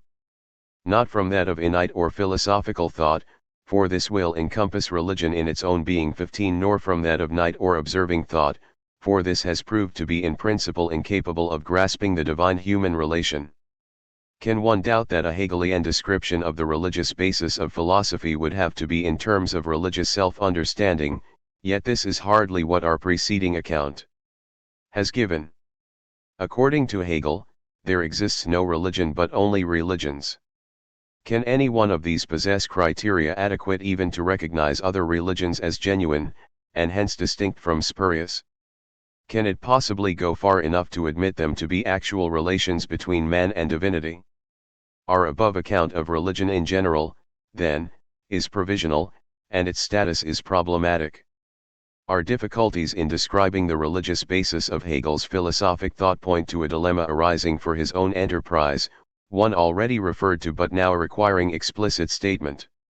Either Hegel's philosophy remains bound up with the religious basis it is said to require, but then must it not be con to the limitations of one religion, thus losing its claims to absoluteness?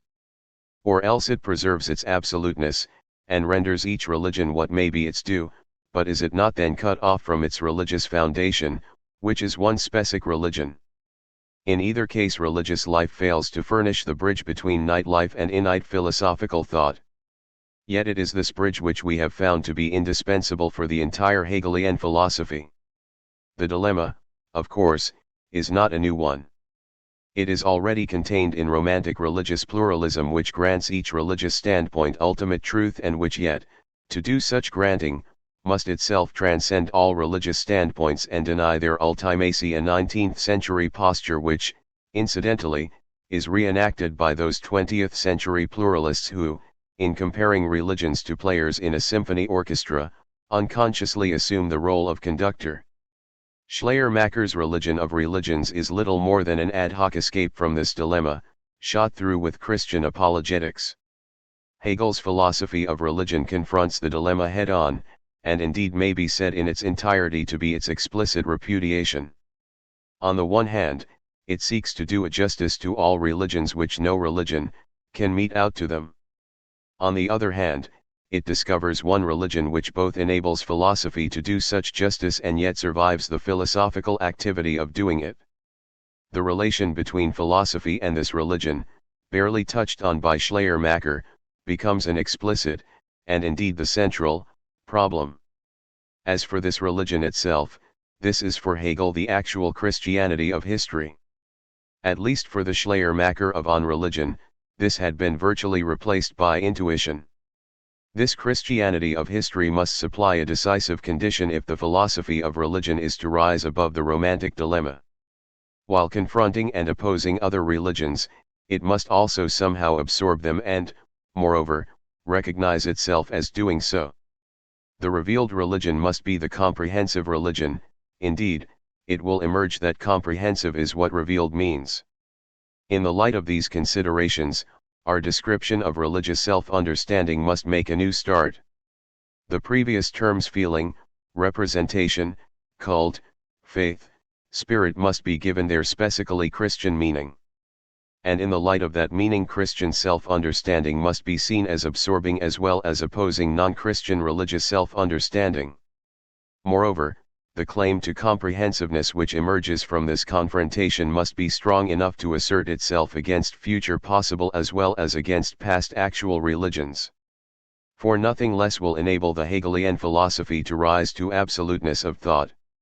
There are many Christianities in history, and they oppose each other as Christian opposes non-Christian religions.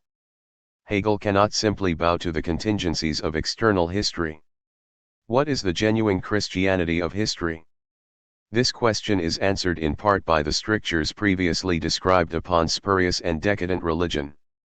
A merely magical use of Christian relics is a pseudo-religious remnant in medieval Christianity. Modern forms of Christian decadence include romantic subjectivism which, having lost faith in the present God, has withdrawn on the merely human feeling of divine presence. They also include Dadaism recognizing a merely transcendent divine thought object, and a humanism exhausted in the search for the historical Isis. All these are marked by the common failure to accept an actual incursion of the divine transcendence into human flesh.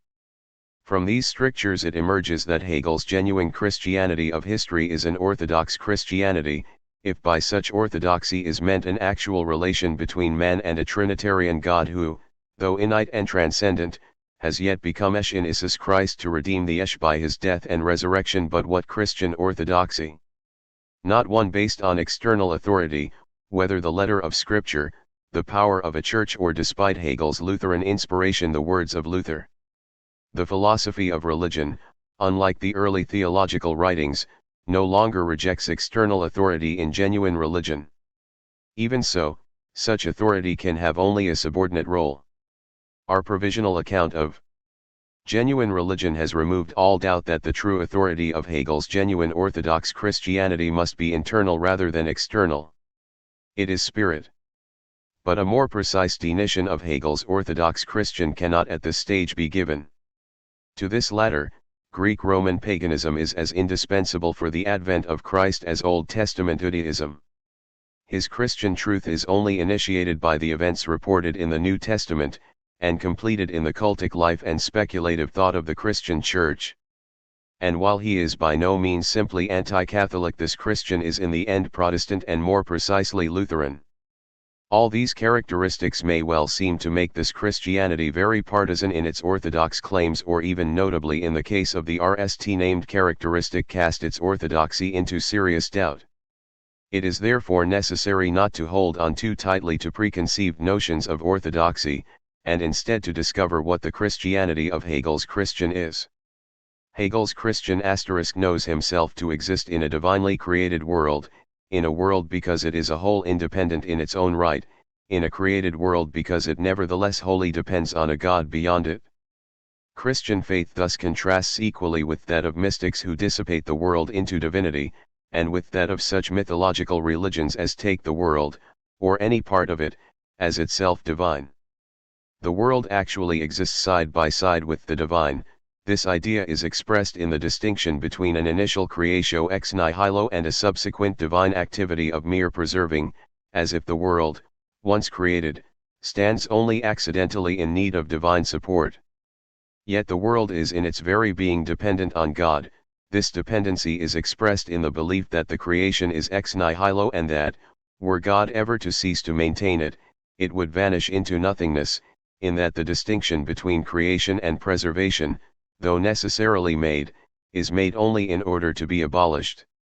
Thus the making and the abolishing of the distinction are both part of Christian representation. Compared to its represented dialectical truth, there is only a one-sided error to an abstract metaphysical thought which either simply makes or simply denies the distinction. Debates as to whether God created the world eternally or in time are empty. The created world has its correlate in divine goodness and divine wisdom. Abstract metaphysical thought treats these as attributes, external not only to each other, but also to the God possessing them, as well as to a world which manifests them as characteristics suprad to its being. But a divine and therefore innate goodness and wisdom must be internally related to each other as well as to divinity itself, and their manifestation in a innate created world must penetrate the whole length and breadth of that world's being.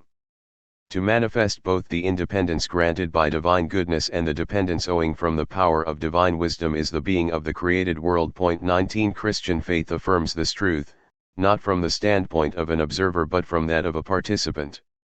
Man himself is a creature, and only as he recognizes himself as such does he recognize either the created world or the Creator. His being, too, is creaturely a togetherness of independence granted by divine goodness and dependence owing from divine wisdom. But while the creation is a single whole, it divides, nevertheless, into nature and night spirit. Nature and man are both divinely created. Only man can know of this truth concerning either. Nature is a divine revelation, but only for man and not for itself. For this reason, human creatureliness, as distinct from the natural, is doubly dialectical. Man is created in the divine image. Qua created, his being is a togetherness of divinely granted independence and divinely imposed dependence. But qua created in the divine image, he manifests, as well, an independence which must be a human achievement rather than a divine gift. For the knowledge of God, and this is the divine image, is God-given only as potentiality. Its actualization is a task handed over to man. Not until the knowledge of God is actual is the image of God itself actual, and its actualization completes that independence which is the gift of divine goodness, and hence completes the creation itself. Yet the act which actualizes the creation at the same time runs counter to the creation, thus being a fall. The act which completes God-given independence is also a dion's of God-imposed dependence. And the dependence is of a innate creature on an innate God. Christian faith thus sees man as in a paradoxical condition. He is by nature good. For he is created in the image of God apart from his own doing, and his knowledge of being so created is for that reason also the original anti. 132. Divine act.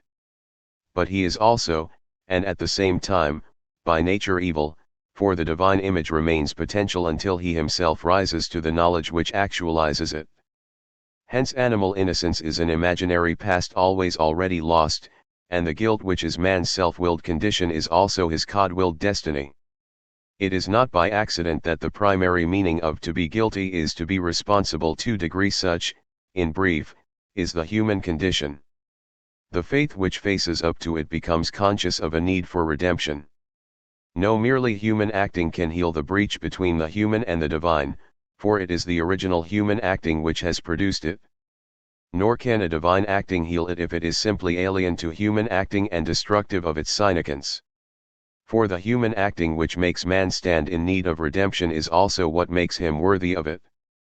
Hegel's Christian clearly is not the liberal kind for whom the fall is simply a fall upwards, nor the orthodox kind for whom it is a simply contingent event which should not and need not have occurred. And therefore it may be expected that this Christian can and redemption neither in the liberal Jesus who is merely human teacher nor in an orthodox divine incarnation which, absolutely contingent, cannot be expected before its occurrence, which must be blindly accepted after it has taken place. Like all symbolic philosophical interpretations of Genesis, the above is doubtless controversial. Unlike most others, however, the Hegelian interpretation regards the symbolic form as essential to the content and, moreover, as recognized by the religious consciousness for what it is. Thus in Christian consciousness itself, not merely in a philosophical reinterpretation of it, each man is Adam, created innocent, falling by his own will, and yet forever already fallen. Without the first, all responsibility would be divine rather than human; without the second, it would be another man's, and without the third, it would not be a universal and necessary human condition. This is why sin, though each man's responsibility, must yet be represented as hereditary. The religious basis of the absolute philosophy 133. There is equal need for the biblical representation of the fall as a contingent event contrary to the divine will, one which need not and should not have occurred. How otherwise could the human creature be represented as owing its all to the Creator, while an act which is a human achievement is represented as anti-divine? And yet so Hegel insists the biblical narrative itself is dialectical. Dialectic is not a philosophical import into it.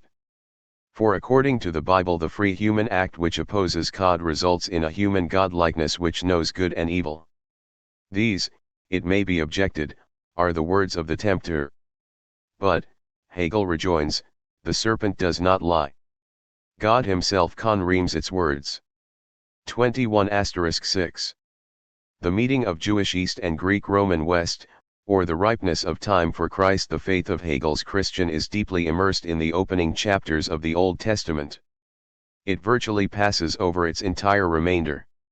Or rather, whereas creation and fall are integral parts of his Christian truth, Old Testament Judaism as a whole is a mere fragmentary anticipation, and one which, moreover, is not less but also not more significant than another fragmentary anticipation of Christianity, the pagan, Greek-Roman world. The confrontation of Hegel's Christianity with both Jewish East and Greek-Roman West will shed much light on what that Christianity is. A clue to the attitude toward Judaism lies in the remarkable assertion which must be taken as attributable to Christianity, not as a Hegelian judgment upon Judaism only, that the doctrines of creation and fall had no influence on the subsequent development of Judaism, but remained a mere prophecy, the universal element in which did not become a truth for the people of Israel. 22. The law here asserted is not, or not primarily, that the God who to begin with is universal can ease his subsequent effective relation to one particular people. On the contrary, this exclusiveness is for Hegel's Christian part of the grandeur of Judaism, inevitably bound up with its essential truth. This truth, and it is one which Hegel's Christian recognizes, is the relation between a God who, having smashed all idols, is one, innate, and therefore holy, and a man who remains in the fullness of his human finitude. The Jewish God is innate and transcendent. This distinguishes him from all pagan deities, those of Greece and Rome included. The Jewish man is related to him in all his human nightness. This distinguishes Judaism from every mystical or philosophical ite from the world. But it is this truth which forces the Jew into a twofold stubbornness: resistance to a pagan world worshipping pagan gods, and persistence in his national particularity. For it is in this particularity that he must be faithful to a God who is universal. But in Christian perspective, the truth of Judaism is only fragmentary. Its God is one and innate, he is one and innate only, and hence remains in the utter transcendence of sheer lordship. The man who worships the Lord remains simply human, hence in utter servitude. Such servitude remains fragmentary because it cannot reach what it seeks, thus remaining in the fear of radical distance. But while the fear of the Lord is the beginning of all religious wisdom, it is no more than that Judaism survives so long as it remains ignorant of this fragmentariness, so long as the failure to reach oneness with God is viewed as the mere failure to observe this or that command, the religious basis of the absolute philosophy 135 meant, 25, and correspondingly, righteousness remains a goal pursued by merely human effort despite all previous failures. But while unable to transcend its fragmentariness, Judaism comes at length to recognize it, and thus to point beyond itself. As the effort to do the will of the Lord becomes radical, the contradictoriness of the divine-human relation is recognized as itself radical, i.e., of the human essence. And when this occurs, Jewish existence is led with absolute pain. Pain exists only in contradiction against something affirmative which ought to be too. Such pain is absolute when what ought to be is the union of night man with the innate God. Jewish existence, then, throughout its development manifests that dialectical condition which NDS expression in the doctrines of creation, the divine image and the fall. It is only as it approaches its end that it comes to recognize that condition, and thereby to long for a redemption beyond its reach. The time has become ripe for the advent of Christ. Such ripeness requires, however, an unhappiness in the Greek-Roman West corresponding to the pain in the Jewish East. Indeed, as he confronts the pagan religious world which culminates in this unhappiness, Hegel's Christian accepts it as matching the Jewish in Christian significance, despite its idolatrous worship of night gods. Hegel's Christian accepts every genuine religion as expressing at least the true human need to worship the higher than human. But pagan worship cannot match the Jewish in Christian significance when it remains ignorant both of the true innate object of worship and of the true subject who partakes of inity in the act of worship. Pagan worship can match the Jewish only if it rises above such ignorance and if its development is such as to reach an historic point at which, like Judaism, it points to the higher truth which redeems the world. Greek religion matches the Jewish in Christian significance.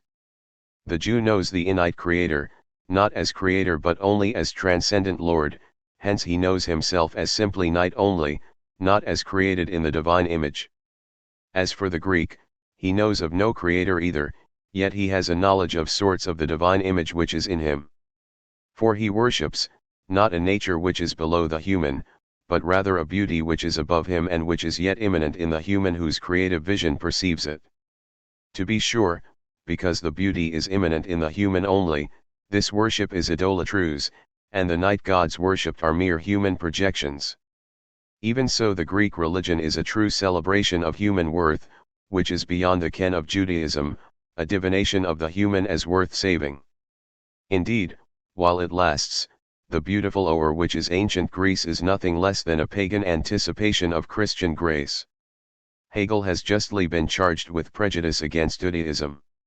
This prejudice is seen in perspective only if seen together with the prejudice of Hegel's Christian, for ancient Greece and all its works. 29 But few Hegelian doctrines are ever simply the result of mere prejudice. Greek religion could hardly match the Jewish in Christian significance unless, like Judaism, it suffered the nemesis of its limitations. As the ancient world runs its course, Greek religion is doubly demythologized and thus destroyed, by Greek philosophy in the realm of thought and by the Roman state religion in the actual world. 3 If Greek religion is the religion of humanity, in which confidence in the gods is at the same time human self-confidence, 31 then Rome is that universalization and radicalization in which the self-confidence in the end destroys the confidence, and thus the religion. As Rome expands into a universal empire, it assembles all gods in a pantheon. And as it radicalizes human self-confidence, it reduces the gods to mere instruments of human use. In the pantheon, the gods are all assembled and all destroyed. This radicalization is a radical human self-liberation, but in Christian perspective the radical human self-enslavement to which it has in fact led is inevitable. Man in the Christian view becomes fully human only when worshipping the higher than human and must, when denying the divine, exalt the merely human to pseudo-divinity.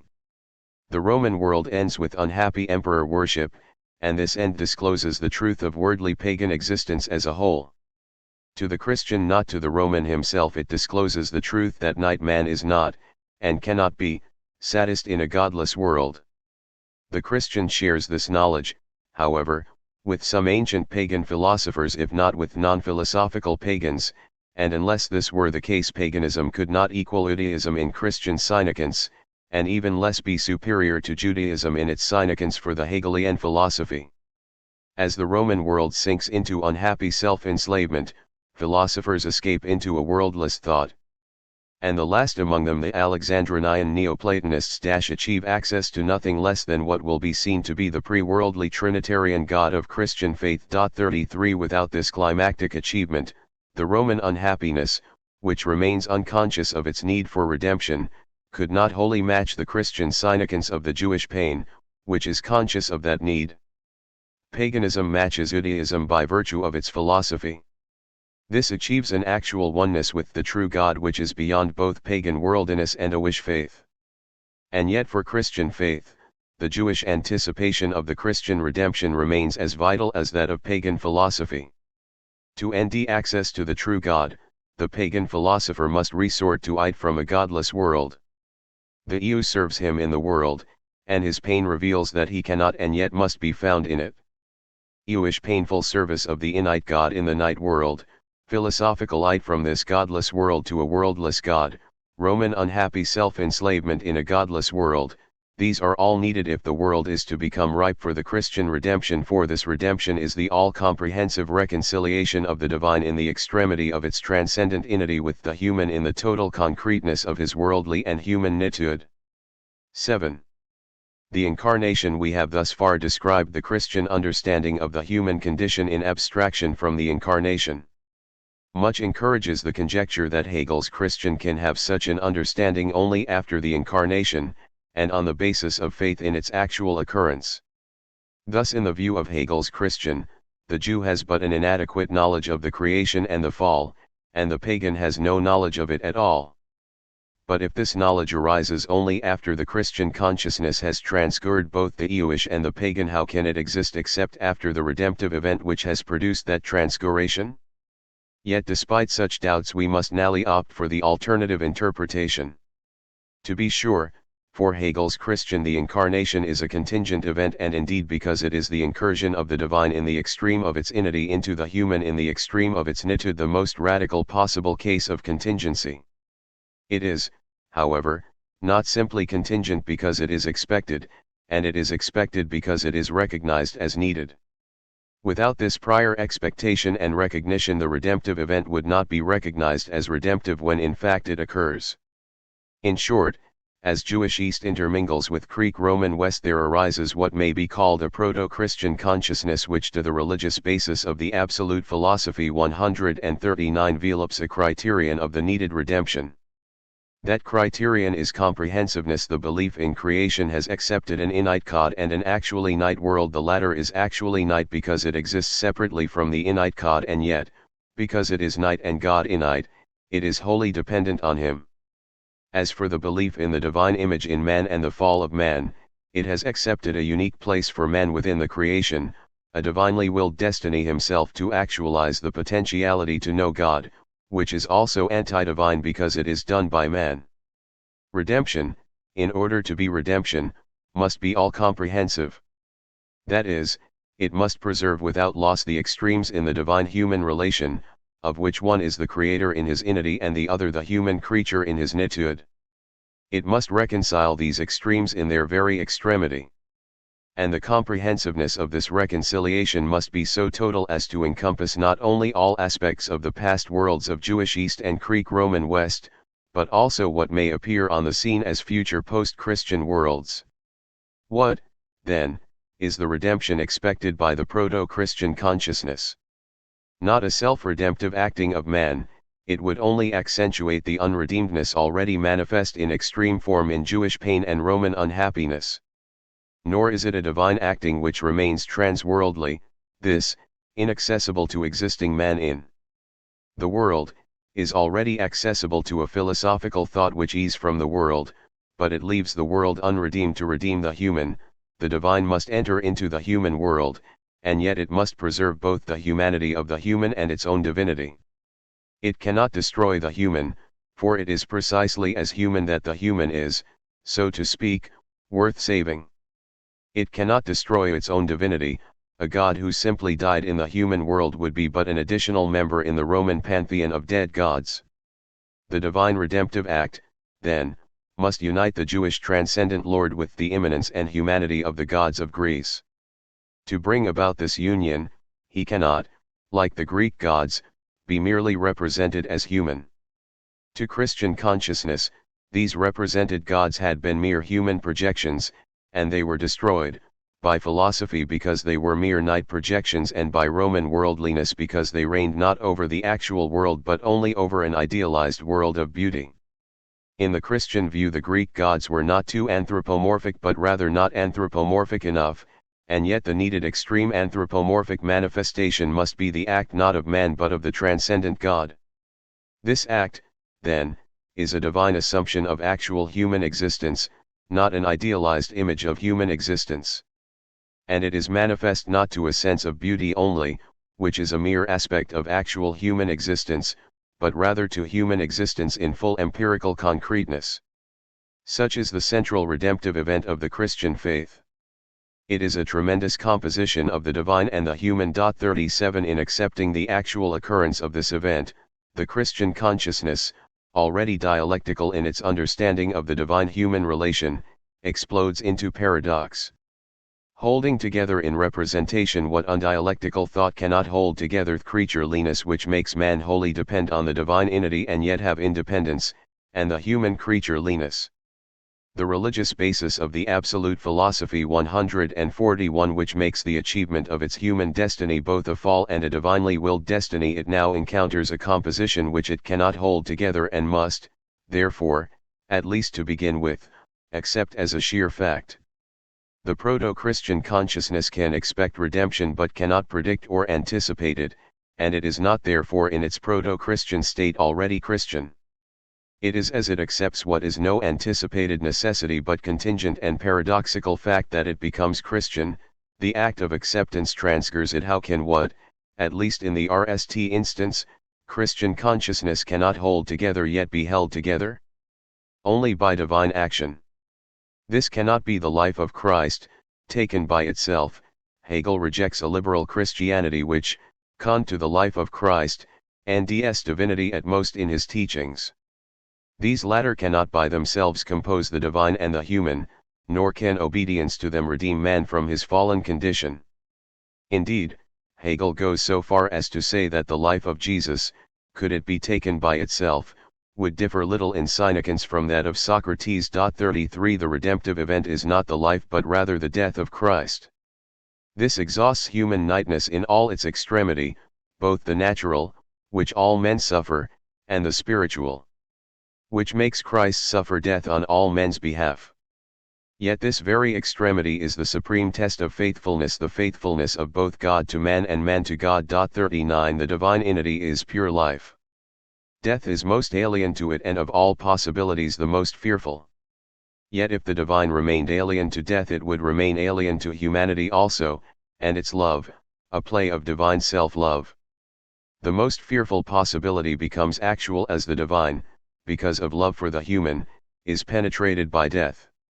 Yet this very penetration by death is the conquest of death, for, unlike night pagan deities, the true innate God is not penetrated by death as an unwilling victim. He freely submits to death, and the love which causes this submission conquers death. The death of God carries in train the death of death, the divine resurrection. In this death of death, man is at once recognized in his humanity and redeemed from his self-alienation from God. He is given his highest coronation for degree. The reader will recall that in an earlier chapter we saw the activity of overreaching, as decisive for the whole of Hegel's thought. We have now come upon that activity, as according to Hegel it is already manifest apart from all philosophy for Christian faith in the religious life. Can the divine conation of the human become a reality for the human? Not for the detached spectator. For him, the dying as well as the living Christ must remain human only, a part of human not human divine history. The human is conformed by the divine only when he accepts himself as conformed. The divine death of death is a reality only for Christian faith *. But faith by itself, the pristine faith of the New Testament, only begins the confirmation. The believer who hears the good news of the transgurd world exists in a world still untransfigured. Therefore, to begin with, he can only be in this world and not of it, negating it like Stoics and skeptics. But the quality of his negation differs from theirs. He does not from the world, abandoning it to the control of untransgurd worldliness. Rather, he must dispute that control, and indeed, radically invert the world with all its untransgurd values. Only when this inversion has become wholly actual will the divine conformation of the human have penetrated the whole of the human being. 43. A previous part of this chapter, which characterized the Christianity of Hegel's Christian as generally orthodox, was forced to postpone a more precise characterization. This latter is now beginning to emerge. Hegel's Christianity will be not New Testament Christianity, but rather the life of a church only initiated by New Testament faith. This life will be, though this is a more complex matter than is generally recognized of the modern Protestant rather than of the medieval Catholic Church. Even the life of Protestant faith will be fragmentary unless it is in creative interrelation with secular life. These implications, though still far from obvious, have already begun to emerge, for the life, death, and resurrection of Christ has initiated a process which seeks completeness once it is explicitly initiated. And it will not have reached completeness until an inite, transcendent heaven has descended to a night, transgurd earth. The incarnation objectively conreams the human. How does it become actual for the human subject who is to be conremed? As thus far described, the divine has entered into the human, but into the meaning, possibility, and actuality of such anal descent will be treated as the climactic issue of the entire Hegelian philosophy in ch. 6. Section 5. One particular human other than the human worshipper. If there were no more to describe, then the saving event would be objective only, external to the subject who accepts it, and this subject, external to the saving event, would remain untransgurd in his human nitude. And he would accept the death of death, not as a present reality but as a mere past historical fact. Hegel here comes upon a question raised by Lessing. There are necessary truths of reason and contingent truths of history. No one would risk anything of great, permanent worth for the latter, for they are external to him and accepted on external authority, and yet Christian faith stakes all on one of these. That, so Lessing had summed up his difficulty, is the ugly, broad ditch which I cannot get across, however often and however earnestly I have tried to make the leap. If anyone can help me over it, let him do it. 44. The Hegelian help consists, not of constructing a philosophical bridge between the eternal and the historical which would otherwise remain unbridged, but it consists of showing that the bridge already exists apart from all philosophical activity. It exists in the cult which is the life of the Christian Church. The general truth that religious representation and feeling remain fragmentary without cult here begins to assume its specifically Christian meaning. Christian representation composes the innate eternal God and one-night man in the historical past. The good news from the past remains of the past only and does not become present reality if the composition represented remains a mere object, external to an activity of representing which remains merely night subject. For this latter, taken by itself, the Father of the historical Christ would into the transcendence of mere lordship, while his Son would be sent back 2,000 years into Palestine. 45. The good news of the divine presence in the human would not become present reality for the human. A presence of sorts, to be sure, is possessed in Christian feeling. But by itself this must lose the divine human composition. It must either dissipate its own nightness into a divine entity devoid of all nightness, or else cut itself loose from the divine entity and make itself pseudo-divine. Humanity is either lost or dead.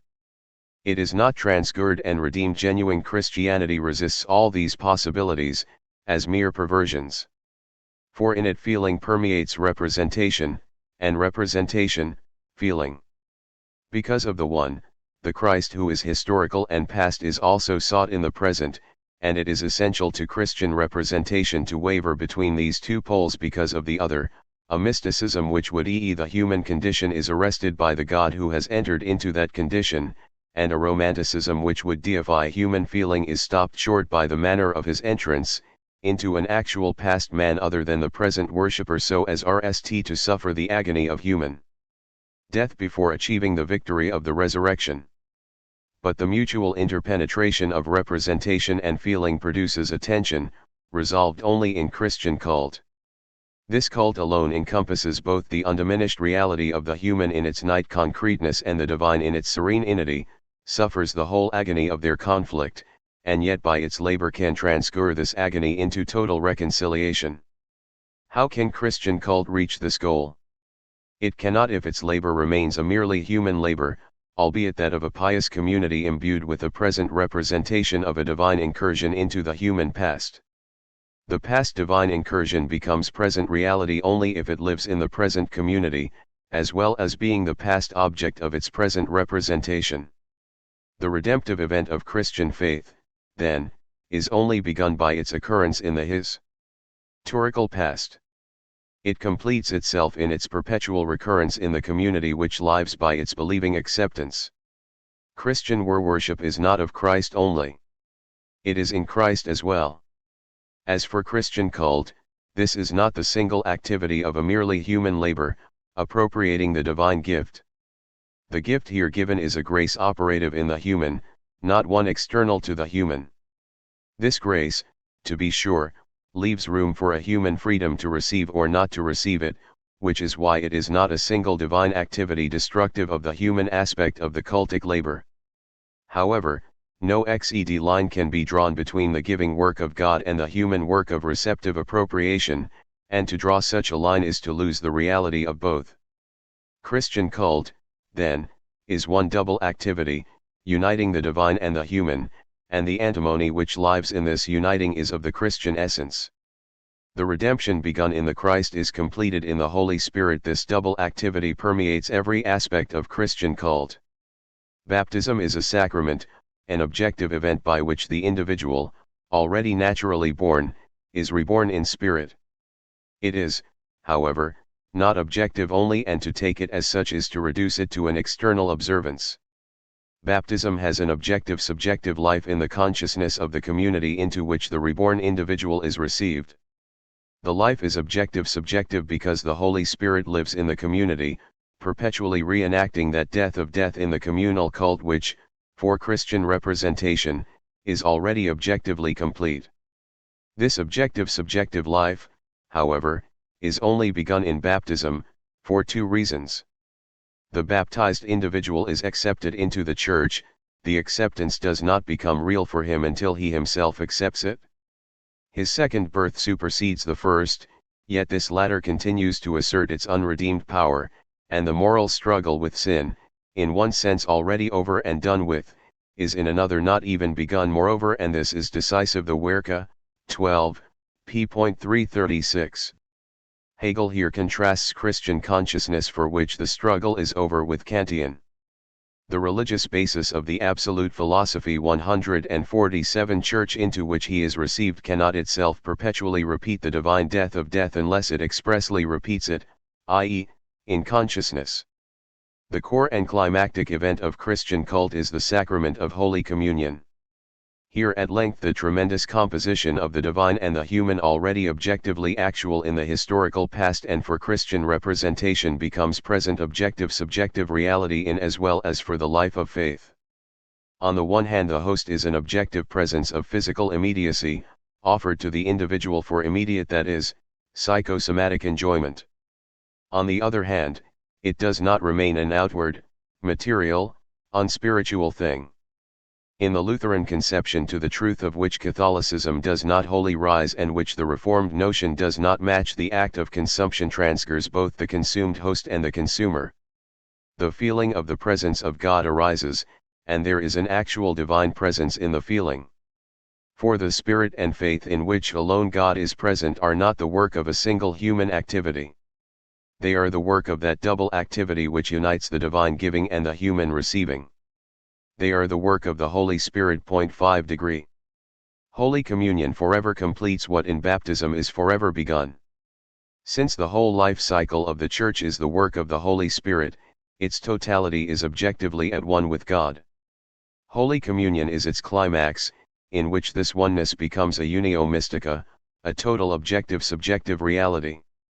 Man, though baptized, has the moral struggle still before him. In Holy Communion he has it behind him, for the double activity of divine grace and human sacrifice is complete. Grace, psychosomatically present, enters into the psychosomatic individual and transfigures him, requiring of him but the sacrifice of believing acceptance.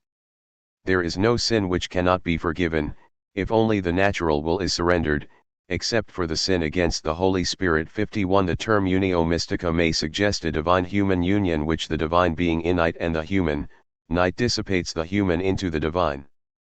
Were this the case, Holy Communion would be an otherworldly experience which from rather than transfigured the world, which retroactively destroyed the creation in which the night, while dependent on divine wisdom, is granted independence by divine goodness, and which, retroactively destroyed the need for a divine death which conquers sin. Such an otherworldly mysticism would be con to the mystical experience, it would not be the climax of a cycle of cultic life. Rather than post-moral it would be amoral if not anti-moral. And when it appeared on the scene it would lack all power to move historical realities. Thus Jewish pain and Roman unhappiness both testify to the unredeemedness of the world, they would remain unmoved by an otherworldly mysticism which merely from it. But it is of the utmost importance to recognize that the unio mystica of Hegel's Christian is not of this kind. It is the climax of a cultic life which repeats man's divorce from God as well as his union with him, and whose own reality encompasses both. It neither excludes the divorce, nor is itself one pole of a whole of life which alternates meaninglessly between divorce and union. It rather redeems the divorce, and it can do so only by both recognizing and negating it. Indeed, it is this negating. The Christian God who has already redeemed death had rst to suffer death. Christian cult can perpetually repeat the death of death only by repeating, as well, the divine death itself. Christian life includes the agony of Good Friday, even though the bliss of Easter overreaches it. Only thus can Christian life remain in the world and yet redeem it, transfiguring both Roman unhappiness and Jewish pain. Only thus can the comprehensive truth asserted be all-comprehensive of future possibilities as well as past actualities. Christian life possesses such a truth because it recognizes the divine in the extreme of its inity and the human in the extreme of its nightness, because it does not from but suffers the total agony of the divorce between them, and because in this very agony it both is given and accepts the truth which heals it. 9. Theological thought and the double trinity. However, Christian life, comprehensive in the dimension of the cultic, is still lacking in comprehensiveness so long as it remains con to that dimension. It is in two crucial respects incomplete.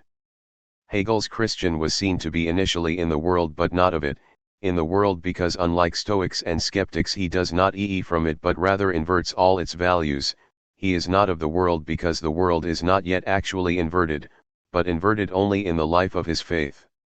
According to Hegel's Christian, this process of transfiguring the actual world has remained in principle arrested throughout the entire Middle Ages, during which the divine image in man was recognized in the sight of God but not in that of feudal princes, and during which Christian faith was left in Catholic otherworld oneness. Only in the modern world has the divine image become a secular reality, and the Catholic heaven, a Protestant earth. The process of transfiguring the world, lengthy in one sense, is endless in another. For the truth forever repeated complete in the Christian religious life is in secular life forever yet to be completed, even after it has become a modern reality. This difference, far from accidental and temporary, is of the essence of the respective forms of religiosity and secularity.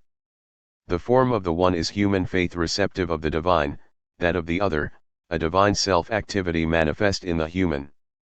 The one is complete because the divine gift is complete and need but be humanly received. The other is forever yet to be completed even though the self-activity too is divine, for it becomes actual in an activity which remains bound to the limits of humanity.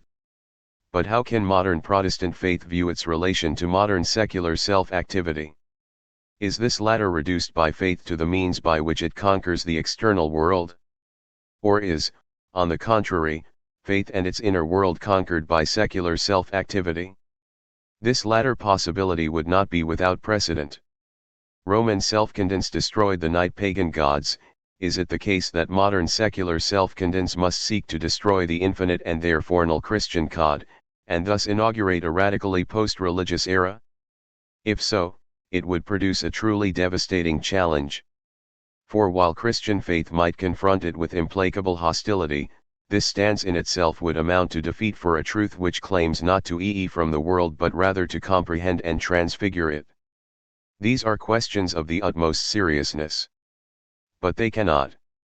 The religious basis of the absolute philosophy 151 at present be answered or even fully stated, for Christian faith, and it is its standpoint we are presently describing, is, as Hegel sees it, only beginning to answer them in his own time.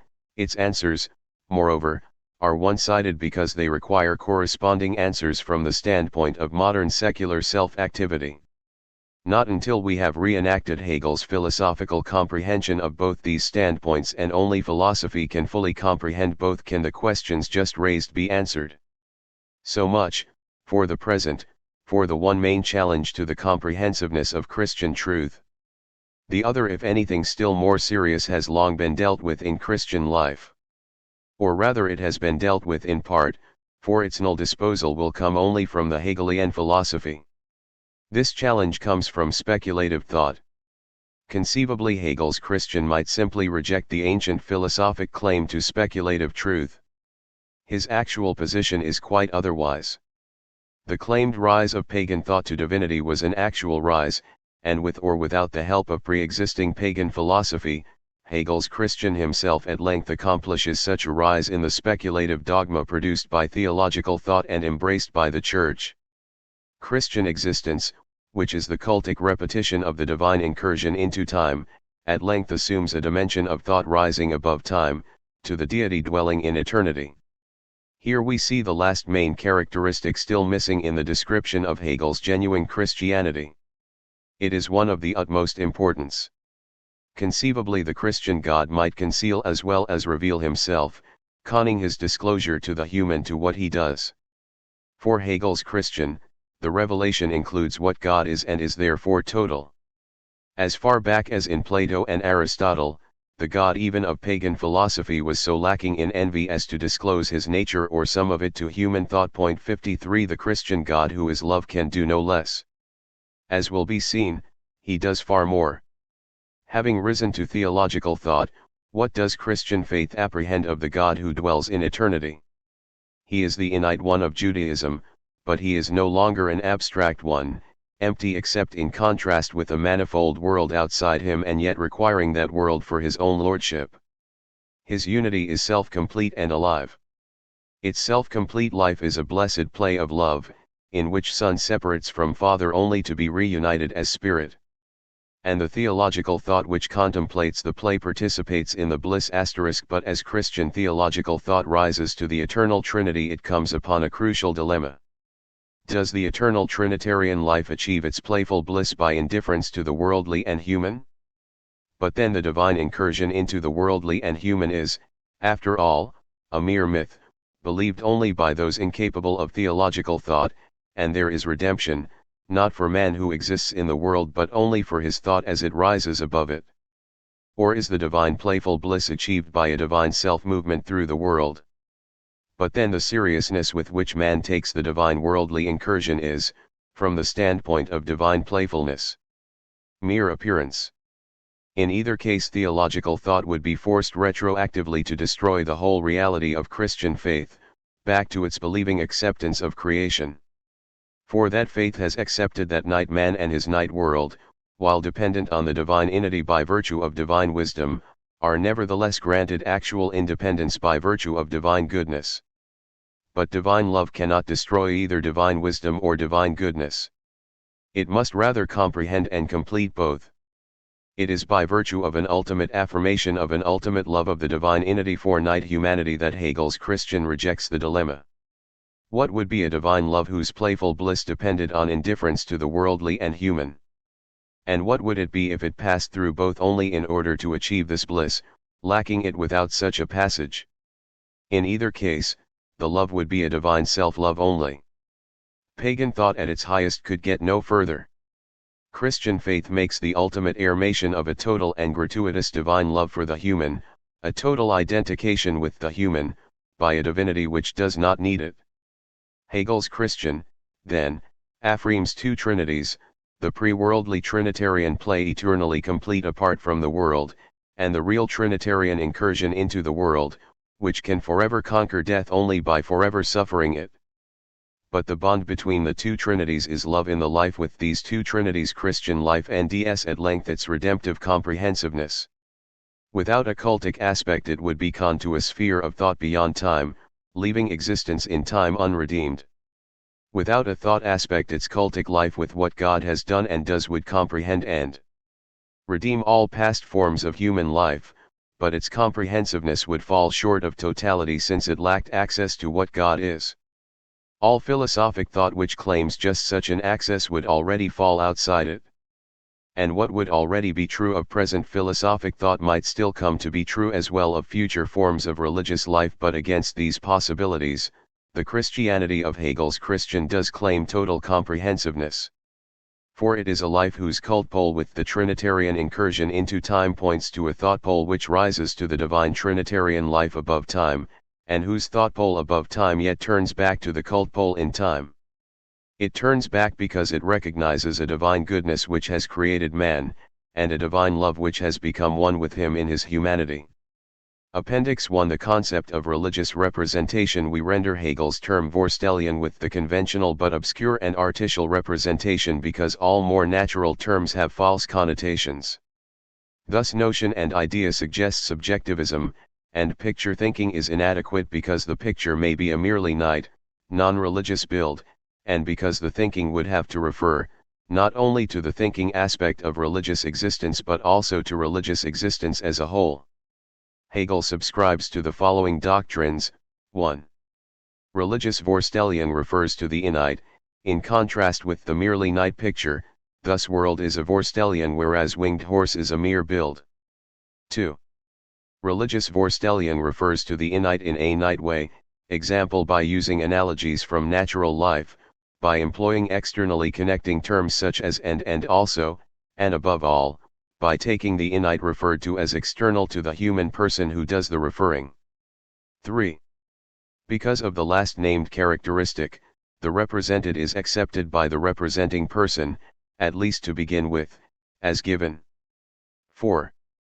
Even while it remains Vorstellung, however, Vorstellung is capable of expressing its own fundamental inadequacy, i.e., the inadequacy of nightly referring to the innate, and when it assumes such an expression it becomes dialectical. 5. Even though to begin with the represented is accepted as given, both the represented and representation itself are in every genuine religion part of a spiritual God-man relation in which mere external givenness is transcended. In the above brief account, one decisive charistic is not mentioned that religious representation moves toward, fails to reach, the universality of speculative thought. This is because any present treatment of this characteristic would be wholly premature. We may presently only say, negatively, that the thought in question is not night reflection, and that it does not expose religious representation as a mere human projection and illusion as it reflects on it. Careless readers have always mistaken it for such a reflection, and they have therefore viewed Hegel as a demythologizing enemy of religious faith. In fact, however, Hegel regards a thought of this kind as inferior to religious representation and declares himself to be in alliance with Christian orthodoxy against it. The early theological writings remain with an unresolved dualism between a positive religion of the letter - subservience to authority and a true religion of the spirit. In contrast, the philosophy of religion states, doctrine and content receive positive form, they are valid in society. All law, whatever is valid, has this form, of being something existing, and as such is essential for everyone, valid and binding. But only the form is positive, the content must be true spirit. The Bible has this form of positivity, but it is one of its own sayings that the letter killeth whereas the spirit maketh alive. The grasp is here not passive receptivity, the grasp by spirit is at the same time its activity. Spirit thus begins with the positive but is essentially present. It is to be the Holy Spirit which grasps and knows the divine, this content, as divine. Some have no awareness that they are active in this receptivity. Obviously Hegel has here found a legitimate albeit subordinate place for positivity within genuine religion, and this is the case already in the phenomenology. Idolizers of the early theological writings and not only these see in this a reactionary betrayal of Hegel's early revolutionary conception. In fact, his early position toward positivity is a thought fragment superseded by but contained in the comprehending position of his maturity, and this development in his philosophy of religion is but part of the development of his entire philosophy. We have already shown, in ch. 4, that the middle of Hegel's mature thought seeks to overreach the external and contingent, rather than flee from it in monkeyish fashion, and we shall presently show that in Christianity, as understood in Hegel's mature thought, the divine suffers and redeems externality rather than, keeping itself free from death, leaving externality unredeemed. To charge the mature Hegel with a reactionary surrender to positivity is to fail to recognize that positivity is far more radically disposed of when, rather than externally opposed, it is absorbed and transcurred. The account here begun, and subsequently to be further developed, of the meeting of the Jewish East and the Greek Roman West departs radically from all standard accounts which simply summarize the dialectical sequence of religions of spiritual individuality found in the original text of the philosophy of religion: Jewish religion of sublimity, Greek religion of beauty, Roman religion of utility. These summaries require the suppression of much conflicting evidence. In his Berlin lectures of 1824 and 1831 Hegel followed the cited sequence, but in 1827 he reversed it, proceeding from Greek through Jewish to Roman religion. Hegel exalts Greek beauty above Judaism because it reconciles significance with natural material, whereas Judaism explicitly recognizes the natural material as inadequate. At the same time, and precisely because Jewish holiness involves a demythologizing of nature, Buddhism is religiously subhigher, and far closer to a truth acceptable to modern man who cannot believe in a Ganges, a cow, a sea, an Indian or Greek god. At least as regards its religious quality, Hegel places Roman religion far below both Jewish and Greek religion. Dying was the only virtue which the noble Roman could practice. And this he shared with slaves and criminals condemned to death. From the standpoint of Christianity, which the Hegelian philosophy presupposes and encompasses, the relation between the three religions appears as a meeting in which Jewish East is on a par with Greek Roman West. The above 4 points should suffice to demonstrate that any account confined to an ascending Jewish Greek Roman sequence presents Hegel as far more anti-Judaic and pro-Greek than he actually is. This practice has a long history in the German Hegelian schools, which are infected with a pronounced anti-Judaic bias. Why is the phrase Indian or Greek god, cited under, missing from the original edition of Hegel's works?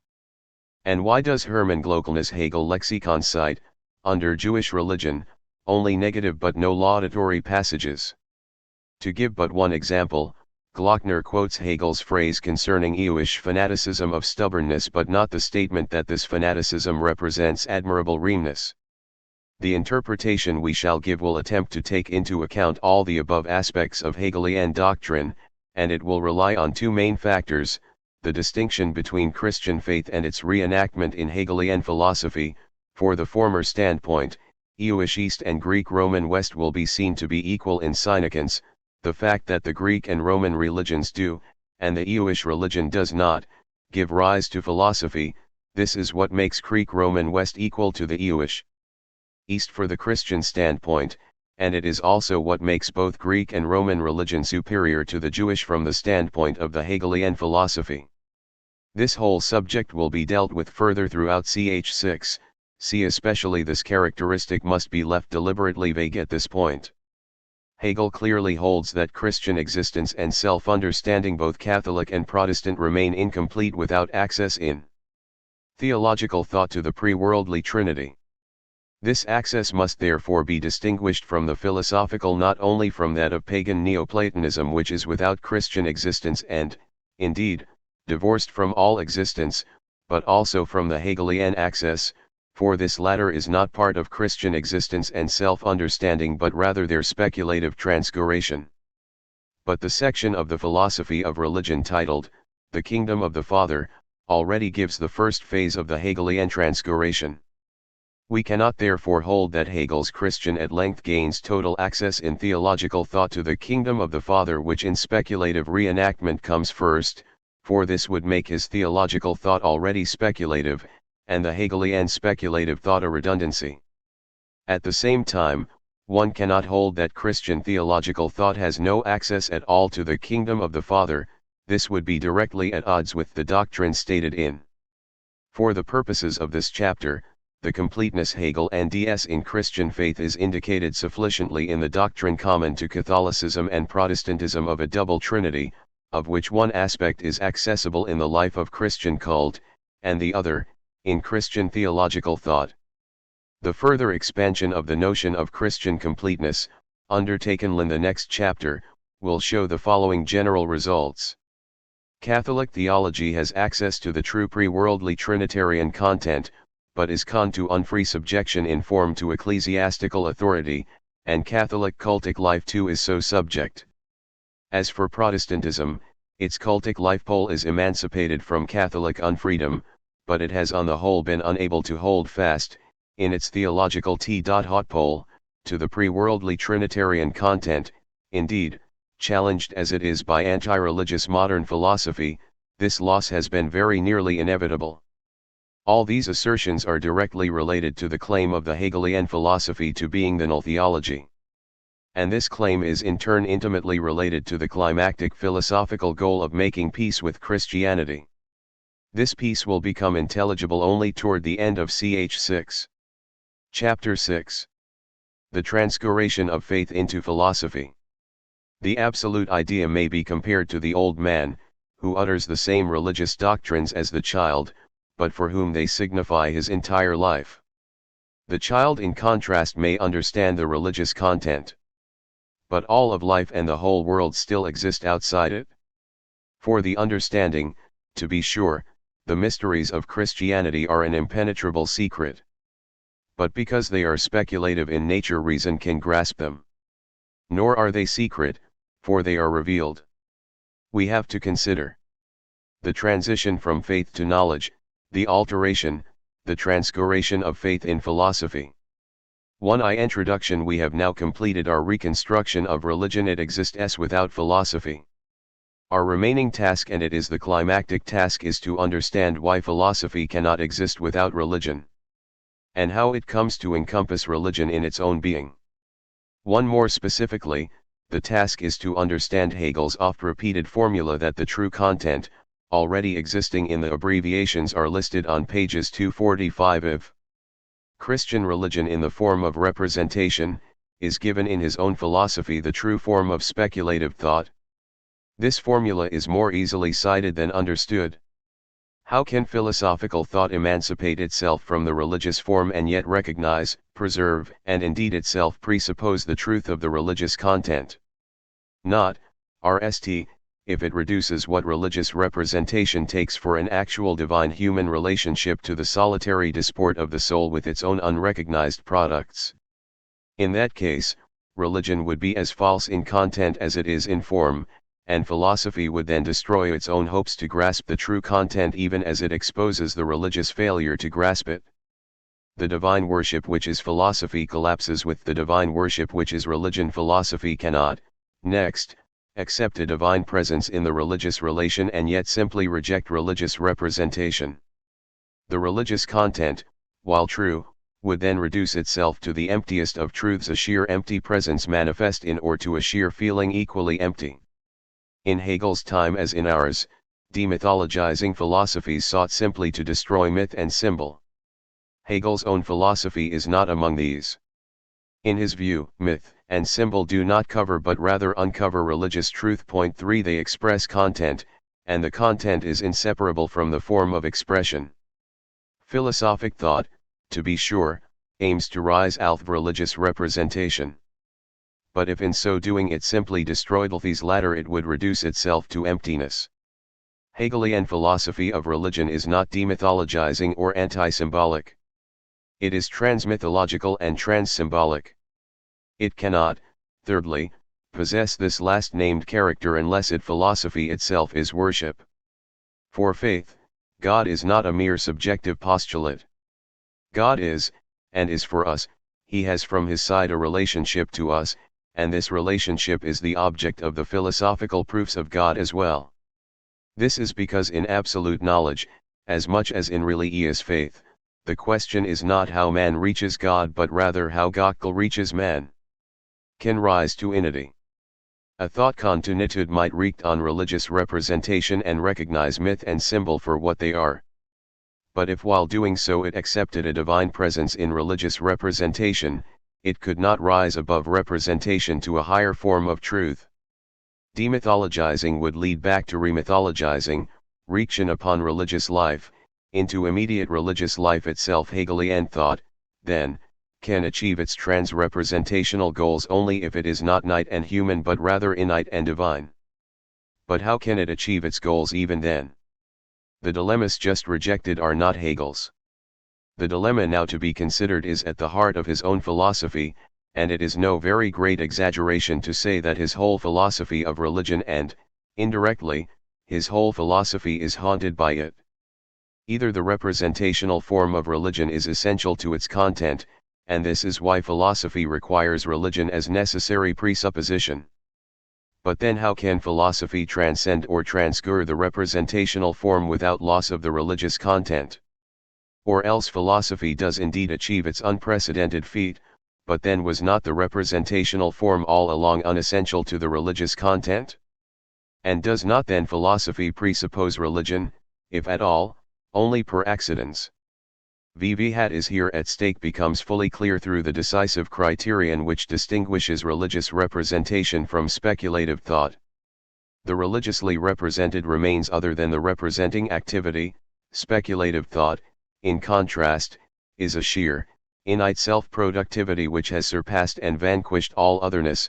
The represented ceases to be such, and ceases to be alien to the knowledge of it, only because the self has produced it. For see Werke, 147, the experience. That I cannot help myself by means of reaction, that I cannot, in fact, take my stand upon myself at all, and the circumstance that I still crave something that stands rm all this forces me back from reaction and leads me to adhere to the content in the form in which it is given. This is implicitly recognized by religious apologetics whose chief ground is authority, namely, divine authority that God has revealed to man what is to be represented. Religion, then, remains a relation between the human and the divine, but speculative thought is a human activity at one with the divine. The Hegelian dilemma may therefore be restated as follows. Either God is ultimately other than man, as is the religious testimony of the believer who stands in relation with him. But then religion is true in form as well as in content, and philosophic thought must recognize both as well as itself remain night reflection. Or philosophic thought can become an absolute, all-encompassing self-activity. But then it discloses the illusoriness of the gap between the divine and the human, and hence that in the decisive respect religion is false in content no less than in form. Christian life, in that case, dissipates itself into mere appearance. The sin of man and the death of God are both, after all, not serious realities but mere aspects of a divine play. As for philosophic thought, it is the enjoyment of the play. This dilemma haunts Hegel's philosophy of religion. But it is present, as well, in his philosophy as a whole, which both presupposes and transgress Christianity. It is no accident that our preceding account of the Hegelian philosophy has wrestled with, but not yet answered, these two questions: how can philosophic thought claim absoluteness over against standpoints of life which themselves claim to fall outside it? 5. And how, having made this claim, can it both encompass the actual world and yet not, as such, destroy it? It has previously emerged that Hegel's philosophy requires an innate divine human life to mediate between night life and innate thought, and that this, for Hegel, is Christian life. 7. What emerges now is that Christianity cannot fool this mediating function if anal conflict erupts which is itself incapable of mediation between it and philosophic thought. It is Hegel's goal to bring about anal peace between the null religion and the null philosophy. 3. It would appear that unless he can achieve this peace, his whole philosophy falls into fragments. This peace is the subject of the present chapter. The manner in which it will be concluded may preliminarily be summed up as follows. The null philosophy presupposes the null religion.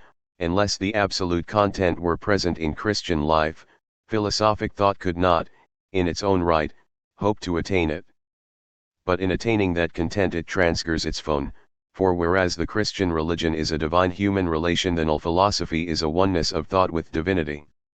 The null philosophy produces peace with the null religion, in that it rises in thought to the divine side of that divine-human relation at whose human side the null religion remains, and having so risen, by reenacting that relation in thought. Such a philosophic enterprise will produce peace with Christianity only if it can satisfy two crucial conditions. It must be able to rise to the divine side of the Christian divine-human relation, even though Christian faith itself remains at the human, and, having so risen, it must be able to reenact the Christian divine-human relation in thought and yet not destroy or dissipate its representational existence in human life. Whether Hegel's thought can or does supply either of these conditions is, to be sure, questionable. That he seeks to supply them is not. This must be stressed in particular concerning the second condition on which in the philosophy of religion the main weight rests. The critics have always noted that the Hegelian philosopher walks on his head, but only rarely that he does so for a change only 9 because he is a man as well. They have seen that his philosophy is a speculative Sunday during which man, uniting himself with the divine, makes his individuality and activity vanish in the divine, 1 degree, but not that the Sunday is connected with the workaday week during which man stands on his own feet, is master in his own house, and pursues his own interests. 11 But philosophy, in fact, is that connection. The critics, in short, have paid insufficient heed to the fact that nothing is further from Hegel's intentions than the dissipation of human life in general and religious life in particular into philosophical thought. The general execution of Hegel's intentions in his philosophy as a whole has been discussed in a previous chapter. We then watched the extreme care with which his thought seeks a middle between right and left-wing extremes, of which one would destroy the actual world and the other, philosophical thought. In the present chapter, we shall have occasion to watch Hegel's speculative transfiguration of Christianity give equal care to seeking a middle which would preserve Christianity against two extremes equally destructive of it. One of these is a speculative pantheism which would dissipate the human into the divine. The other is an atheistic humanism which would reduce the divine to the human. To Christianity and the history of philosophy. Can Hegel's thought rise from the human to the divine side of the Christian divine-human relation? This question obliges us to introduce a crucial Hegelian doctrine. The rise of thought to inity or divinity is by no means an achievement con to Hegelian philosophy. It is, whether or not it is recognized as such, actual in all philosophy worthy of the name. Since Parmenides' philosophic thought has been elevated to the realm of the ideal, as Aristotle RST consciously recognized, it has been a thought thinking itself which is not night or human but innate or divine. Such expressly innate forms of thought as empiricism are one-sided protests against innate forms of thought which latter, because abstractly innate, are themselves one-sided. And both the protest and its object are part of a larger, concrete innity. According to our exposition thus far, it may have seemed that the Hegelian project of rising to innate thought is in itself understanding without precedent, and that it presupposes Christianity. Now it seems that it is as ancient as philosophy itself and in no need of Christianity at all. But it is one of the chief objectives of Hegel's history of philosophy to deem the exact relation of Hegelian philosophy both to all prior philosophy and to Christianity. The definition emerges from the periods into which the history of philosophy is divided. Greek thought, though a free rise to divinity, is in principle limited by the fact that it is pre-Christian. This limitation is transcended by medieval philosophy, which is rooted in the Christian faith. This rootedness, however, robs it of the freedom essential to philosophy, which is why medieval philosophy is not a genuine philosophic period in its own right but rather a time of fermentation and preparation for of the modern period. Finally, modern philosophy reconquers the ancient freedom, and indeed expands it to unity. But precisely for this reason it is in its pre-Hegelian forms hostile to the very Christian background to which it owes its power of self-expansion. Only the final modern philosophy Hegel's own can recognize that modern speculative thought presupposes the Christian faith which it was previously bound to oppose, and that the opposition between the two is relative rather than absolute, and this recognition transmutes total warfare into total peace. We see that thought moves, to begin with i.e., in the Middle Ages. Within Christianity, accepting it as absolute presupposition. Later, when the wings of thought have grown strong i.e., in the modern world philosophy rises to the sun like a young eagle, a bird of prey which strikes religion down.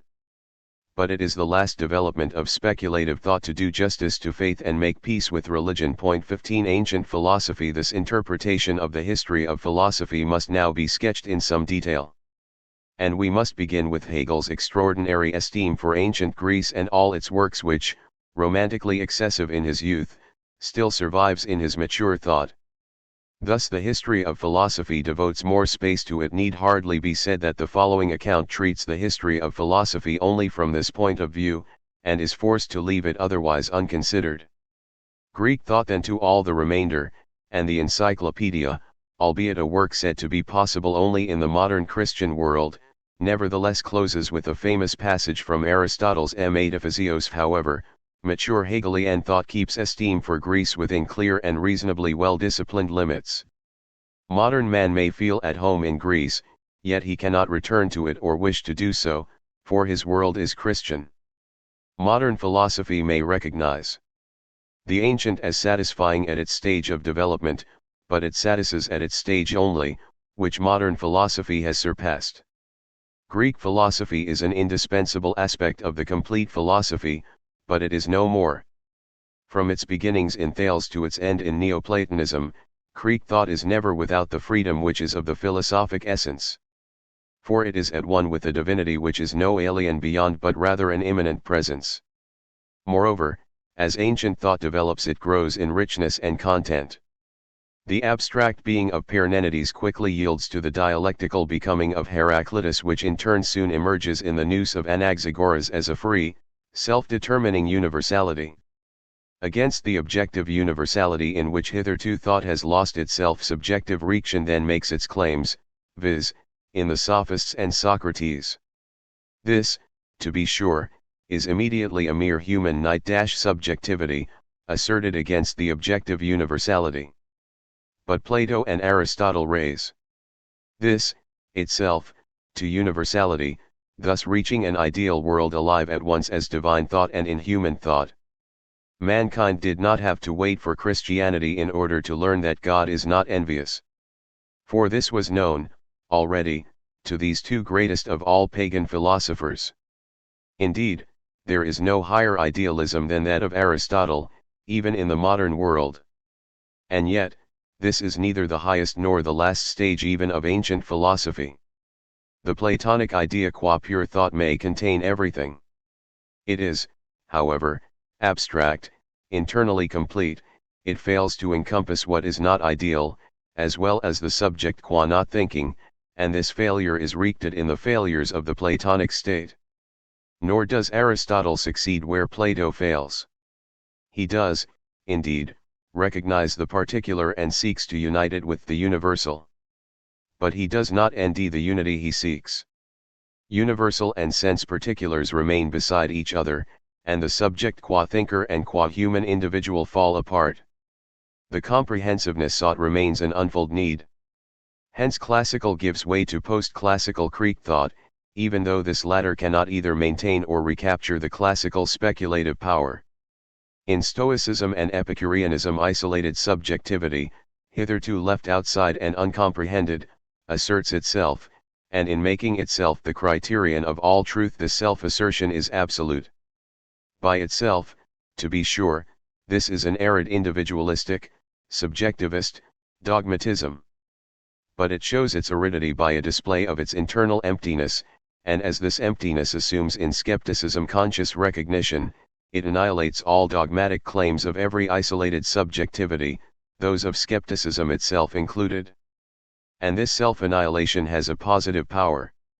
Ancient skepticism points beyond a self-enclosed subjectivity cut off from objective reality, and to a renewal, within the sphere of inwardness, of an objective world. This renewal, the climactic achievement of ancient thought, is accomplished in Alexandrinian Neoplatonism. Unlike original Platonism, because it has passed through the destructive subjectivism of the Stoic, Epicurean, and skeptical phases, Neoplatonism is left with no other essence than its own self-consciousness, and this is why it can rebuild the ideal world within this sphere only. As so rebuilt, however, this world is by no means the mere night product of a merely night subjectivity. It is an innate world produced by a subjectivity which, dialectically ruined by skepticism in its night claims, has raised itself to innity on these very ruins. This total intimalization of innate subjectivity, in which self-consciousness knows itself to be, in its thinking, the absolute, is the null standpoint achieved in the ancient world. And of this Hegel asserts that it is closely connected with the revolution brought about by Christianity in the world to degree. Nevertheless, the Christian revolution will mark the end of all ancient pagan thought, the Neoplatonic included. True, that most decisive jolt in all of history, which is Christianity, is not wholly con to Christianity. For Neoplatonic thought shares with Christian faith the revelation of a God at once living Trinitarian and not alien in and for subjectivity rather than external to it. In the case of Neoplatonism, however, there is a high price to be paid for this revelation, one too high for survival. The Stoic, Epicurean, and skeptical assertion of night subjective thought has been accompanied by a progressive alienation from the external, objective world. This breach is by no means healed by the Neoplatonic rise to innity. The inward world of thought attained, to be sure, is a complete world, in which spirit can dwell in self-sufficiency, and while Stoics, Epicureans, and even skeptics must seek compensation for their empty inward freedom in an external world which, however unfree, is not at any rate empty, Neoplatonic mystics do not need such compensation, for their inward life is rich and internally complete. But this very richness, far from healing the breach between the inward and outward worlds, makes it complete. The origins of this alienation hark back virtually to the beginnings of Greek philosophy. As early as in Anaxagoras' philosophy, demythologizes nature, thereby threatening that unity with nature, that beautiful faith, that innocent spirit and childlike purity which are characteristic of early Greek life.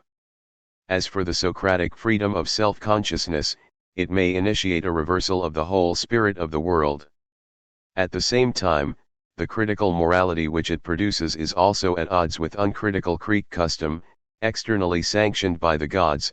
Thus it poses, at the very time of the greatest owing of Greek life, the threat of disaster. The conflict between Socrates and his Athenian judges is not one between good and evil. It is a tragic collision. This split the Platonic state cannot heal but only disclose, and it progressively widens as the pagan world moves toward its internal disintegration.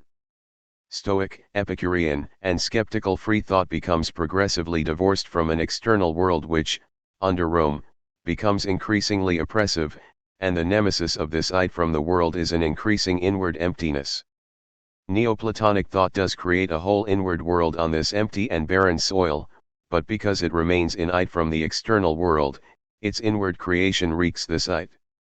Neoplatonism does not tackle the absolute breach of an innate subjectivity which permeates both the external and the internal, it seeks escape from that breach. Hence the totality in which it comes to dwell, however concrete, is not anal consummation of the old world but rather a longing for a new. 23 This result of ancient thought corresponds to a result in the ancient world, for this too ends in longing. There is, however, a significant difference between the two. The Roman world may end with a state of unhappy longing, but it does not transcend this condition, and salvation, when it comes simply from without. Neoplatonic philosophy, in contrast, transcends its pagan limitations sufficiently to recognize them as limitations, which is why it has some readiness of thought for a truth which cannot and will not come from mere thought. As St. Augustine was to put it, the Neoplatonists may not know the road to the country in which man henceforth is to dwell. But they at least perceive it, albeit dimly and as if through a veil. 24 Medieval philosophy. Medieval thought exposes itself to Christian faith, and in so doing suffers loss of that freedom which is of the philosophic essence, but just in this lies its greatness and world historical significance. As has just been noted, philosophic thought is not wholly unprepared for the Christian reality, which is why it can survive and in some respects even grow under its impact. At the same time, it is not and cannot be wholly prepared for it, and this is why it loses its freedom beyond recovery. Or rather, if and when thought reconquers freedom, the medieval world will have ended, and the modern world will have arrived. To achieve its unique greatness, medieval thought was bound, to begin with, to resist certain Christian heresies. The Pelagian denial of original sin, the Arian rejection of God incarnate in Christ, Manichaean allegorizing concerning the crucifixion, Gnostic dissipation of the historical element in Christianity. These doctrines, had they been accepted by medieval thought, would have left it in its pagan condition, an anachronism in the new, Christian world. For this new world is not made new by the rise of thought to the pre-worldly Trinity, nor by the appearance of a perfect Christian man, nor again by the mere belief in that tremendous composition of opposites, the incursion by the divine in the extreme of its innate power into the human in the extreme of its human impotence, i.e., death. Free philosophic thought would dispose of such a mere human belief as a mere myth. The new world is made new by nothing less than the actual event of divine incursion into human flesh. Nothing less could have cured the contradictions of the ancient world, manifest in both their Roman and Jewish forms. 25 And in fact the cure occurred when the time was ripe for it. But once it had come, philosophic thought was bound to reverse the eye from the external world toward which Greek thought had been driven, and to become reconciled with the event which had reconciled the external world. It is no wonder that, in its self-exposure to such an event, philosophic thought should have lost its freedom, and have remained bound throughout the entire medieval period to an absolute presupposition of faith. The wonder is much rather that it survived at all. Medieval thought was established by the Church Fathers. These resisted at once two temptations. On the one hand, they opposed heretical dissipations of the historical into a speculative dimension, forthrightly paying the price of philosophic unfreedom.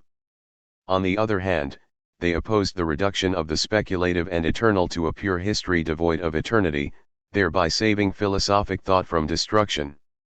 For to their world historical credit they recognized, as many modern Protestant theologians do not, that the sensuously present, historical Christ can remain present for faith only if, having disappeared as sensuous and historical, he is received into the realm of representation, that an inward spiritual relation as distinct from a mere external historical one can exist only with a Christ who sits at the right hand of God. The Neoplatonic timeless Trinity, then, at once remains timeless and yet actually enters into history. And patristic thought is at once speculative in content and subservient to church authority. Medieval thought cannot regain the freedom here surrendered even in its highest achievements, brought about by the labor of scholastic thought. While this later contains the deepest speculations of Aristotle and the Neoplatonists. Often in simpler and purer form, these speculations have now a Christian, no longer a pagan basis. And whereas for pagan Greece, nature and self were a solid foundation for a rise of free thought to divinity, they have now lost their self-sufficient reality. Nature and human self have now reality only through a divine self which, beyond both, is accessible only through revelation, but revelation itself must be passively received. This, to be sure, requires the testimony of spirit, and in this testimony my inmost self is present. The testimony, however, remains concealed. It does not develop so as to produce its own content, thus it remains receptive. Moreover, the spirit which testifies remains distinct from me as individual. And there remains for me only the empty shell of passivity. It is within this intractable standpoint that philosophy must re-emerge. The standpoint is intractable indeed, for philosophy is activity, but the medieval access to the revealed Christian God remains receptive. Thus God has become remote for philosophic thought. Nor can scholastic thought for all its labor succeed in making the intractable tractable. Pagan Greek thought had achieved a living unity with divinity. Christian scholastic thought merely points to God and is itself night. Hence this thought remains subservient to faith, for this latter possesses the divine presence. Scholastic philosophy has the same want of independence as thought among the Church. Authors 23. To this limitation of medieval Christian thought corresponds a limitation of medieval Christian life. The divine, while received by the believer's sancted heart, does not permeate his worldly activities, these remain unsancted. A divorce thus erupts between the sacred and the secular. The believer, free in the sight of God, remains free in his sight only, and unfree on earth. Salvation becomes a mere otherworldly hope. Moreover, the church repository of the sacred cannot forever maintain itself beside the profane. Existing in the world, it becomes in due course infected by its worldliness. Its world of life which is beyond earth becomes afflicted by the sickness of the world of death which is earth. And this sickness in the end provokes a radical revolt against the dualism which is its cause, this worldly revolt which wants to end and establish heaven on earth. In the midst of this revolt, modern thought will discover its own essence. Scholastic thought has degenerated into a God-forsaken thought, one which seeks with night means to grasp an inity beyond these means. Modern thought will boldly assert itself as an innate power, immanent in the human mind. But just as ancient thought at its highest transcends the limits of the ancient world, so medieval thought at its highest transcends the limits of medieval Christendom. The proofs for the existence of God - a wholly new phenomenon in the Middle Ages to be sure, are one and all invalid in form, and this wreaks their medieval limitations. However, their content, which consists of truths of faith, shatters these limitations. This content is the elevation of the night and human to the innate and divine, and in the case of the ontological argument, richest and uniquely Christian in content of night spirit to innate spirit. And in the arguments, thought has moved toward the appropriation of the religious content, by means of self-elevation to innity. 3 degree that this is a self-elevation is a truth, to be sure, which thought does not here recognize, and indeed this recognition transcends the limits of medieval power. Thus the ontological argument takes itself as moving from a mere subjective and hence night and human idea of God, left in subjectivity, to an objective divine being left equally XED. Still, it requires but one step, albeit one so vast as to be a veritable leap, to give the true content of the ontological argument its true form, that is, for thought to move so as to dissolve its own nightness, to cancel the mere subjectivity of its God idea, and thus to elevate itself to innity. And this elevation is among the ripest fruits of the null philosophy. It is no accident that in the very last year of his life Hegel composed a lecture which transfigured the medieval ontological argument into a null modern speculative truth. 31 Modem philosophy. The modern world begins with the renaissance of Greek this worldly freedom. However, this now expands itself, in various, and at RST side unrelated, ways into innity. Greek man shuns the world of the barbarians, modern man discovers America. Greek states recognize some men as free, truly modern states recognize all men as free simply because they are human. Greek science grasps order and is stopped short by chaos, modern science seeks to penetrate and conquer the initude of contingent facts. In short, modern man, like the Greek, has a joy in the earth, and is convinced that there is right and understanding in his occupation with it. But unlike for the Greek, what now invites and indeed demands such occupation is the whole earth. 32 Modern philosophy too acquires an innate dimension. Ancient and modern philosophic thought are both free. But whereas the one is naively geared to being, the other is reflexively turned on the relation between thought and being. The one is free because it is simply at one with the divine being, a union above all non-union. The other faces up to an opposition between being and thought so radical as to fragment both into nitude, and it achieves its freedom, not by means of escape from this condition, but rather by means of its gradual conquest. It is in the movement toward this conquest that the unity of modern philosophic thought consists. Modern freedom does not simply take over where the Greek left off, with the medieval world as a mere barren interlude between them. If modern science gives due honor to the empirical, if modern states recognize the human individual qua individual and human, if modern philosophic thought confronts a gulf between thought and being so wide as to reduce it to nightness and yet shows a justede self-condens in its own initude, all these achievements, impossible among the ancients, would have remained equally impossible in the modern world except for the medieval world which preceded it. For the anti-medieval revolt which produces the modern world has positive as well as negative significance. The modern world negates the medieval divorce between the secular present and the sacred beyond, which had left empirical facts without honor, human individuals worthless except in the sight of God, and philosophic thought bereft of its native freedom. And in this negating process it appropriates what had originally caused the medieval divorce, that unheard of composition of an innate God with a night man which has produced the Christian world. But in the modern appropriation, that composition descends from a medieval heaven to a modern earth. 33 This descent, however, is by no means a one-sided secularization. Hegel writes, whole continents did not possess this idea of freedom. This idea has come into the world through Christianity, in which the individual as such is of innate value. For he is object and purpose of divine love, and destined to have a relation to God as Spirit, to have this Spirit dwell in him. Once man knows, in religion as such, that his essence lies in his relation to the Absolute Spirit, he has the presence of the Divine Spirit, as well, in the sphere of worldly existence, as being the substance of state, family, etc. Of what was formerly sacred.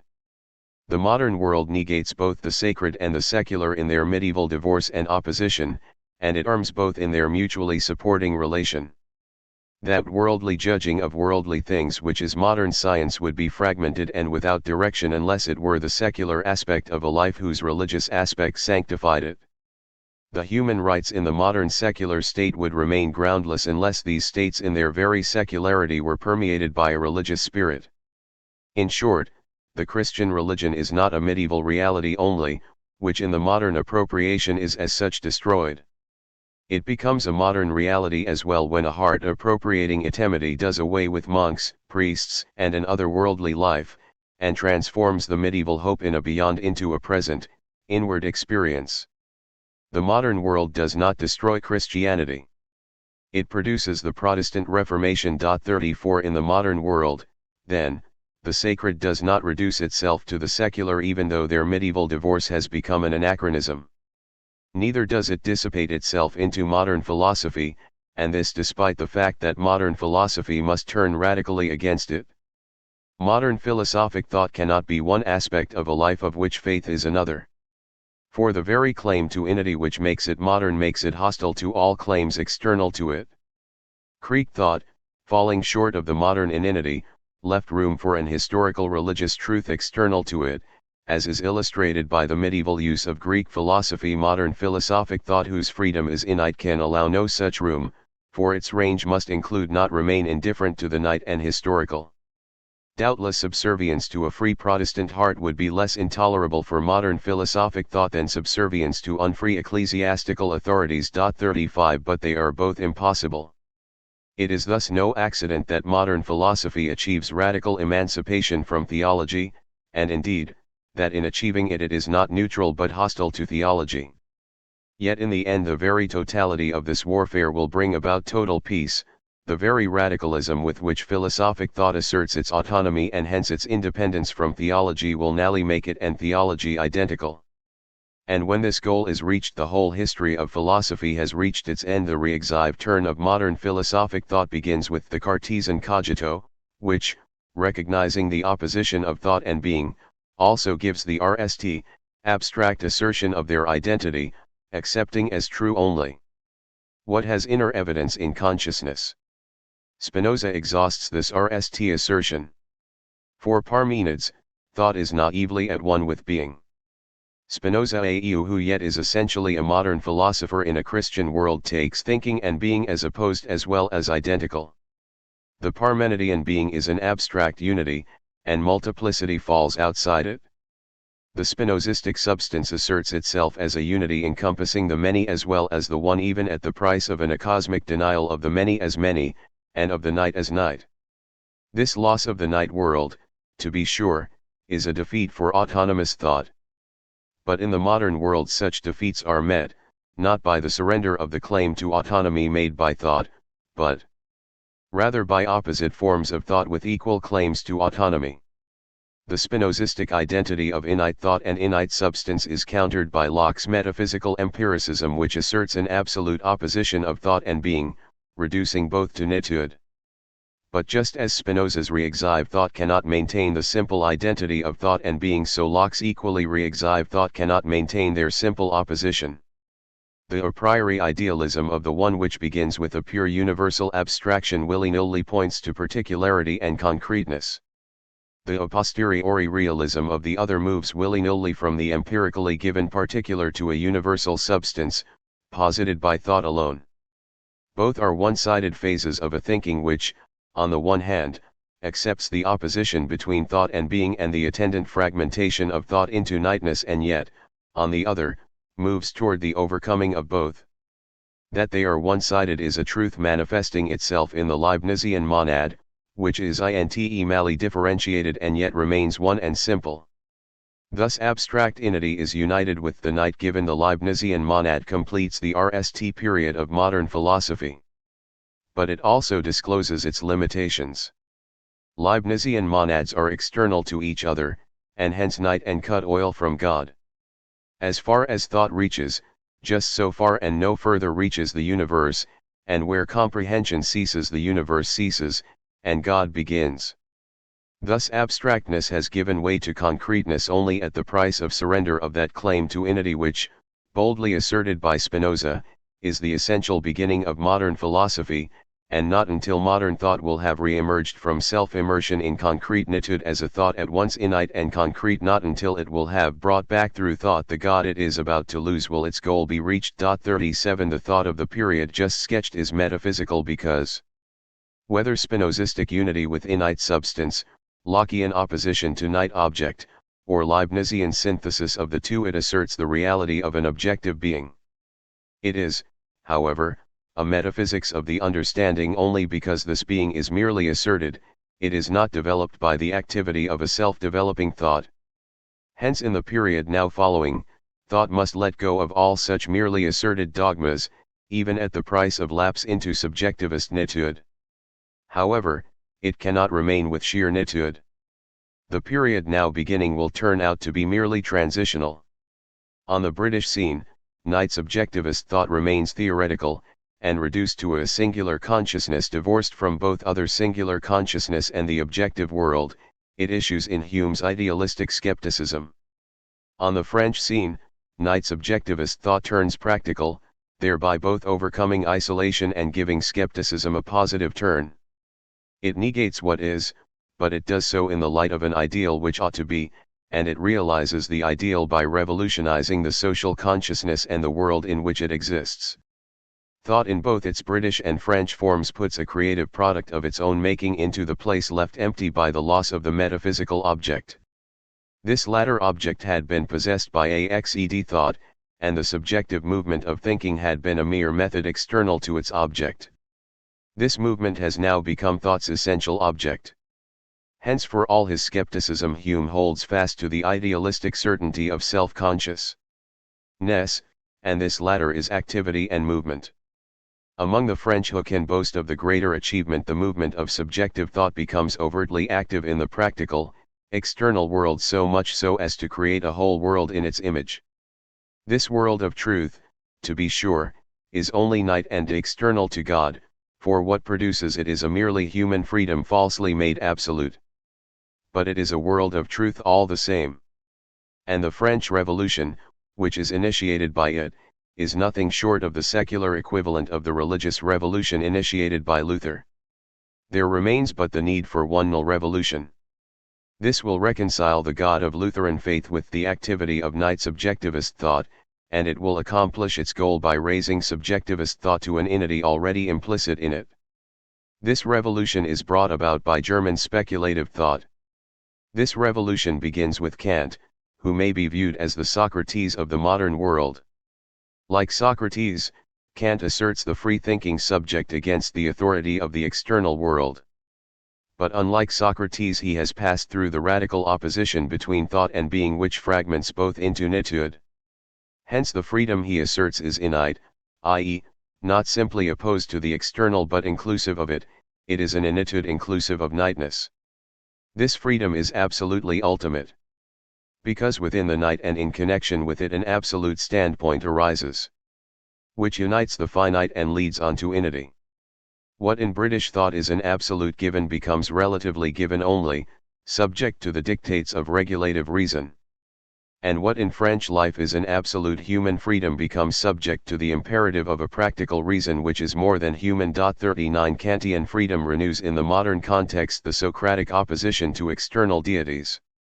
For theoretical consciousness, God is found neither in outward nor in inward experience, thus he becomes an empty beyond. For practical freedom he becomes a mere extrapolated ideal. In both respects, Kant shrinks from a radicalism which, fully asserting thought's appropriating power, would destroy both the empty theoretical beyond and the extrapolation of moral self-activity. But only foolish or faithless Christian theologians will seek refuge in the Kantian inconsistency. For instead of the knowledge of God which is the essence of revealed religion, they are here left with mere emptiness which conceals as it does in Kantianism itself a hidden yearning. 4 degree This yearning discloses itself in Fichte thought because Fichte, unlike Kant, is a radical. It is Fichte, not Kant, who does away with things in themselves and extrapolated deities, and demonstrates the great truth which Kant has the courage only to assert, the developing power of a subjective thought which, being innate, is wholly self-developing. Hence Fichtean philosophy is the RST fully to explicate that speculative power which has been implicit in modern thought ever since Descartes.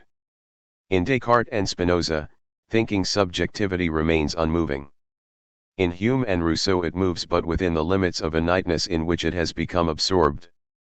It is the Fichtean ego which RST discloses itself as an innate self-realizing subjectivity, truly innate because the night is part of the self-realizing process. Hence the object is replaced by self-objectivation, and the Kantian divinity beyond, by a subjectivity whose movement is itself divine, the moral order of the world. Here the modern war of autonomous philosophic reason on the Christian faith has reached its climax, but in this very climax it comes upon its crisis. For the subjectivist Fichtean deity is, after all, a mere self-deication, and it reveals itself as such by lapsing into contradiction. The unity striven for is also unattainable, for the subjectivist deity has reality in the process of striving only. It therefore becomes a yearning, which in turn becomes a yearning for yearning's sake. This, however, is a lapse into fraudulence which has surrendered its serious innate aim in order to rest comfortably in its own night aiming. Nor is there an escape from such vanity in a mere subjectivist detachment from it, that romantic irony which NDS the divine in the recognition of the vanity of all night things, its own yearning for unity included. For this irony is infected with the very vanity from which it seeks detachment. It deises the night subject in its ironic self-detachment. It is precisely in the radical assertion of its claim to unity, then, that subjective thought comes upon an ultimate nightness of its own, subjectivity itself. And this discloses the need for anal liberation, one which does not destroy thought but rather cures it of its subjectivist one-sidedness. In the beginnings of the modern period, Spinoza has sought to surrender subjective thought to an objective substance which yet cannot absorb it. Since then, philosophy has been asserting the claims of subjective thought, RST, by surrendering all given objectivity, and at length by raising thought to unity in its own subjective sphere. The need of the hour now, and it is the null hour of philosophy, is to bring back the objective God, through the activity of a subjective thought which shows its supreme freedom by divesting itself of its subjectivist one-sidedness. This need is in principle LLED by Schelling, whose thought is concerned with that deep speculative content which has preoccupied the whole history of philosophy. Like ancient thought, Platonism, Aristotelianism, and Neoplatonism, it is in living unity with an objective ideal world. But like all modern thought, it has confronted that opposition between thought and being which fragments both into nitude. Like Spinozism, it asserts the unity of thought and the divine being despite their opposition. But unlike Spinozism, it is no cosmic denial of fragmentation and nitude, but rather encompasses the night in both its subjective and objective forms in an all-encompassing unity. But Schelling only asserts this null standpoint. He does not develop it, and hence he does not demonstrate its nullity. Rather than a restless ego which establishes its absoluteness and is thus establishing, his thought remains in mere intuitive repose. Hence, contrary to its own innermost intentions, it lapses into a cosmic Spinozistic unity which is now long superseded. And the nitude which after all falls outside it is left for an empiricism far cruder even than that of Locke. Schelling's thought calls for the labor of the null philosophy.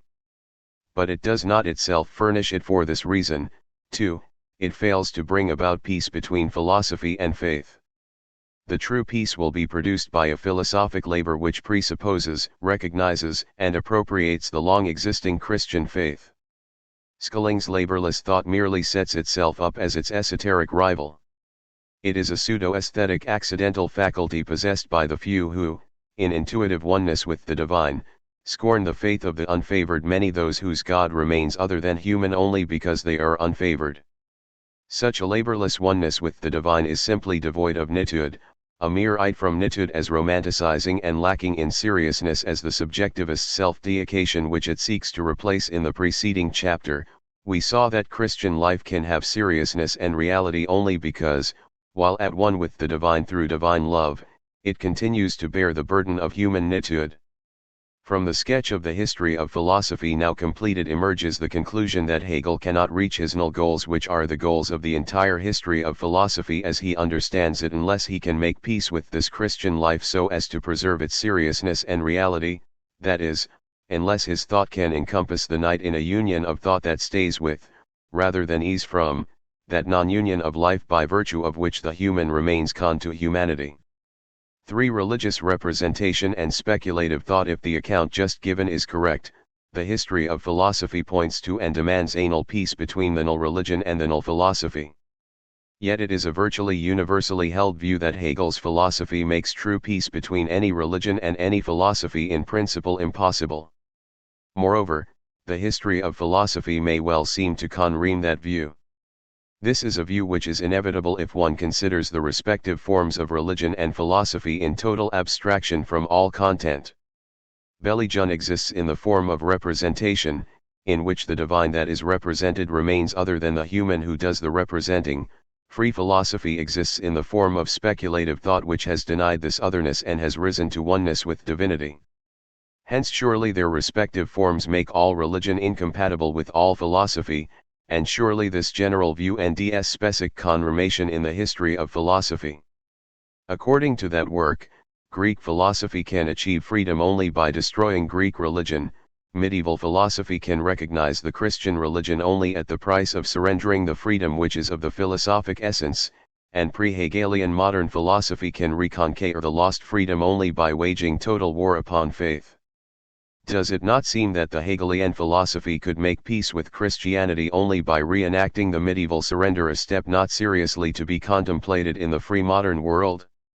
And does it not seem that it can complete the modern philosophic enterprise, if at all, only by carrying the modern philosophic war upon faith to the niche? But the Hegelian forms of religious representation and speculative thought cannot be understood adequately in abstraction from content, and there is not in the null analysis any such thing as an abstract Hegelian doctrine concerning the relation between religion in general and philosophy in general. According to Hegel, all religion differs by virtue of its form from all philosophy, yet some religions, the Greek and the Christian 46, make possible the rise, respectively, of ancient and modern philosophy. Of these two philosophies there are no others. The RST destroys the basis which makes it possible, i.e., Greek religion. In contrast, Christianity is not destroyed by the philosophy to which it gives rise. This latter culminates in a process which transgresses and reinstates its religious basis, and only thus does it reach its own completeness. No account of the Hegelian doctrine concerning religious representation and speculative thought is adequate if it does not grasp these fundamental assertions. Our present account must be entirely con to them.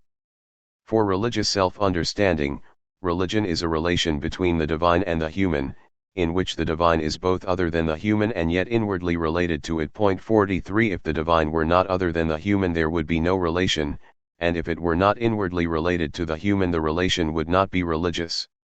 Cult without union is dead and external, without non-union it is a into unreality which lacks the seriousness of labor. The aspects of non-union and union permeate the whole of representational existence, and this latter is, therefore, accepted by the religious self-understanding, as a form of truth.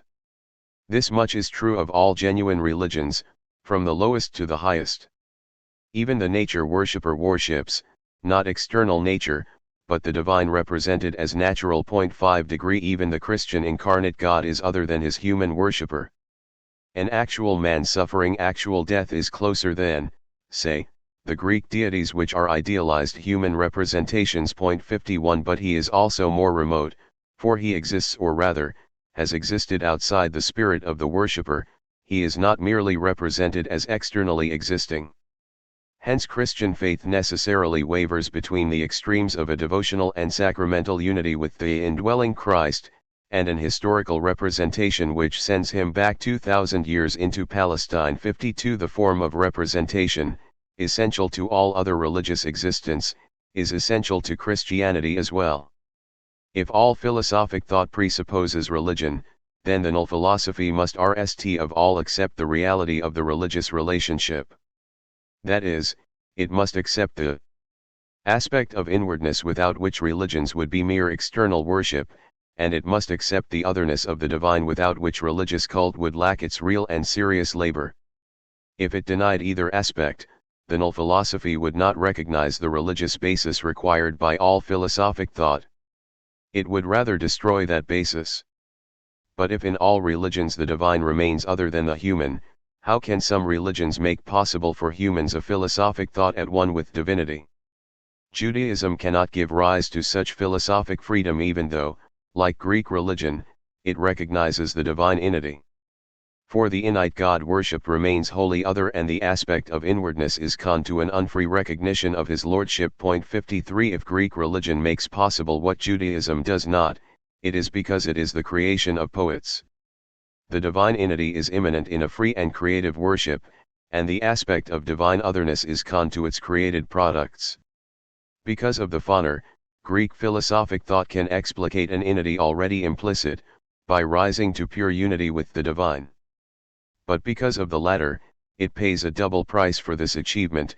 It destroys the otherness of the Greek gods, and it is itself forced to from a world which, now demythologized, yet remains other than the divinity to which thought has risen. 54 But if Greek philosophy can rise to freedom only by destroying its Greek religious presupposition, how can the null modern philosophy hope to achieve freedom and yet recognize and make peace with its Christian presupposition? And another aspect of the same question: how can it hope to stay with and comprehend the world when Greek thought was forced into it from it? What is the unique relation between Christian representational existence and the null philosophy which brings such goals within reach? First, the Christian God-man is an actual man external to human representation, as much other than human worship as the Lord of Judaism. Christianity is therefore no creation of poets, and Christian, like Jewish, worship has an essential aspect of receptivity. Why then does Christianity, like Greek religion, make philosophic thought possible, rather than, like Judaism, impossible? This is because, secondly, the Christian God-man does not remain transcendent to human worship. He is other than the worshipper, and yet, because he has revealed himself, same. Christian worship is of Christ. It is worship in Christ as well. The Christ is received, as externally, historically existent. But he is also appropriated by a free representation. And the human freedom manifest in this appropriation is itself a gift of divine grace. 55 As a result, the divine-human relation in all other religious representation composed of two activities, respectively divine and human, is in Christian representation one double activity. It is double because it remains a religious relationship between a grace which is divine and a freedom which is human. But it is one because the freedom is itself represented and experienced as a gift of the divine. The Jewish commanding Lord remains other than, and over against, an obedience which, human only, remains unfree. Greek worship is free because it is more than human, yet it remains limited in that it accepts, as other, gods on which it has itself conferred this otherness. Christian grace is at once actually other than the human freedom which receives it, and yet it is in this freedom because it is grace. This double activity gets Christian representation into difficulties. 57 An innate divine grace seems to leave no room for a freedom outside it, which is yet needed if it is to be mine and human. And a human freedom seems to leave no room for a divine grace which, outside it, must be humanly received. Yet Christian representation must express these difficulties. It cannot seek refuge from its double activity in a single activity which, whether it dissipates the human into the divine or the divine into the human, would destroy the reality of the Christian God-man relationship. And the difficulties, or rather, paradoxes which flow from this double activity are of the Christian essence. It is precisely this double activity of Christian representational existence which enables the null modern philosophy, like the Greek, to achieve oneness of thought with divinity and yet, unlike the Greek, to recognize, preserve, and comprehend rather than destroy the religion which has made this achievement possible. According to the history of philosophy, in turning against the medieval subservience to Christian faith and against Christian faith itself, modern philosophy has claimed an unity which, unlike the Greek, is inclusive of nightiness. The final modern philosophy now recognizes that the unity claimed presupposes the faith against which it is directed, and that its negation of that faith has positive as well as negative significance. In recognizing this truth, it ceases to oppose faith and instead undertakes to comprehend and transgress it. This task can be accomplished only on two conditions. One is that Christian faith is no longer a merely night human testimony, in non-union with a divinity other than human. The other is that the null philosophy is not, once again, a union with the divine achieved through it from nightness and non-union. Both must be testimonies of spirit to spirit, 58, i.e., testimonies of the divine in the human, to a divinity which, though other than the testifying spirit, is yet manifest in it. And, the testimony of speculative thought will be possible only because the testimony of Christian faith is already actual. They differ in that thought and speculation will grasp as one single activity what in faith and representation remains double. How is this possible? Religious spzrit. The heart exists on the human side of the divine-human relationship. Philosophic spirit speculative thought rises to its divine side.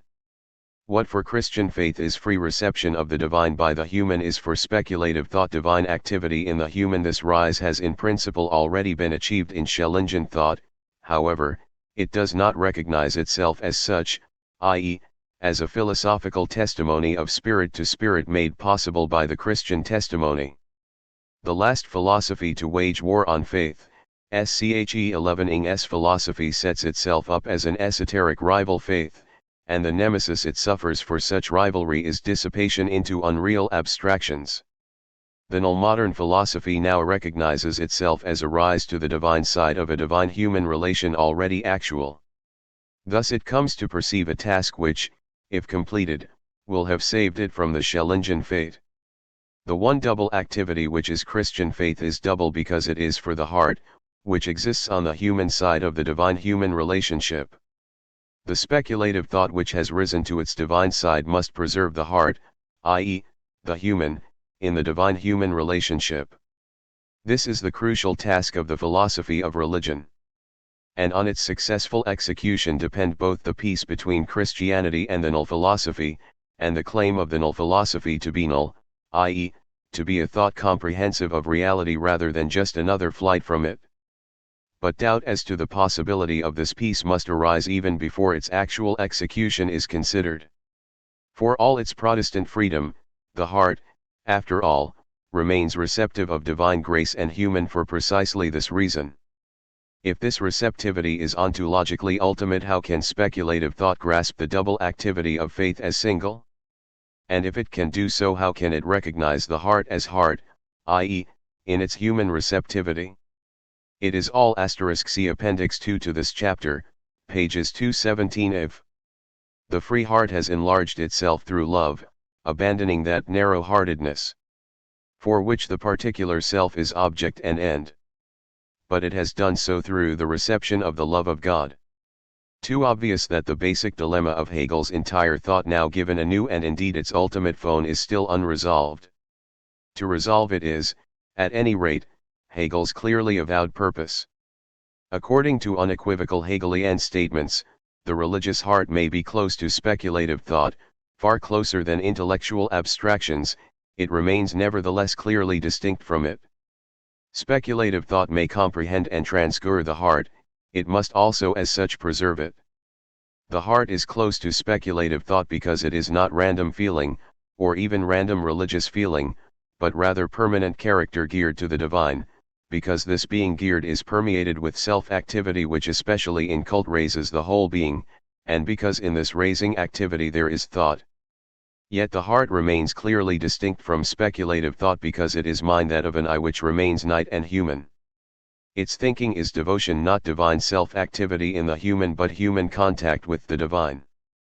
Permeated with self-activity, it is shot through with receptivity as well.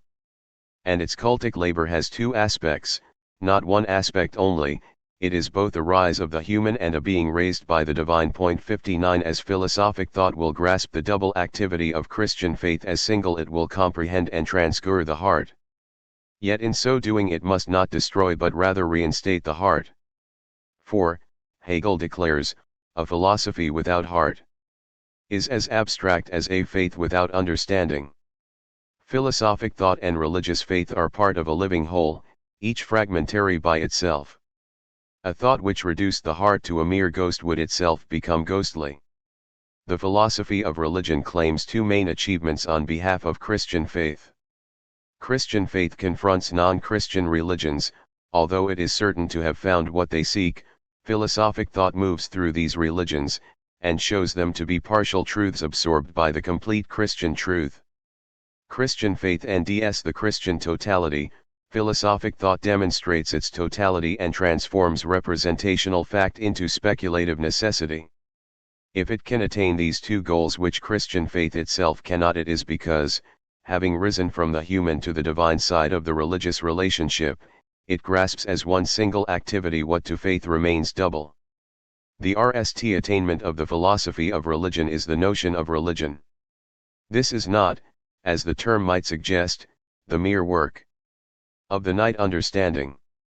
This latter must ignore or reject the human claim to a religious relation with the divine and regard religion as mere human fact, from which it will then seek to abstract such features as all religions may have in common. Philosophic or innate thought begins by accepting the reality of the divine-human relation to which all religions lay claim, and it becomes innate by reenacting as single what in and for them remains double. The RST truth brought to light by such a reenactment is a unity in all religious divine-human relationships despite all the conflict between them. The notion of religion is a single divine-human activity present in all existing religions, but not recognized by them as this activity because they are religions. The notion of religion, however, is no separate reality, and becomes separate only for the thought which reenacts it. It is a mere implicit power, which requires existing religions for its self-explication. Hence the philosophic thought which grasps the notion of religion cannot remain in splendid isolation. It is, rather, midway between two confrontations with existing religion. It is preceded by an acceptance of existing religion, as an actual rather than an illusory divine-human relation. It is followed by the comprehension of existing religion in terms of the notion which has been attained as its self-explication. This second confrontation, however, does not remain a confrontation. For the thought which comprehends existing religion absorbs and transgresses it. The notion of religion, present in all religions, is not however equally present in every religion. Religious claims differ and conflict. Philosophic comprehension preserves the difference but removes the connect. For it comprehends mutually connecting divine-human relations as different stages of the self-explication of the notion of religion. The process of self-explication, however, does not go on in infinitum, it is complete in Christianity. Only because it is complete in this religion can philosophic thought comprehend any religion.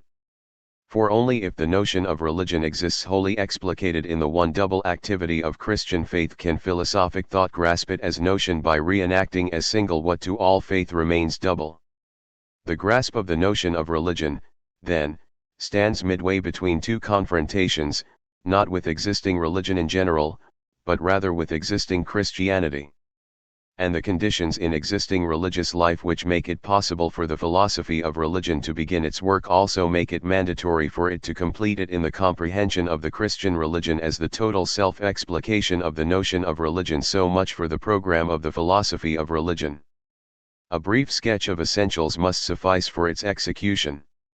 First, what of the notion of religion? All genuine religions are totalities of feeling, representation, and cult geared to the divine, and the totalities differ as does the divine to which they are geared. Philosophic comprehension grasps as single what in every religion remains double, and it grasps one power explicated in all different religions. For religious consciousness, the totalities of feeling, representation, and cult are geared to the divine, and are themselves human, and the totalities and divinities differ and indeed are in mutual conflict. Philosophic comprehension sees the divine in these human totalities, and the implicit divine human power which is in them. All this result the notion of religion next produces the task of comprehending existing religions. For these latter the divine, inwardly related to the human, still remains other than human. Philosophic comprehension can neither simply accept this otherness nor simply repudiate it. It cannot accept it, this would retroactively destroy both the notion of religion and the possibility of comprehending existing religions. It cannot repudiate it, repudiation would dissipate the existing religious reality which philosophy is to comprehend and which is indeed presupposed by this comprehension. What in existing religion is otherness, the divine being other than human, and the human, other than divine, is for the philosophic comprehension of religion a divine self-othering in the human. For this reason, philosophic comprehension can move through non-Christian religions when Christian faith, despite its comprehensive truth, can only confront them. Certain to have found what they seek, Christian faith must nevertheless oppose what they have found as simple falsehood. And the falsehood opposed, left unabsorbed, can continue to assert itself as truth. Philosophic comprehension has transcended all such mutual opposing. Non-Christian religions are true self-explications of the notion of religion, thus a justice is done them which Christian faith itself denies them. But they are only partial self-explications of the notion of religion, whereas Christianity is complete, thus their truths are absorbed and superseded. In this way philosophic comprehension, and it alone, reconciles the true religion with the false. 33. Even nature religions demand such justice. For Christian faith, these may be sheer idolatry, the worship of a fallen nature in place of its creator and redeemer. In the light of the notion of religion, philosophic comprehension adds a degree of truth even in this idolatrous falsehood.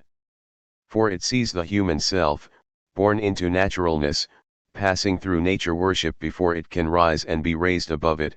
It also sees the divine, by itself complete apart from the human, as passing through self-externalization in nature and night spirit non-religious man before it can manifest itself as divine to a spirit no longer night only religious man. It sees the necessity of such passing if the notion of religion is to encompass otherness in its unity so as to become explicit in existing religion. For Christianity, the comprehensive truth which it accepts on faith, drops from heaven. For philosophic comprehension, it is the end of a process which must begin with the lowest if it is to reach the highest. Moreover, it cannot reach the highest straightway from the lowest. Even Christian faith itself views Jewish and Greek Roman religions 64 in which the higher Son of Spirit has caused the natural light to fade 65 as partial anticipations of its truth. Philosophic comprehension demonstrates this Christian view that these religions are necessary for, and absorbed in, the development of Christianity. In the Christian view the EU, risen above idolatry, worships the innate God, but, innate only, this God remains inaccessible. The Greek, though in idolatrous worship of night gods, worships a beauty above the human, not a nature below it, and in this beauty to which he is inwardly related innity is present a presence which makes possible eventual philosophic access to the pre-worldly Trinity. But although recognizing truth in these religions, Christian faith nevertheless confronts them, as anticipations of the total truth only, and false in their claim to nullity. These religions, on their part, can do their own confronting of Christianity. The Jew can reject the stumbling block of Christ despite the pain into which he is nally driven. And the Greek may reject him as folly even though at length forced into the choice between Roman unhappiness in a godless world and a philosophic eye to a worldless God. Christian faith can bear witness against both Jew and Greek, but it can do no more philosophic comprehension, in contrast, can do a great deal more. It will not, rst, view either the Jewish Lord as simply innate and transcendent, or Jewish worship as simply innate and human. The divine in Judaism is humanly accessible if only in that it is at length known to be inaccessible. As confronted by Christian faith, Judaism has wholly one truth and wholly lacks the other. As comprehended in the light of the notion of religion, Judaism is in partial possession of the whole truth. Jewish worship negates its own nightness even as it affirms the divine innity, and the Jewish God who is in the worship as well as its objectives become immanent even while he remains transcendent. Judaism has the one truth, it has this truth partially only because it remains in unresolved internal contradiction. The same is true, albeit oppositely, of Greek, or Greek-Roman, religion. For Christian faith, this too has one truth and one falsehood. Its falsehood is its idolatrous worship of night gods. Its truth is its celebration of human worth. And because this latter truth is conjoined with the former falsehood, it discloses at length the whole misery and grandeur of human power.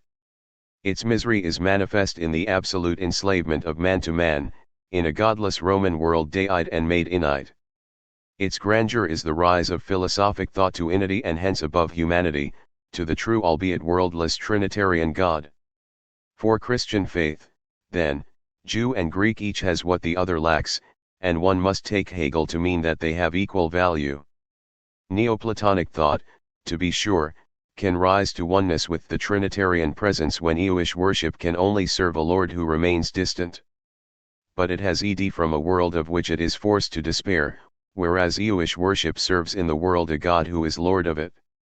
For philosophic comprehension, the Greek-Roman world culminates, not with the total possession of one truth and the total lack of the other. It culminates with the partial possession of the whole truth, and this indeed is implicit in this world from its first and wholly idolatrous beginnings. Even Greek mythological religion reeks this one truth, the divine innity is in the Greek celebration of its night but beautiful products. Because of this presence innity can enter for better and worse into consciousness. For better, Neoplatonic thought and speculative access to the Trinitarian absolute innity.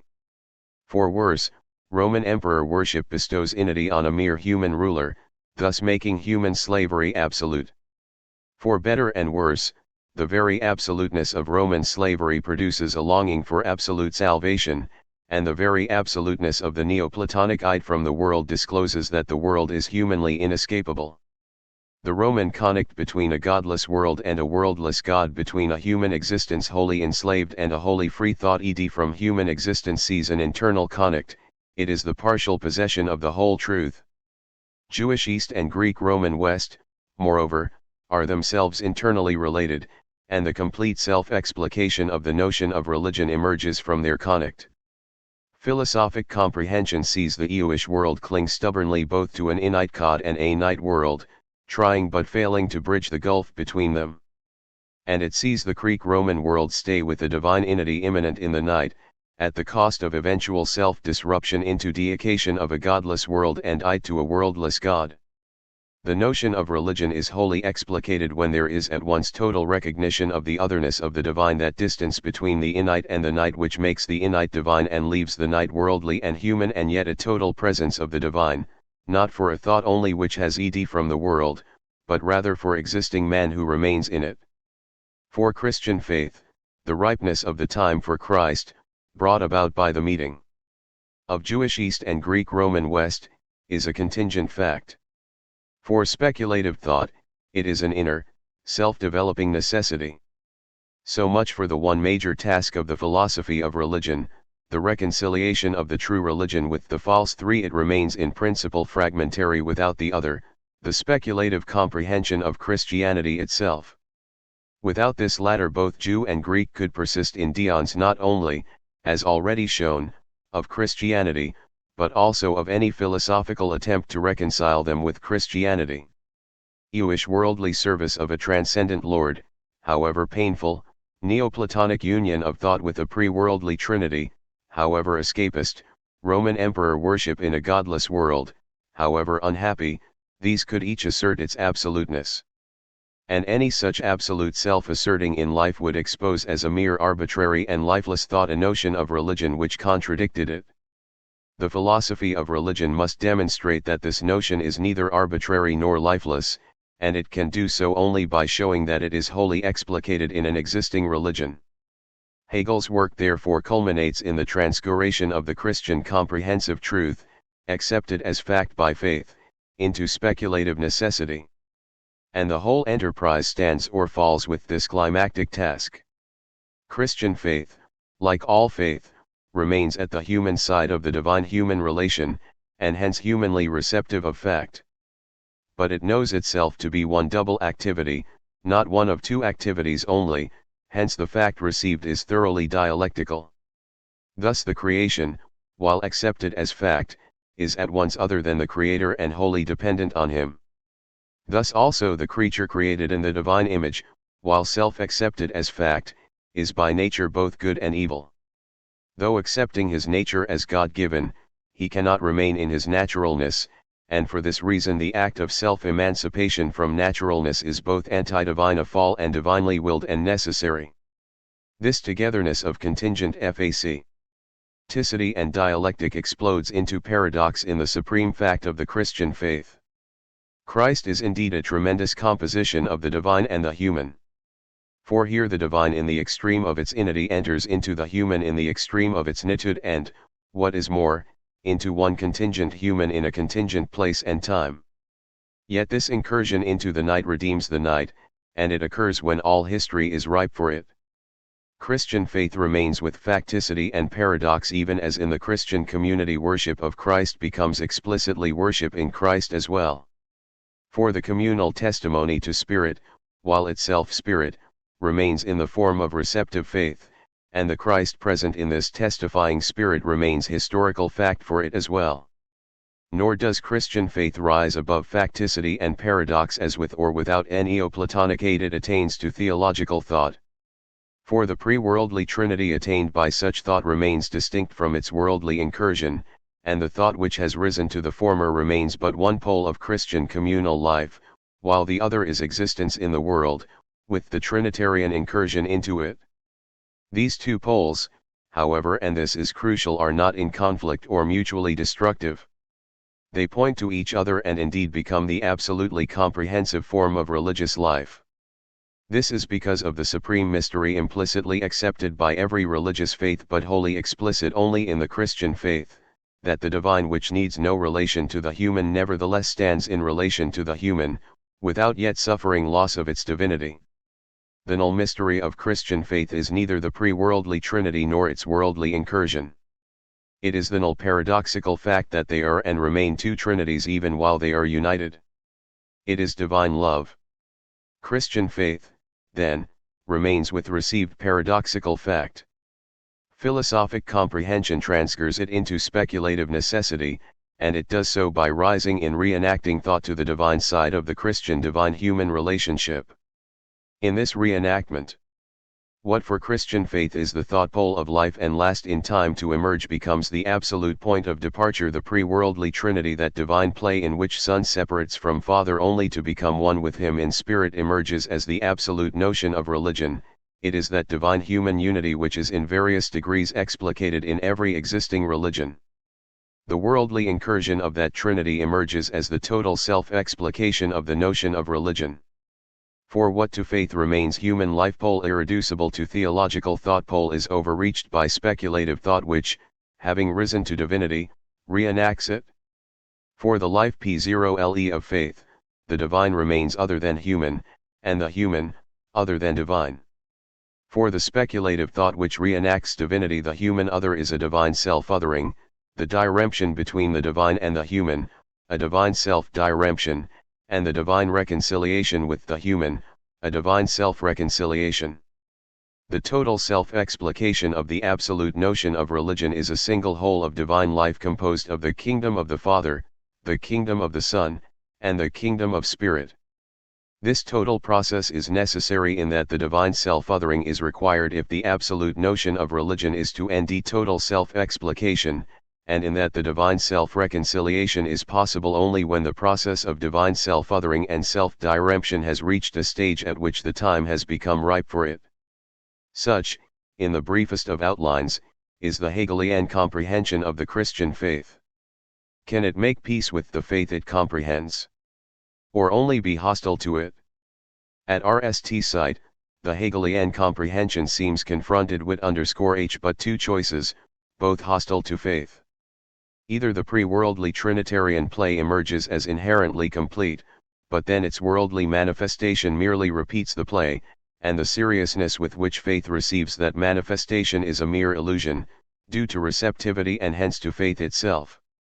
Or else the worldly manifestation of the Trinity is as serious as faith takes it to be, but then its significance is other than faith sees it. For Christian faith, it is a free gift of love, unneeded by the divine, to its human other. For philosophic comprehension, it is an act of divine self-love, needed by a divinity incomplete without it. It is obvious that a comprehension of either kind would be radically hostile to Christian faith, indeed far more hostile than those pre-Hegelian modern philosophies which, rather than comprehend the Christian content, could only wage war upon it. But a comprehension of either sort by a thought reenacting divinity would be protested against too loudly, by a faith insisting on remaining human. And a thought which claimed to encompass life would in fact fail to encompass this protest made in and by life. Philosophizing man, walking on his head, would thus dissipate rather than conream the life of faith in which man stands on his feet, and this would swiss to invalidate the claims made by the absolute philosophy. In short, the dilemma arrived at threatens not only the peace between Christian faith and Hegelian philosophy. It threatens, too, the absolute standpoint required by Hegel's thought as a whole. It threatens, as well, the middle sought by the entire Hegelian philosophy. For the philosophical dilemma vis-a-vis the double trinity of Christian faith merely specifies the general dilemma of the Hegelian middle. We have long rejected a right-wing dissipation of the actual world into the logical realm. This would be specified by the dissipation of the worldly Trinitarian incursion into a timeless Trinitarian play, and we have also rejected a left-wing reduction of idea and spirit to worldlinitude. This would be specified by the reduction of the worldly Trinitarian incursion to a divine self-realization which, bereft of a pre-worldly Trinity to sustain it, could never be complete. But just as the problems of Hegel's entire philosophy come to a head in its relation to Christian faith, so does their solution. For Hegel rejects the dilemma which has just been posed, both of whose horns would be destructive of Christian faith. The pre-worldly Trinitarian play is complete, apart from its worldly manifestation, yet this latter no mere repetition of the play is as real for philosophic comprehension as it is for Christian faith. The Trinitarian God is wholly real apart from the world and wholly real in it, and only because of his pre-worldly reality can his worldly manifestation be complete. The two trinities of Christian faith, then, do not reduce themselves, in one of two opposite ways, to one. They remain two, for philosophic thought as much as for Christian faith. And philosophy accepts what faith has asserted. that their relation is love. This love, then, remains in one decisive respect unchanged in nature by the philosophical transgression. For faith, divine love is a gift to the human other unneeded by the divine giver. For philosophic thought, divine love remains such a gift even though it is a divine self-othering. This love does not shrink into a divine unconcern with the worldly and human, nor into a concern necessitated by divine need. Divine love, therefore, is the ultimate fact of faith which remains fact even for the final philosophy, and only because philosophy accepts this fact can it attain absolute nullity. Here lies the ultimate condition on which Hegel's philosophy can make peace with Christian faith. A thought which reduced the Christian God to an unworldly Trinitarian play would leave the world unredeemed, and itself reenact the Neoplatonic Ide from it. A thought which transformed him into a self-realizing worldly reality would deny the comprehensiveness of Christian faith and reduce itself to nitude.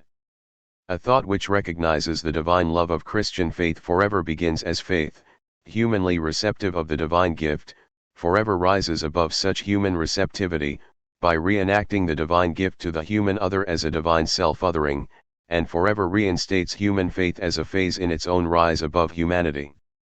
Only a thought of this kind can be divine and yet a possibility for thinkers who are, and remain, human. 5. The final secular religious world and the final philosophy. But how can religious faith, once thus comprehended, survive as faith? Comprehension may save its content. Can it save its form? Or must it, in reenacting as divine self-othering what human faith receives as other, expose such receptivity as mere appearance, reflecting human limitations which are now transcended? Such an exposure would surely end the life of faith. And it would end, as well, a thought which, rather than simply dwell with the divine, is perpetually to reenact its rise to it. It seems that Hegel's peace between the null philosophy and Christian faith must become for both religion and philosophy a peace of death. Yet that this is contrary to Hegel's innermost intentions has been the recurrent theme of the entire preceding exposition. The phenomenology can maintain its absolute standpoint of thought only if it preserves some standpoints of life. The system as a whole can dwell in its middle only if it overreaches rather than dissipates the actual world. And the philosophy of religion can comprehend the Christian divine-human relation from the divine side only if it both arises from and preserves the faith which lives at its human side. A thought which simply destroyed the representational form of faith would surely call forth a protest from the life of faith. And this protest, falling outside the thought which claimed to encompass it, would reduce this latter to ghostliness. But the philosophy of religion does not end with a rigid opposition between the forms of religious life and speculative thought. It ends, rather, with the mediation between life and speculative thought, the mediation of the ultimate dichotomy. Its crucial condition is that a conflict which in one sense is yet to be resolved by thought is in another already resolved in life. Just as the true content is present in modern life, so is the true form of innate self-activity. 71 Moreover, true content and true form are not unrelated, let alone inconnect. In modern ethical life the reconciliation of religion with actuality, with worldliness, is existing and accomplished fact. 72 Here the mundane realm of fact has discarded its barbarity and unrighteous caprice, while the realm of religious truth has abandoned the world of beyond and its arbitrary force. 73 Actuality as such is reconciled with spirit, and the state with religious conscience. 74 This inner bond between the free Christian testimony of spirit to spirit and free modern secular self-activity is for Hegel the ultimate revelation of reason in modern life, the ultimate revelation that the rational is actual, and the actual, rational. Only on condition of the existence of this reason in life can there be a true peace between it and that reason which is speculative thought. This conclusion might be gathered from our previous exposition of Hegel's history of philosophy. For in this work we saw not one but two conditions of philosophical thought in life: religion and secular self-activity. And we also saw the war waged on faith by that innate self-activity which is modern philosophy, paralleled by another, waged by that innate self-activity which makes modern secular life modern. but since its form must ally modern philosophy with modern secular life, one might guess that the one war can turn into peace only if the same is somehow true of the other, if Protestant conscience, rather than remain in inward unworldly receptivity, assumes self-active worldly outward expression, and if secular self-activity recognizes a foundation in religious inwardness which transcends the scope of all secular power. Only if this double condition is somehow satisfied in life can the time be ripe for the null philosophic thought. It is evident that the entire Hegelian enterprise, RST fully conceived in the Phenomenology, has now come full circle. With this conclusion, the ultimate question to be asked of the Hegelian philosophy, a question which has emerged again and again throughout these pages, only to be studiously postponed, has now become at length inescapable. It is only on condition of a union of the religious and secular aspects of modern spiritual life, both endowed with a dimension of unity, that the null philosophy is possible. What then is the relation between the union which is already actual in modern life and the union which is still to be produced by the final thought? On this decisive question Hegel's thinking undergoes, over the decades, a remarkable change.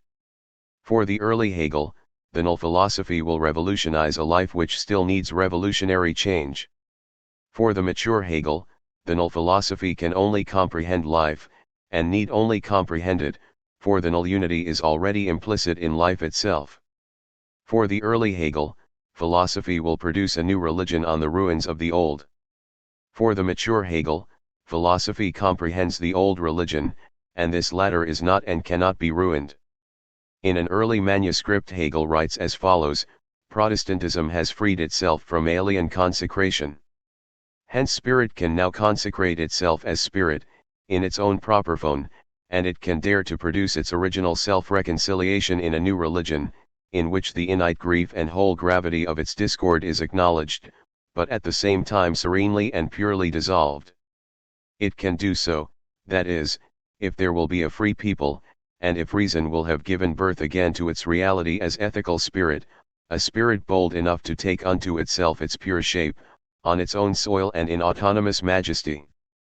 To embrace the whole energy of the suffering and discord which has controlled the world and all its forms of culture for several thousand years, and also to rise above it. This can be done by philosophy alone. The central point of this remarkable passage is the prognostication that philosophy will, can, and must produce a religion, i.e., a form of life. The early Hegel believes that philosophy must initiate a new form of life. 73 And he also believes that it can initiate it. As late as in 1808 he still writes, I am more convinced every day that theoretical labor accomplishes more in the world than practical. Once the realm of representation is revolutionized, the actual world cannot bear up. 79 Philosophy, then, will give a philosophical existence to the feeling of the religion of modern times. That God is dead, thus producing a speculative Good Friday, and in that existence absolute discord is absolutely redeemed, in the highest totality which has assumed the shape of serenest freedom. 3 But how would the life of this new religion have to be understood? In the old religion, grief and discord may be resolved, but only in a cultic life which, RST, continues to recognize persisting sin even as it receives the grace which redeems it, and which, secondly, acknowledges a secular realm outside the cultic, marked, not by a divine reconciliation eternally accomplished, but rather by a reconciliation eternally to be accomplished by human self-active labor. For this double reason, in the old religion the human, while rising and raised to oneness with divinity, can remain human. Can it remain so in the new religion projected by early Hegelian philosophy? Certainly not, for it must become divine. A spirit which in autonomous majesty purely dissolved discord would fuse into simple identity religious union with divinity and secular self-activity, abolishing the receptive form of the one and superseding the night and hence discordant content of the other. Such a religion would be either a post-Christian and P0st secular rational mysticism which dissolved the human into the divine, or else a post-religious humanism which dissipated divinity into an eternal goal to be realized by a projected self-deification of the human. This new religion would wrench Hegelian thought from its middle and force it into one of the extremes. but Hegel's mature thought has turned sharply from this early conception of a new religion to be produced by philosophy. The gray in gray of philosophy cannot rejuvenate but only comprehend a shape of life. It reenacts the old religion in thought, it can produce no new religion to replace the old. It is not the cock which heralds a new morning but rather in one of Hegel's most celebrated passages the owl of Minerva which rises to it with the coming of dusk. 31 Popular opinion here takes Hegel as reducing philosophy to the reflective self-consciousness of civilization, there being potentially as many philosophies as there are civilizations, each arising toward the end and hastening death. This interpretation is radically mistaken. In Hegel's view, only some civilizations can be productive of a philosophy. Moreover, his own philosophy is in principle the null philosophy, comprehensive of the civilization which by virtue of its religious and secular aspects, both endowed with the dimension of inity is itself in principle complete. Finally, and this is the decisive thesis, the comprehension which is in principle complete does not weaken or end the life which is in principle complete. Only natural old age is weakness, the old age of spirit is that complete maturity in which spirit goes back, as spirit, into unity. 32 Hegel's decisive thesis, however, gives rise to a decisive question concerning the conditions on which it can be maintained. Life must still be divided if the unication which is philosophic thought is to be needed, and yet it must already be united if that unication is not to destroy it. This is in fact the mature Hegel position. Philosophy which can only comprehend life need only comprehend it, for modern life is already in principle united. Yet because it is life its unity must remain creative diversity, the spirit which goes back into simple unity is philosophic thought only. Such a thought does not replace a life which remains creatively diverse, it calls for continued participation in it. What has at length emerged, then, is Hegel's faith in the modern world, and this is the ultimate condition in life of the possibility of his entire philosophic thought. If the mature Hegel can accept the modern world as in principle null, it is because, RST, he shares the double faith which in his view constitutes it. The Christian kingdom of God is founded forever. And the very gates of hell cannot prevail against it. 33 Equally indestructible is the infinite modern self-condensence which is manifest in free secular self-activity, the idea of freedom, once in principle actual, cannot be dislodged. But secondly, Hegel can take this world as null as continuing to persist after philosophy has united it in thought only because he takes it as already being one world, no less indestructible than the two dimensions which constitute the modern world is the inner bond which unites them. Their opposition has implicitly lost its marrow. 35 It is this last named faith which in the end is decisive. Only on the assumption of an actual and, in principle, null secular Protestant synthesis in modern life can Hegel both venture that null synthesis which is his philosophic thought and yet maintain that it will not end the life which has made it possible. This faith, and the philosophical comprehension which arises from it, may certainly be called conservative in contrast to the early Hegelian revolutionary expectations. But neither his faith nor his philosophic comprehension has any truck with the conservatism which would freeze the early 19th century European world into permanence. For the opposition between the religious and secular aspects of that world has lost its marrow implicitly. 36 Only the secular idea of freedom, in principle actual, is actual in principle and as idea only, and because it is in it the task of realizing it is unending. Protestant faith, on its part, though freely receptive, can always again lapse into that sheer receptivity and unworldly lassitude which is the danger of all religious faith. Only the inner bond between secular freedom and Protestant faith can produce the dynamic which frees the one from being fettered to some night status quo and the other from inactive unworldliness. The bond is dynamic because it keeps what it has permanently united, at the same time, in permanent creative tension. The modern world, then, which is made one by this bond, is in principle null, but it is null in principle only. And the precise characteristics in it which make revolution both impossible and unnecessary render it capable of innate internal reforms which will meet all future needs. There is no conflict between Hegel's faith in the nullity of modern European Christian civilization and his references deliberately kept few, sparse, and enigmatic to an American future, nor is there a connect between a null philosophic comprehension of the null form of life and a faith in the continued reality of the life comprehended.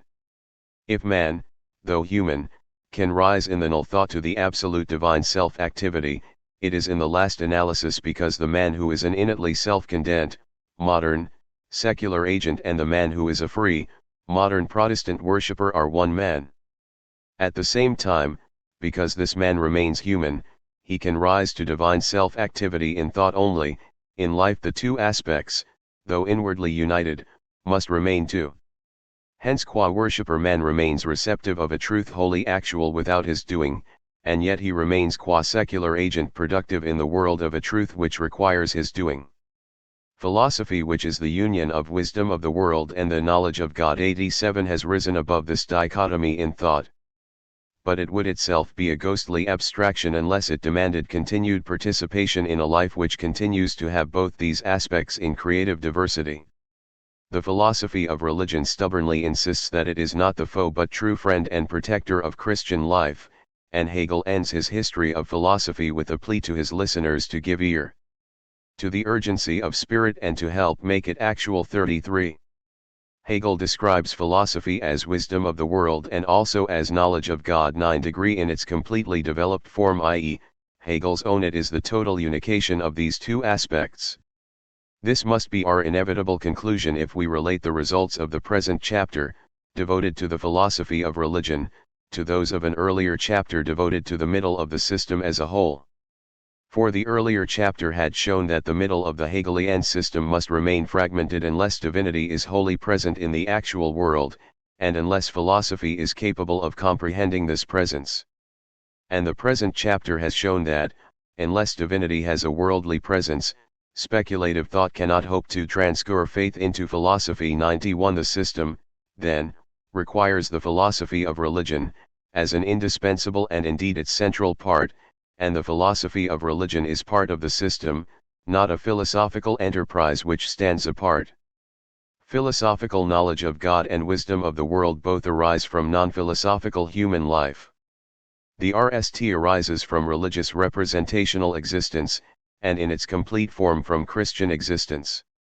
The second presupposes the awakening of the wisdom of the world in the spirit of governments and nations, i.e., wisdom concerning what is right and rational in the actual world.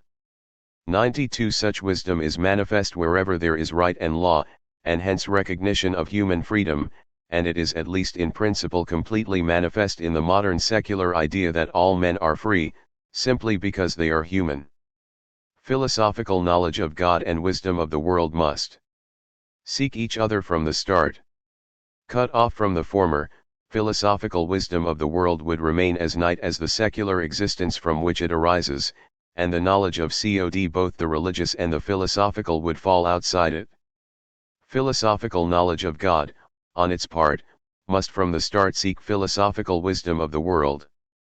For the content of philosophy and religion is identical only except for the more specific content of external nature and night spirit, which does not fall into the sphere of religion. 93. This more specific content may not fall into the sphere of religion. It does fall, however, into the sphere of philosophy. An unworldly philosophical theology which simply ignored this more specific content would be opposed by a wisdom of the world which aimed at the conquest of externality in life, as well as by a philosophical wisdom of the world which aimed at such a conquest in the realm of thought. Taken as a single whole, then, philosophical cognition aims at comprehending the relation of religion to the remainder of man's Weltanschauung. 94. The Hegelian philosophy claims to have completed the unification of philosophical knowledge of God and wisdom of the world. On the one hand, it raises the more specific content of external nature and night spirit above nitude by altering the categories. 95. And it can do so because the knowledge of God, already existing in the form of religious representation, is ready to be transferred into the form of speculative thought. On the other hand, it unites the God of both Christian faith and all past speculative thought so thoroughly with the speculatively transferred world as to produce a total union in thought of what remains creatively divergent in life. Hegel sums up all these conclusions in a remarkable statement. He writes, "The absolute idea may be compared to the old man, who utters the same religious doctrines as the child, but for whom they signify his entire life. The child in contrast may understand the religious content. But all of life and the whole world still exist outside it." Appendix 1.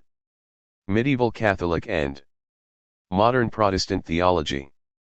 According to Hegel, the general relation of the first Christian church to philosophy is that on the one hand, the philosophic idea has been transplanted into this religion, and that, on the other, this moment in the idea according to which this latter breaks up within itself into wisdom, the active logos, the Son of God, etc., has been brought to a culmination in subjectivity, and further in the sensuous immediate individuality and present existence of a human individual appearing in space and time. Hegel thus clearly holds that to have insisted on these two aspects rather than to have permitted the reduction of either to the other is the great achievement of patristic thought. It is by no means a defect in it. And since this insistence implies unfree subservience to ecclesiastical authority, this willingness to become subservient, too, is an achievement rather than a defect. Still, this subservience is a defect, and it marks, in Hegel's view, the inferiority of medieval Catholicism to modern Protestantism. As will be seen, whereas medieval Catholicism is otherworldly and subservient to authority, for modern Protestantism salvation has descended from a distant heaven into a present free heart. Despite this, however, medieval Catholic theology is on the whole superior to most if not all of modern Protestant theology. In the former, authority directs the speculative grasp of the pre-worldly Trinity to the divine incursion into history, and this limits speculative freedom, and it directs believing acceptance of the historical isis, resting on authority, to the eternal Trinitarian God incarnate in him, thus it gives limited range to speculative freedom. In contrast, Protestant thought all too often dissipates the divine eternal presence into sheer feeling, both devoid of objective content and divorced from history, or it removes it to a mere remote object of abstract thought, or else again it loses both divinity and eternity in a fruitless search for the historical isis. These are no mere accidental aberrations. Medieval theology makes philosophy subservient to church authority and preserves it within these limits. Such compromises are destroyed in the modern world, by the radicalism of both modern secular life and modern philosophy. Because of this radicalism, Protestant apologetics has become hostile to all philosophy. But this hostility is self-defeating, and the true need of Protestant faith is quite otherwise. It requires a thought which grasps the two trinities as present rather than beyond, hence with a freedom wholly emancipated from medieval authoritarianism. Precisely such a grasp is the task of Hegel's philosophy of religion, which therefore claims to be the null modern theology. Appendix 2. The speculative rise from the human to the divine side of the divine-human relation. This interpretation is central to this chapter and, indeed, to our whole account of Hegel's thought. But it is at variance with the standard interpretation which, in effect, concludes that Hegel dissolves the Christian religion into a speculative pantheism, and that he regards its representational form as merely exoteric and devoid of truth and reality.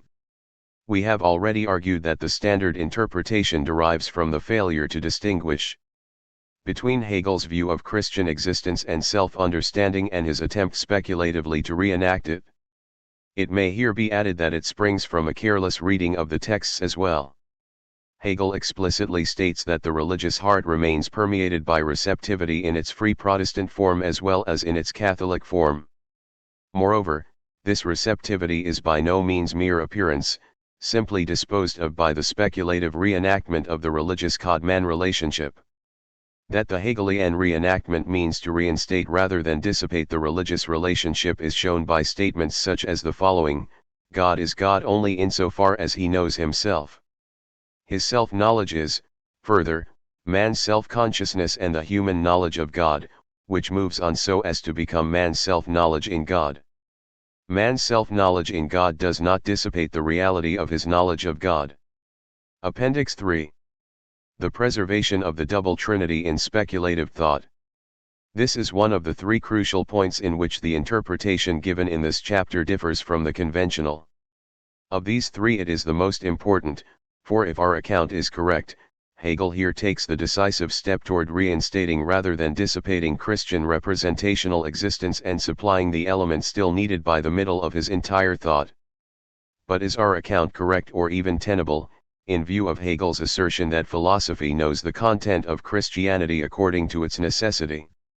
3 points must be borne in mind in the interpretation of this necessity. The notion produces the truth but at the same time recognizes its content as not produced, i.e., as already actual in Christianity, and it is by doing both that it justifies religion and in particular the Christian or true religion. This activity must grasp both God and his relation to the world, a grasp which encompasses the entire Hegelian philosophy. As speculative grasp of Christianity, it must reenact the Trinitarian God both as a love, which is a play of differentiation which is not serious, and also as the conquest of an innate pain which is all too serious, that is, as a reconciliation which is actual despite the otherness, finiteness, weakness, and frailty of human nature. These three assertions cannot be understood at all unless for philosophical thought as well as for Christian faith the two trinities of Christian faith remain two, and unless the love which connects them is a philosophically recognized fact. And as this philosophical recognition expands itself, so as to encompass the non-religious aspects of the human Weltanschauung as well as the realities of Christian faith, it connects the two circles of the entire Hegelian philosophy, of which one is the logic, and the other, the system as a whole. But then in what sense does the notion produce the recognized Christian content according to its necessity in the philosophy of religion? And in what sense does the encyclopedia demonstrate that the idea, once self-complete, must freely release itself into nature? In no other sense than by grasping all otherness as a divine self-othering. Thus the philosophy of religion can see the world as both actual in its flowitude other than the pure play of the divine Trinitarian love and also as overreached by a God othering himself in it. Thus too the encyclopedia grasps nature as other than the idea in its logical purity, and also as the self-externalization of the idea. It does both when it grasps spirit as presupposing nature and also as presupposed by nature. And, as we saw above, it accomplishes this double grasp when it recognizes overreaching power in both idea and spirit. Appendix 4. The modern secular Protestant world. That modern secular self-activity and modern Christian faith must remain in creative diversity rather than become a simple unity is our third major departure in this chapter from commonly accepted accounts. Issues of great importance are here at stake. My account immediately rejects Hegel's supposed deification of the Prussian state as well as the possibility that in Hegel's view any state, or any form of state, can ever be null or endorsed as null by philosophy. A full defense of my interpretation is wholly beyond the scope of this work. All we can presently do is outline the conditions on which a creatively diverse modern secular Christian life could become a simple unity, reject any such unity as un-Hegelian, and consider the implications of this rejection. One possible simple unity would be a modern Christian state. But this is bitterly attacked by Hegel as worse than an anachronism. A medieval Catholic state could give at least limited and disciplined recognition to secular right and law. A state ruled by the modern Protestant heart could give no such recognition. It would give free scope to caprice, tyranny and oppression. In his assault on the idea of a modern Christian state, Hegel does not remain in the realm of abstraction. Thus he defends the emancipation of the Jews, not only against Metternich-style reactionaries but also against that romantic revolutionary German Christian nationalism which had emerged during the War of Liberation. This latter is often naively mistaken for a Western-style liberalism. Published in 1812 a pamphlet demanding that Jews be limited in their right to marry and trade, expelled from villages, and forced to wear a Jewish badge. The alternative simply unit form of modern life would be one in which the secular aspect had so totally appropriated the religious as to produce the death of God and become itself divine, whether in the form of one particular actually existing order or in the form of an actually existing historical movement from one such order to another. But this possibility is repudiated by Hegel himself. For him, the distinction between the true and the actually existing state remains, as does that between state and religion, even though their root is one. For, first, the ethical life of the state and religious spirituality are mutually warranting, i.e., the state cannot be ethical if, appropriating the religious dimension, it becomes totalitarian. And, secondly, the religious dimension is not to interaction with the political because, whereas the realm of the political remains forever fragmentary, the religious realm possesses an absoluteness shared only by art and philosophy, but rather with an account of a history which is in idea complete and yet remains as actuality open-ended. On one occasion, Hegel actually contrasts a possible future American living rationality with a present European imprisonment, and whereas he exalts Lutheranism and German philosophy, Hegel has no high opinion of German political self-activity. We have all sorts of commotion in and on top of our heads, but through it all the German head quietly keeps its nightcap on and carries on as usual. The second point is perhaps most important of all. Our account alone is consistent with the middle sought by the entire Hegelian philosophy. It would be wrenched from this middle into a right-wing extreme by the absurd view which would make all history end with the present actual state, and into a left-wing extreme by a view which, leaving history simply open-ended because simply secular, would fragment all spirit philosophy included into eternal nitude. Chapter 7. Conclusion.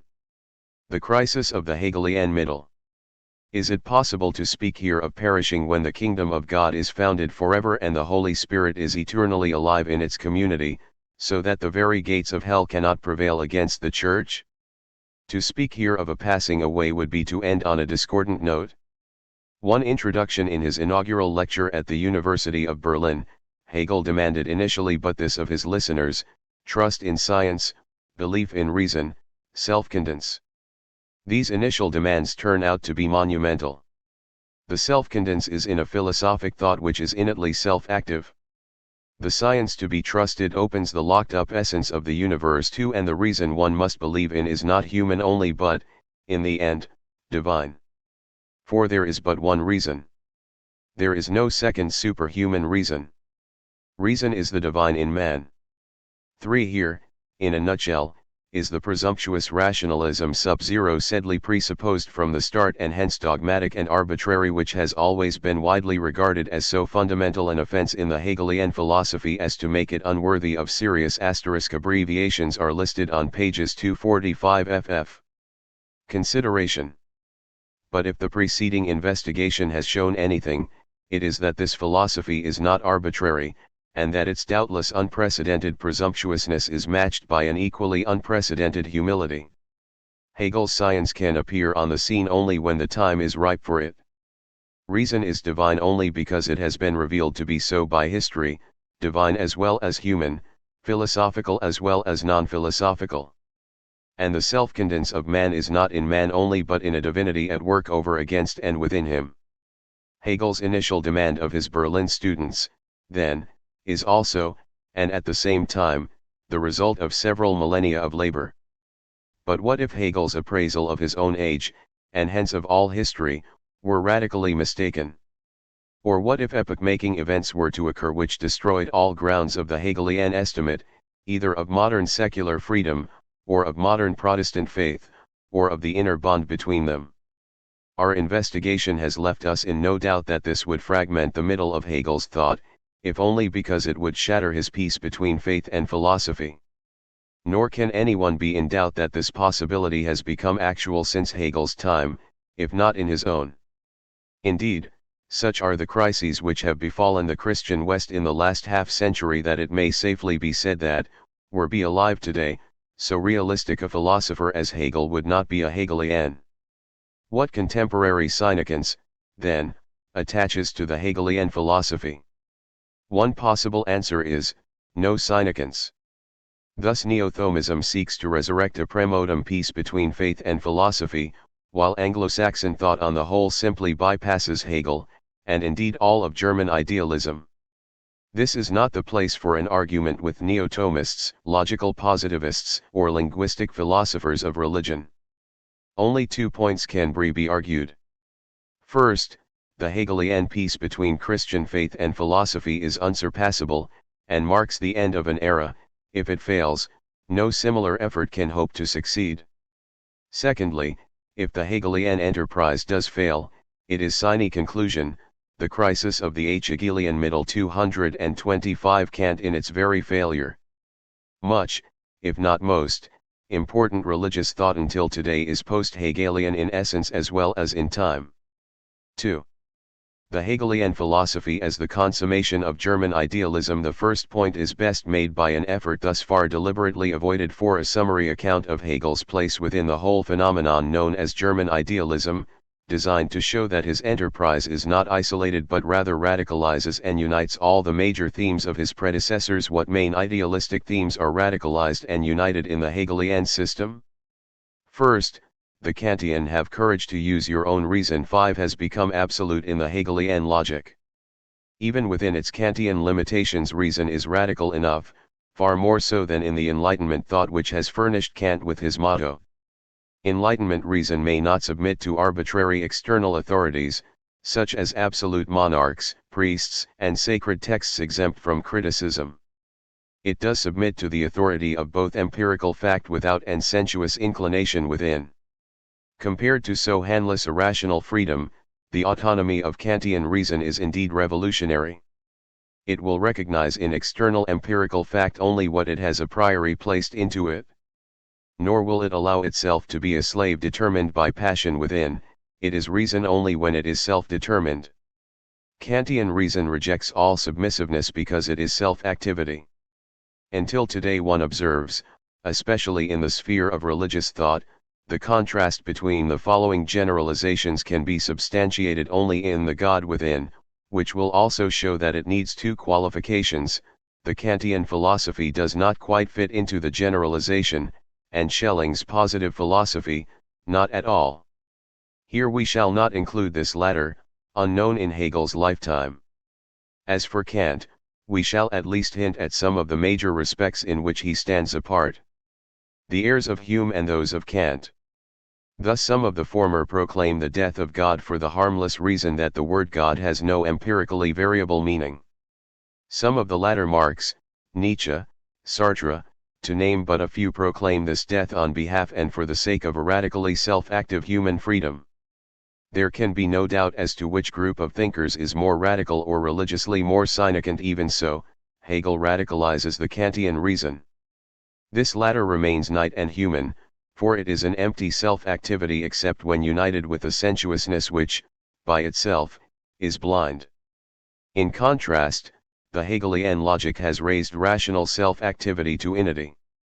This is largely, although not exclusively, because the reason in question clearly and unequivocally is as the Kantian is not philosophical reason.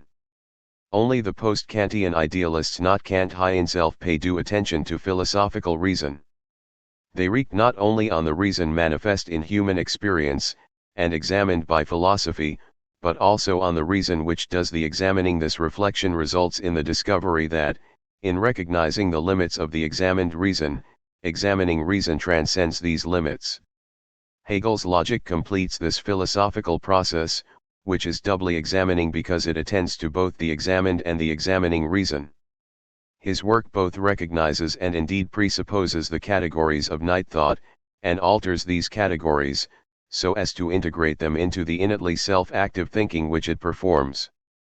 But what would be a free reason of any sort, Kantian or Hegelian, which is a mere philosophical assertion?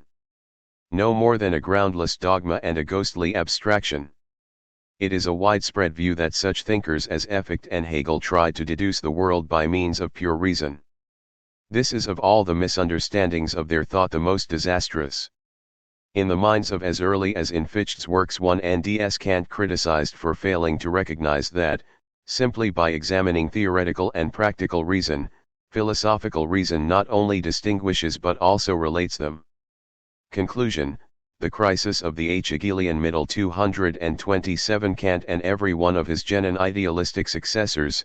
Free philosophical reason must have what may be called an existential matrix, or Sitz im Leben, in order to have reality of any kind, and in order to be furnished with what one may term experiential verification, the recognition of the need for such a matrix is built into every aspect of their thought. The Sitz im Leben of philosophic thought is a second theme with all these thinkers, additional to that of autonomous reason. And this second theme is inextricably interwoven with the RST. This assertion cannot here be demonstrated but only illustrated. Kant proves the possibility of moral freedom on the grounds of the actuality of moral obligation. Fichte reenacts in philosophic thought the absolute ego, which posits the non-ego. This requires the prior existence of the moral ego, which confronts the non-ego, as the material of its duty rendered sensuous. Schleiermacher asserts a philosophical realism that is higher than Fichte's moral idealism. He bases it on a religious feeling of absolute dependence which discloses an actual dependence. Schelling puts forward a philosophical real idealism, composed of philosophies of nature and consciousness. This real idealism but reenacts in conscious thought what is already unconsciously enacted in life, coming to consciousness in the work of art. Of each of these pre-Hegelian thinkers it is true, to use Kantian language, that human life supplies the ratio cognoscendi of a truth of philosophic thought, whereas philosophical thought discovers the ratio essendi of a truth of non-philosophic life. 1. The dimension of life which is the matrix of philosophic thought can hardly fail to be existentially ultimate. For Kant and his idealistic followers this means, and this is the third theme they share, that it is religious. In Sinekens Kant takes his stand on a morally justed religious hope, Fichte on a religion of joyous moral activity, Schleiermacher on one of pious passivity, and Schelling on that unique revelation which is art. Philosophical preoccupation with religion is not, therefore, a subsidiary discipline in their respective systems only. Religion is also, and indeed primarily, the experiential basis of their entire philosophic enterprise, and philosophic thought concerning it, a central requirement. This is, of course, not to deny that what functions as religion may be, in some or all cases, anti-religious by certain standards. Certainly it is far removed from all orthodoxies. Thus even Kant caused orthodox eyebrows to be raised. And Fichte was embroiled in a notorious controversy over atheism. The Hegelian philosophy radicalizes not only the Kantian autonomous reason. It radicalizes, as well, the Kantian and post-Kantian search for an existential matrix of philosophic thought. And in this process it is driven into a unique philosophical confrontation with historical Christianity. Hegel radicalizes the search for the existential matrix in that he seeks comprehensiveness. It is no longer adequate to exalt one dimension of life at the expense of all others. This would suffice to infect philosophy with one-sidedness and make it fall short of science. The required matrix must be all of life or experience, the barbaric as well as the civilized, concrete moral or social action as well as abstract natural science, the life continuitude as well as those of its dimensions art and religion which transcend it. The pursuit of this requirement has two fundamental, and interrelated, consequences.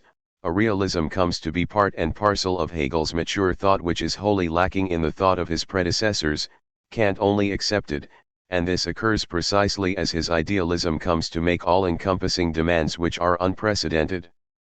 These consequences, and their interrelation, are most readily seen in the demand in which the entire Hegelian philosophy reaches its climax. Hegel must demand that an innately free philosophical thought, which is to overcome all dualisms within life, must in the end also overcome the dualism between it and all of life. That demand cannot be met by the dissipation of life into philosophic thought. This would be a reduction of both life and thought to a night in which all cows are black. Nor can it be met by a surrender of thought to life. This would be the reduction of philosophic thought to nitude. The Hegelian philosophy must be both unyieldingly realistic in its acceptance of non-union and unyieldingly idealistic in its assertion and production of union.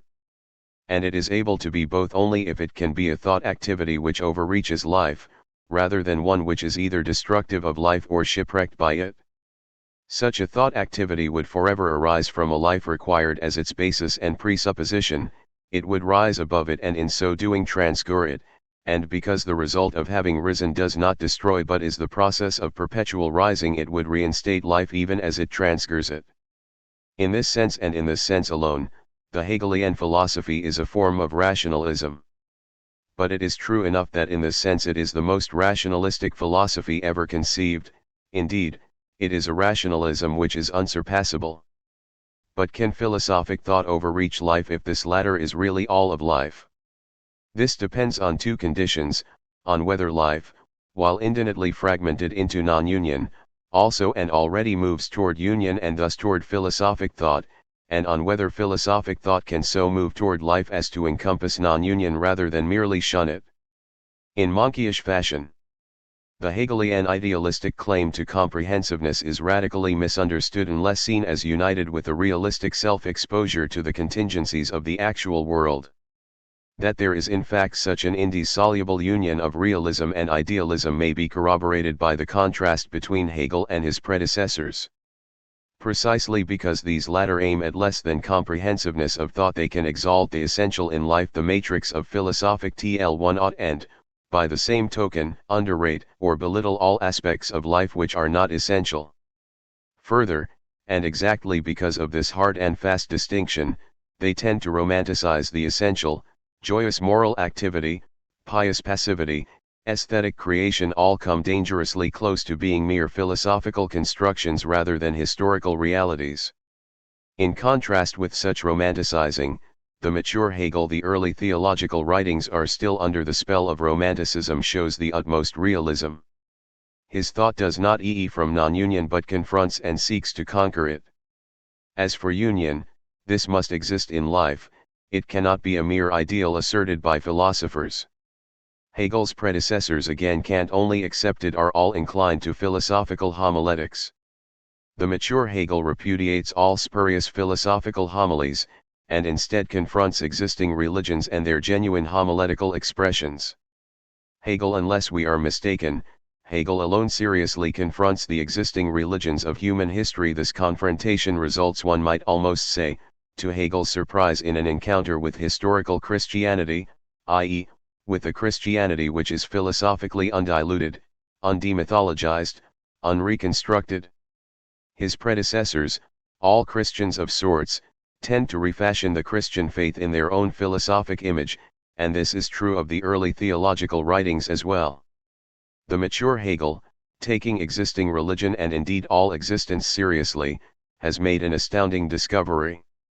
The religious life of man did not have to wait for philosophic thought, or for purification by philosophic thought, in order to be redeemed from non-union, disruption and evil. In Christian life, this redemption has already occurred. For Christianity itself, not merely the philosophical comprehension of Christianity, is a process of overreaching, it is a union of union and non-union in which sin is both utterly real and yet wholly conquered. Indeed, were it not for this conquest of non-union already actual in life, philosophy would remain fragmented in its attempt to conquer non-union in thought. It would, in the end, have to from non-union, and thus from life as a whole. Increasing involvement with historical Christianity is thus no accident in the philosophy of Hegel's maturity, much less a lapse into reaction due to resignation or old age. It is part and parcel of that realism which distinguishes the mature Hegelian idealism from all others. Nor is this involvement on Hegel's part a betrayal of idealistic reason or freedom. Orthodox as regards Christian content, Hegel's mature thought is as free as regards form as that of his predecessors, or, for that matter, as his own early theological writings. Indeed, the claims here made on behalf of rational freedom exceed all others in boldness. For Kant, revelation remains beyond the bounds of reason. His successors can philosophically comprehend Christianity only by either ignoring or denying its claims to revealed status. Hegel at once accepts the paradoxical revelation of God in Christ and dares comprehend it in philosophical thought. For all the preceding reasons taken together, Hegel is forced to confront history, the fourth major theme all German idealistic philosophers have in common. History is by no means unessential either for Kant or his successors prior to Hegel, if only because the matrix of philosophical thought must have historical existence. 7 History can nevertheless remain peripheral so long as the matrix of philosophic thought is less than all dimensions of human life, and so long as the relation between life and philosophic thought has not become the central issue. Philosophic thought must presumably erupt somewhere in life.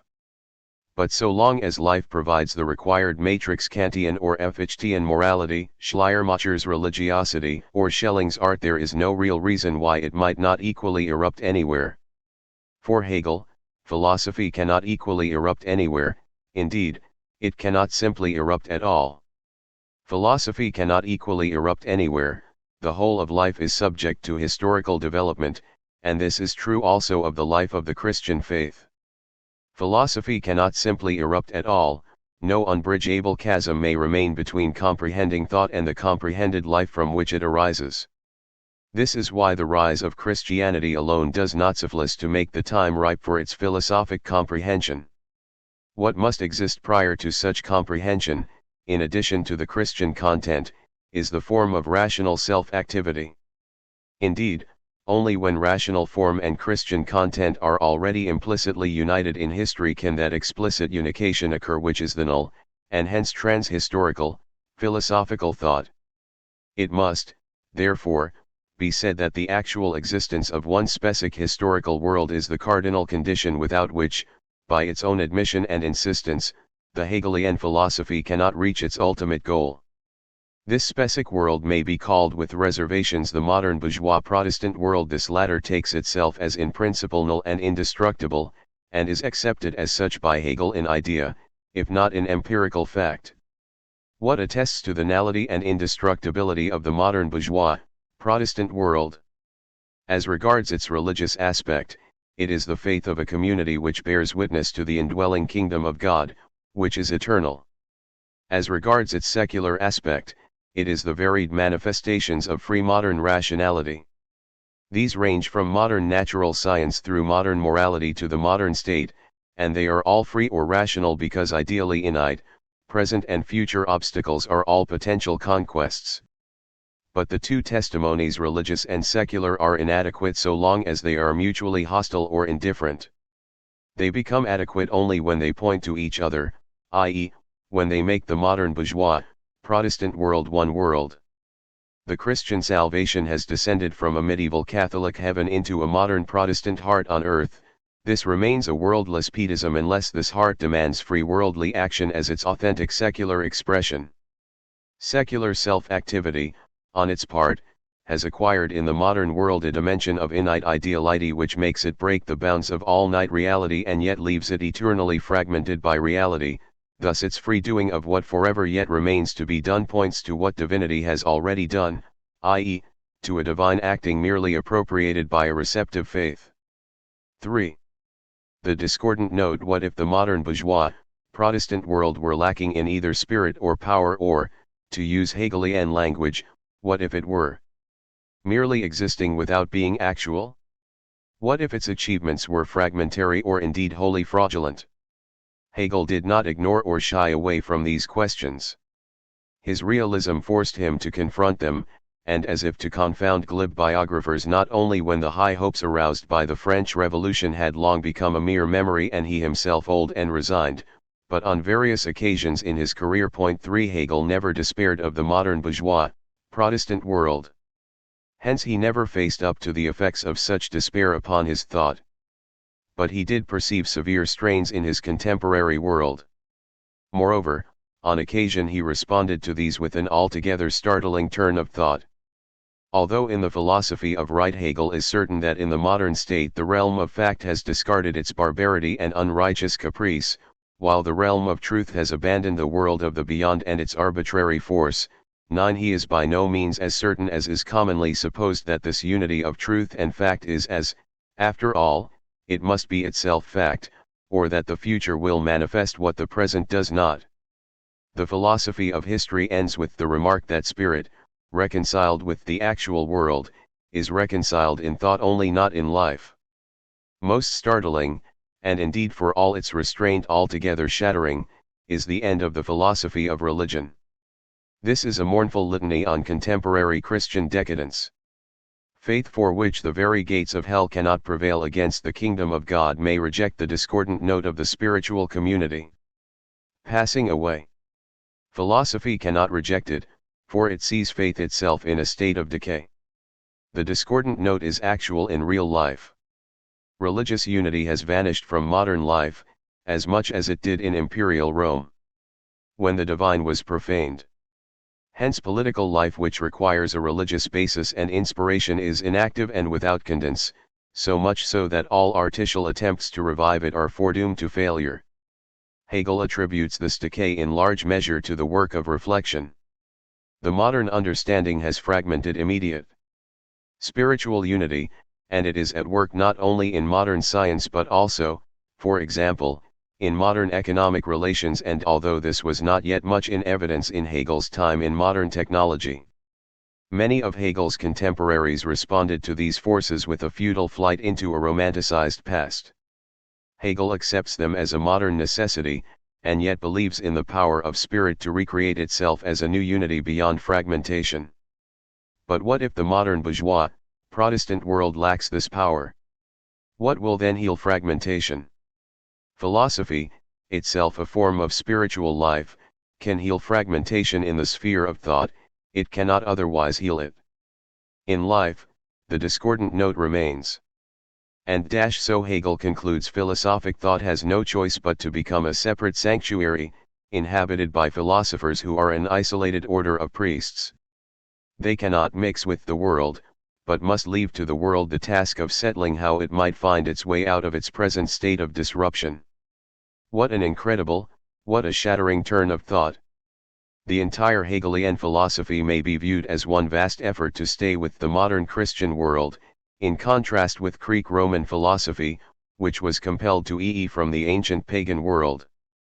Are we to understand that the Hegelian philosophy too is, in the end, forced into it? For the crisis of Hegelianism and post-Hegelian thought in the early 19th century, this question could still remain marginal. Were Hegel alive today, he would be forced to regard it as central. For our contemporary Christian West, unlike Hegel's own, is characterized by a fragmentation which is all-pervasive and inescapable.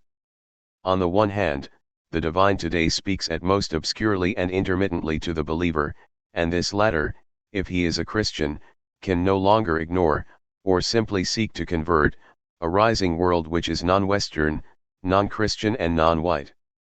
He exists in a post-Christian world.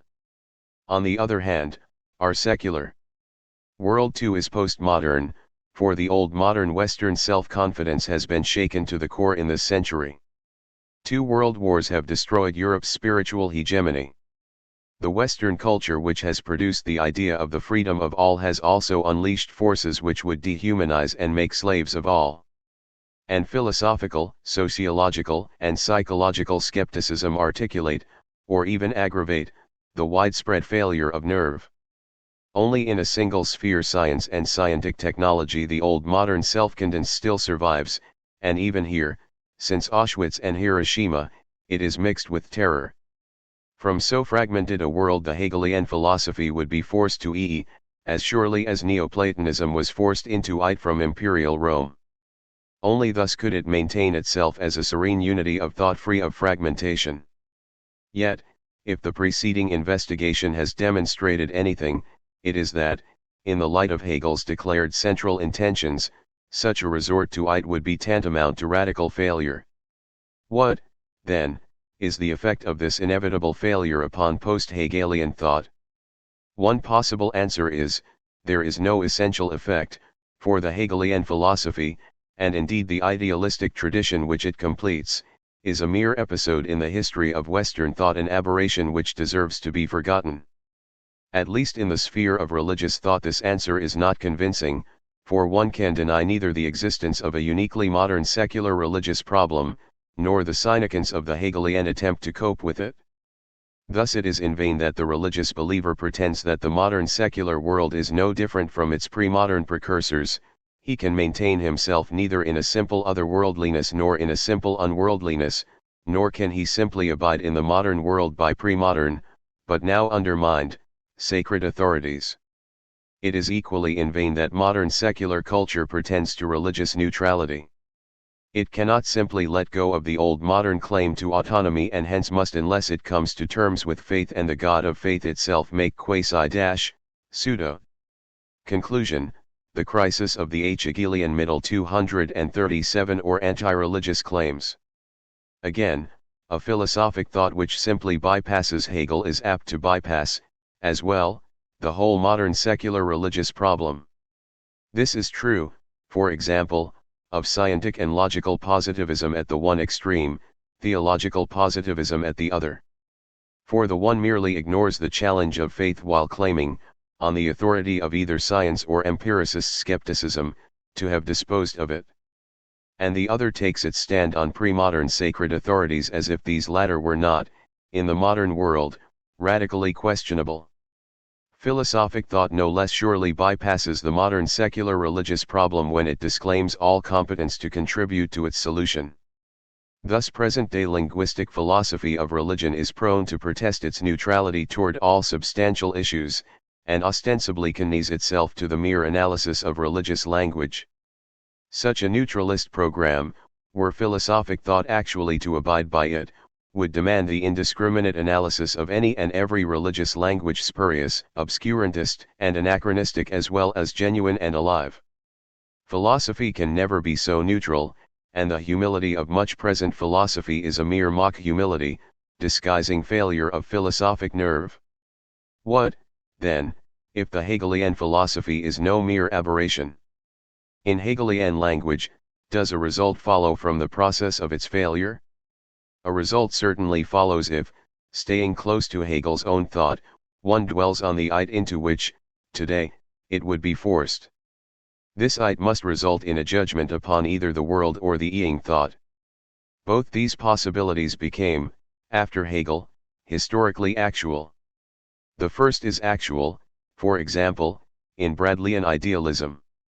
Here philosophic thought is from the world simply because it is the world.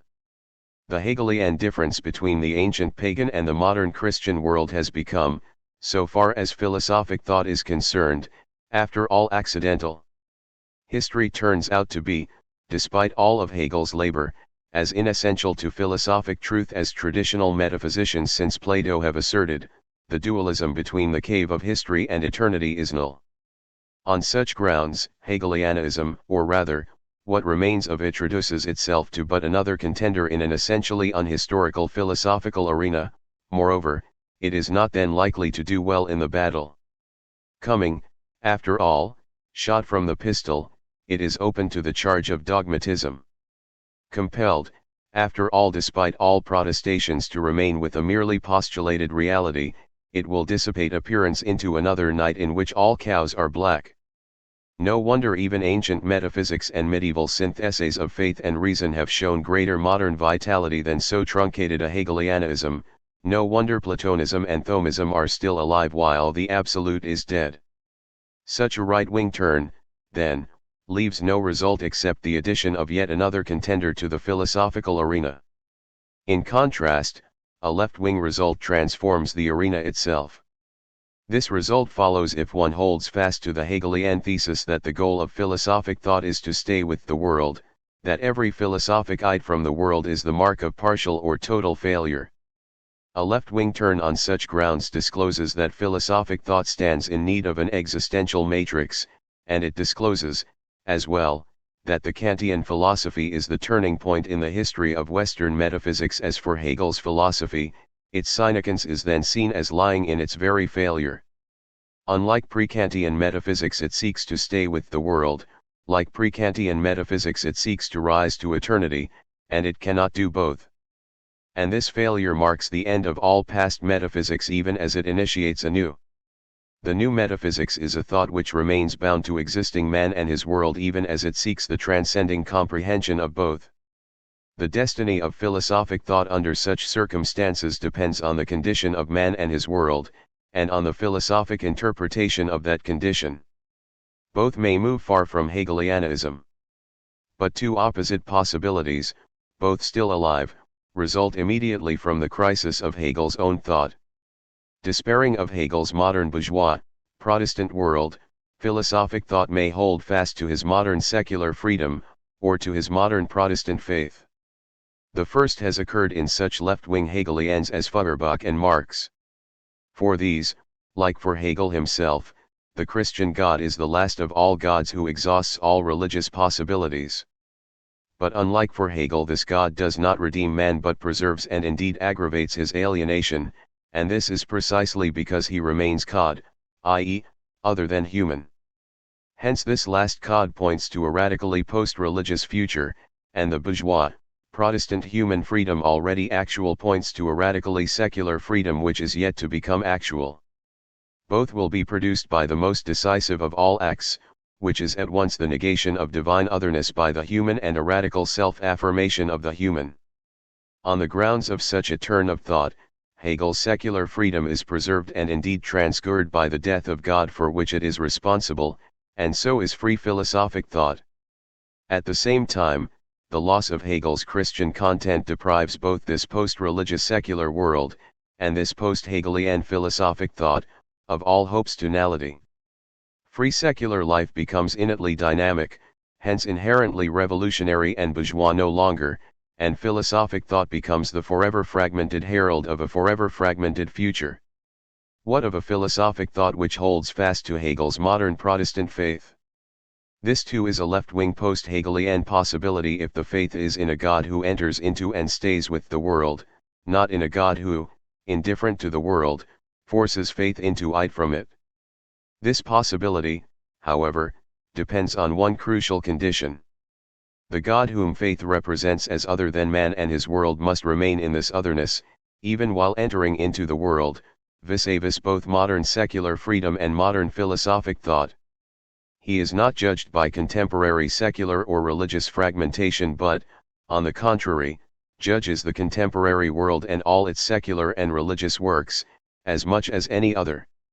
Hence the faith confessing such a God must turn against all modern pretensions to unity, whether those of modern secular freedom or those of modern philosophic thought. These are, in the end, all idolatries. As for the philosophic thought which stays with such a faith, it must accept this judgment upon modern secularity, as well as, in an act of foundering, repent of its own pretensions to unity. Such a philosophic thought, to be sure, recognizes the representational form of faith. But it can no longer hope to rise through this recognition to a higher form of truth.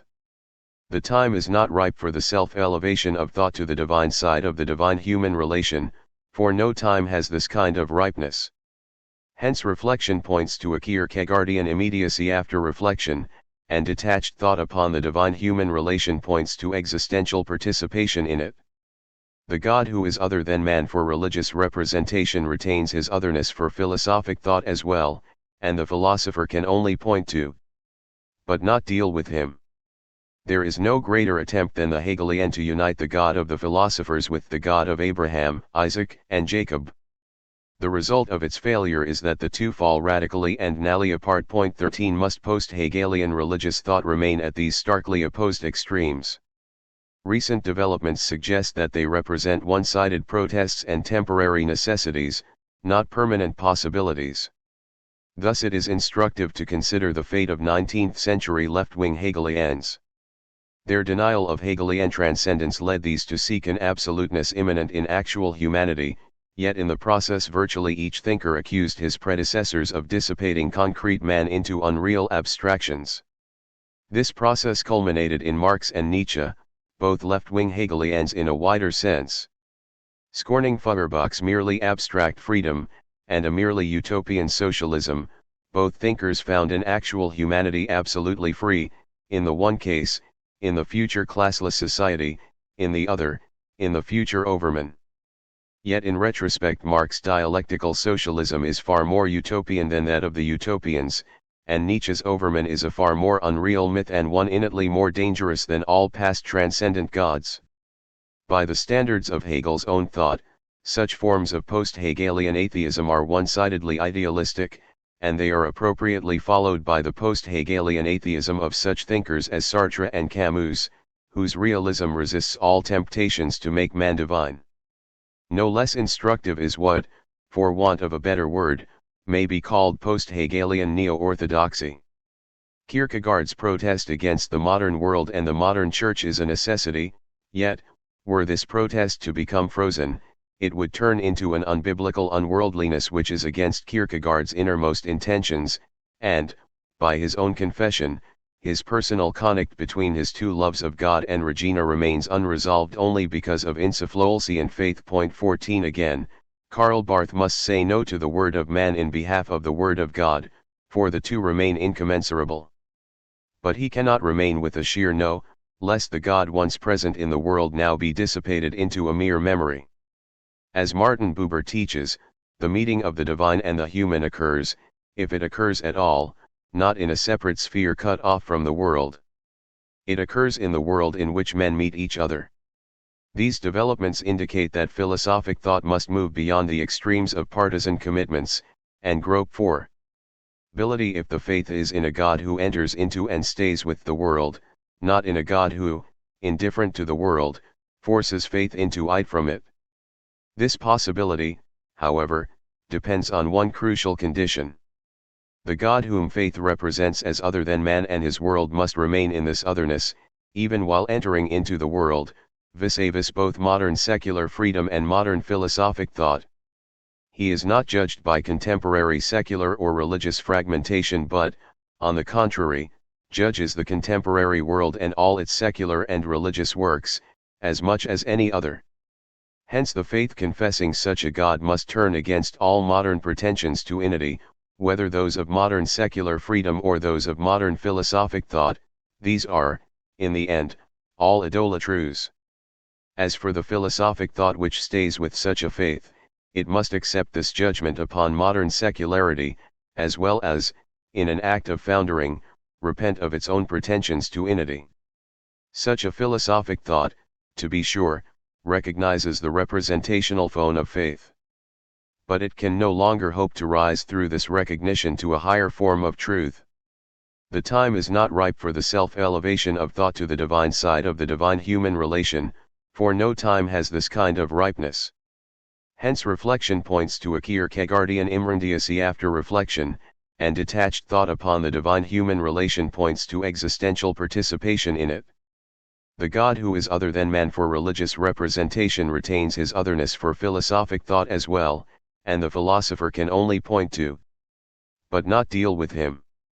There is no greater attempt than the Hegelian to unite the God of the philosophers with the God of Abraham, Isaac, and Jacob. The result of its failure is that the two fall radically and nally apart. Must post-Hegelian religious thought remain at these starkly opposed extremes? Recent developments suggest that they represent one-sided protests and temporary necessities, not permanent possibilities. Thus it is instructive to consider the fate of 19th-century left-wing Hegelians. Their denial of Hegelian transcendence led these to seek an absoluteness immanent in actual humanity, yet in the process virtually each thinker accused his predecessors of dissipating concrete man into unreal abstractions. This process culminated in Marx and Nietzsche, both left-wing Hegelians in a wider sense. Scorning Feuerbach's merely abstract freedom, and a merely utopian socialism, both thinkers found an actual humanity absolutely free, in the one case, in the future classless society, in the other, in the future of an. Yet in retrospect Marx's dialectical socialism is far more utopian than that of the utopians, and Nietzsche's Overman is a far more unreal myth and one innately more dangerous than all past transcendent gods. By the standards of Hegel's own thought, such forms of post-Hegelian atheism are one-sidedly idealistic, and they are appropriately followed by the post-Hegelian atheism of such thinkers as Sartre and Camus, whose realism resists all temptations to make man divine. And zero less instructive is what, for want of a better word, may be called post-Hegelian neo-orthodoxy. Kierkegaard's protest against the modern world and the modern church is a necessity, yet, were this protest to become frozen, it would turn into an unbiblical unworldliness which is against Kierkegaard's innermost intentions, and, by his own confession, his personal conflict between his two loves of God and Regina remains unresolved only because of insufficient faith. Again, Karl Barth must say no to the word of man in behalf of the word of God, for the two remain incommensurable. But he cannot remain with a sheer no, lest the God once present in the world now be dissipated into a mere memory. As Martin Buber teaches, the meeting of the divine and the human occurs, if it occurs at all, not in a separate sphere cut off from the world. It occurs in the world in which men meet each other. These developments indicate that philosophic thought must move beyond the extremes of partisan commitments, and grope for what may be called a fragmented middle. This is not to suggest a revival of the Hegelian philosophy. But it is to suggest that philosophic thought, however rooted in existential commitments, craves a comprehensiveness which transcends them. To be sure, this craving can no longer expect, or even seek, more than fragmentary satisfaction. Yet it is not doomed to total frustration, and it is unvanquishable. Currently, the metaphysical urge is widely mocked, denied, and obscured by aid into piecemeal philosophizing. But, as Kant wrote, that the spirit of man should ever wholly abandon metaphysical investigations is as little to be expected as that men, in order not always to breathe impure air, should ever prefer not to breathe at a 11:15.